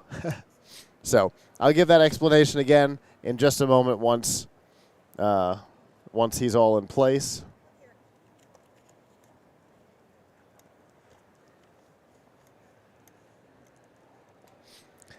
This is the only one we need power for. So, all right. So I get the honor this year of presenting what we consider the Best of the Best award. We come together as a team and decide this as one, what we thought was the most interesting or the most impactful. And in this case, this award is going to this company because he came on the show, said one pitch. He talked into the camera, same as everybody else, and everybody that listened, everybody who was up here heard something different. We all heard the thing that we wanted it to do, right? Chris Jordan, we went downstairs and he says, oh my gosh, I could use that for production. I said I could use it in a studio. Michelle says we could use it at Strike. My mom says that would just make life easier. Truly, we were very impressed. Congratulations. Thank Go ahead. you so much. I'm so honored. Let the audience know a little bit about the product that may not have seen the live a little while ago. Sure. My name is Deval Patel. This is the Lotus Ring. And in a nutshell, for people with limited mobility, we mean veteran soldiers, older adults, or disabled people, we've made this ring that controls objects at home by pointing. But unlike traditional smart home technology, there's no apps, no rewiring, and no internet. It's fantastic. It's all done with infrared, right? Yeah, so the way it works, you just put on the ring. That's step one. Step two, for any existing wall switch, and you'll notice this is an existing wall switch.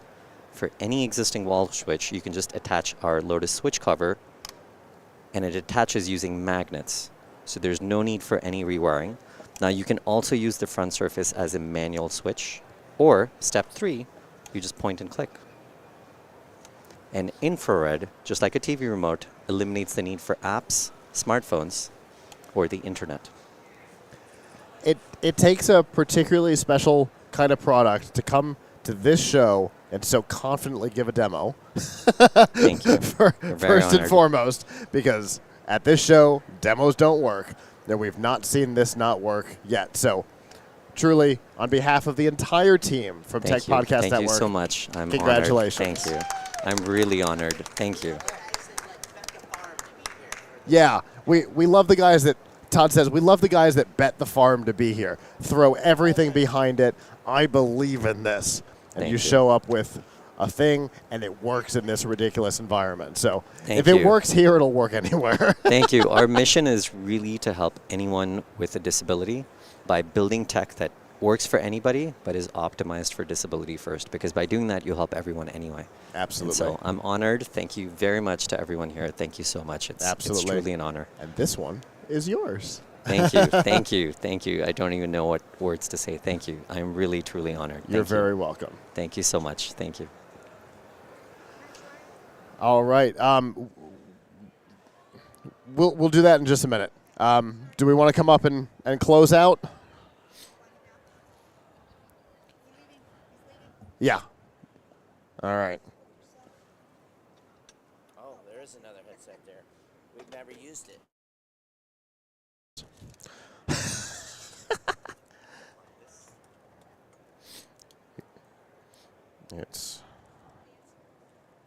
There you go. All right. You're welcome. There you go. All right. We'll skip the chairs. Are we still in frame, Michelle, or does leaning in work better? That's good right there. Okay. It's just me. Nobody else gets to talk today. That's right. It's all Scott. You get to wear the headsets, but nobody else gets to talk. Headsets are just for pictures. And I am live. Hey. Yeah. It's been a good show. Yes, It's been it a has. great show. Exhausting. For Like, sure. Overwhelming as always. And in the scheme of things, this was, I heard the fewest number of swear words.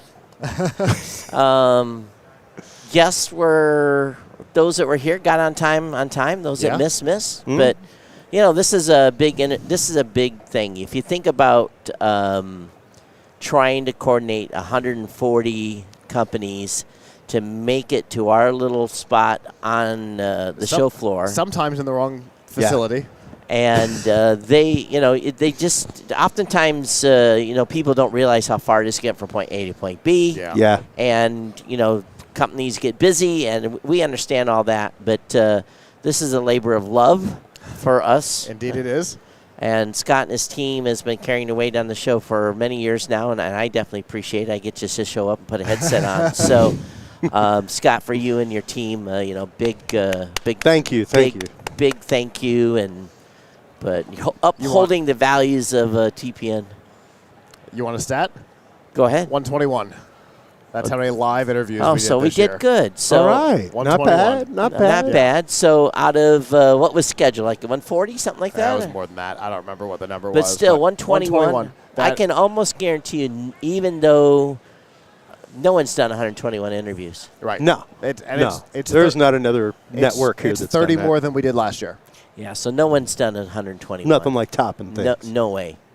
And by a lot. By a lot. A 33% increase over Yeah. last year. Yeah. And I mean, that's huge. And we had no cell phone covers that made it through. Yep. So that's good. I because- definitely rejected companies this year. There were a number of bad pitches. So, and Scott has the final decision on people get on or get off, and we try to have a wide spread of content, a little bit for everybody. There's a good berth of room in there for a ton of products. Yeah. Tons of them. And we got a couple of new things this year. You talked to a software services company, which we've never had even apply in the past, let alone up here. We had an airplane up here. Yeah, we had an airplane up here. I had a fabricator of circuit boards. Oh, you had Gorilla on? Yes. Nice. We've never had that on before. Right. And that was a really great conversation. Obviously, a lot of AI. Some of it you think, is it going to be here next year? We'll find out. And some of it's not AI at all, but that's a whole different true. thing. They just put AI on the logo. Because they needed to. Yeah, it's just programming. Yeah, there's a difference between AI and just straight code. Some companies, and we saw a lot of it out on the floor. There wasn't as much of that on what we approved, but there was a lot on the floor where you're like, that's not AI, right? And I always never judge mind. a show by how much my budget's going to be impacted. And I think if I bought everything that I want, probably $5,000 or $6,000, and that's probably a record. Yeah, I think so. And what part of it was that 2-in-1 from GE. That's $2,500 of that, but of the stuff I want, not the stuff of I need. Yeah, that's the key. So I won't spend that much. The problem is you got to ship it all home. Well, you order and have it shipped to you, but at the same point, it's just like. Well, either way, it's a good thing you're not in Hawaii anymore because that never worked. So what was the price point this year? $149, $249, $299, $390. What do you think the price point was? Somewhere between $149 and $170 or $199. Yeah, I think so too. Seemed to be what I was seeing. $149. I heard that number come up a lot. Yeah. And actually, I heard $169 a number of times, but there was a lot of subscription stuff. There were things that were physical hardware that had a zero hardware cost, but were a subscription model instead. And at the end of your initial 6 months, the hardware was yours. I saw a couple of those this year. Nice. I think too and I didn't see as much subscription stuff myself personally, but I think that there is definitely I feel a downward trend in cost of consumer grade electronics. I believe. Yeah. I feel the price is down. Because look at what the price of the newer dual microphones was. Yes, $129. amazing. We had the company over here at $69. We had the company over here at $109. $109. There's so just in that category, if you look at what that was 3 years ago, $400. It was a $400 investment. Yeah. And now here we are. I wore one that retail is going to retail for $69. That's crazy. For a pair. That's crazy.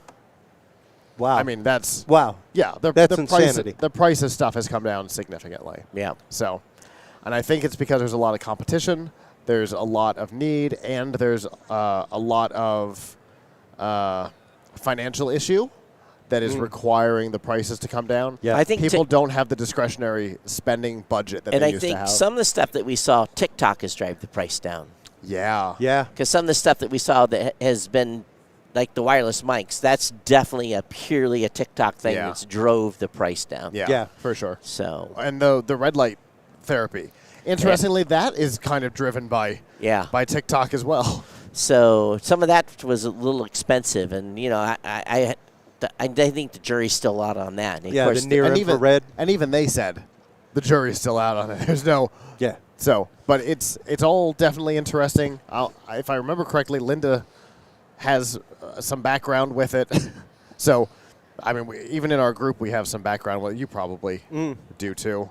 So knowing you. So if you tuned in Light therapy. If you tuned in for our coverage and liked what we've done, again, everyone's here on their own dime. TechPodcast.com. Go over there and hit that PayPal QR code. We definitely support, definitely appreciate any donations come in that goes back into supporting the team. And if you can't spend any money, there's a couple ways that you can support us without spending any money. You can share our content as it comes out. And if you're not already a subscriber for privacy, QZZ2J. I know the code now. QZZ2J. It's a free thing. I use it for every online purchase. It doesn't cost you a dime, and it helps us out. So awesome. Sweet. Scott, thank That'll you do so it. much. Awesome, gentlemen. Let's tear this thing down. Yep. Yeah. We'll see you See you guys next later. year. Bye, guys. Bye-bye.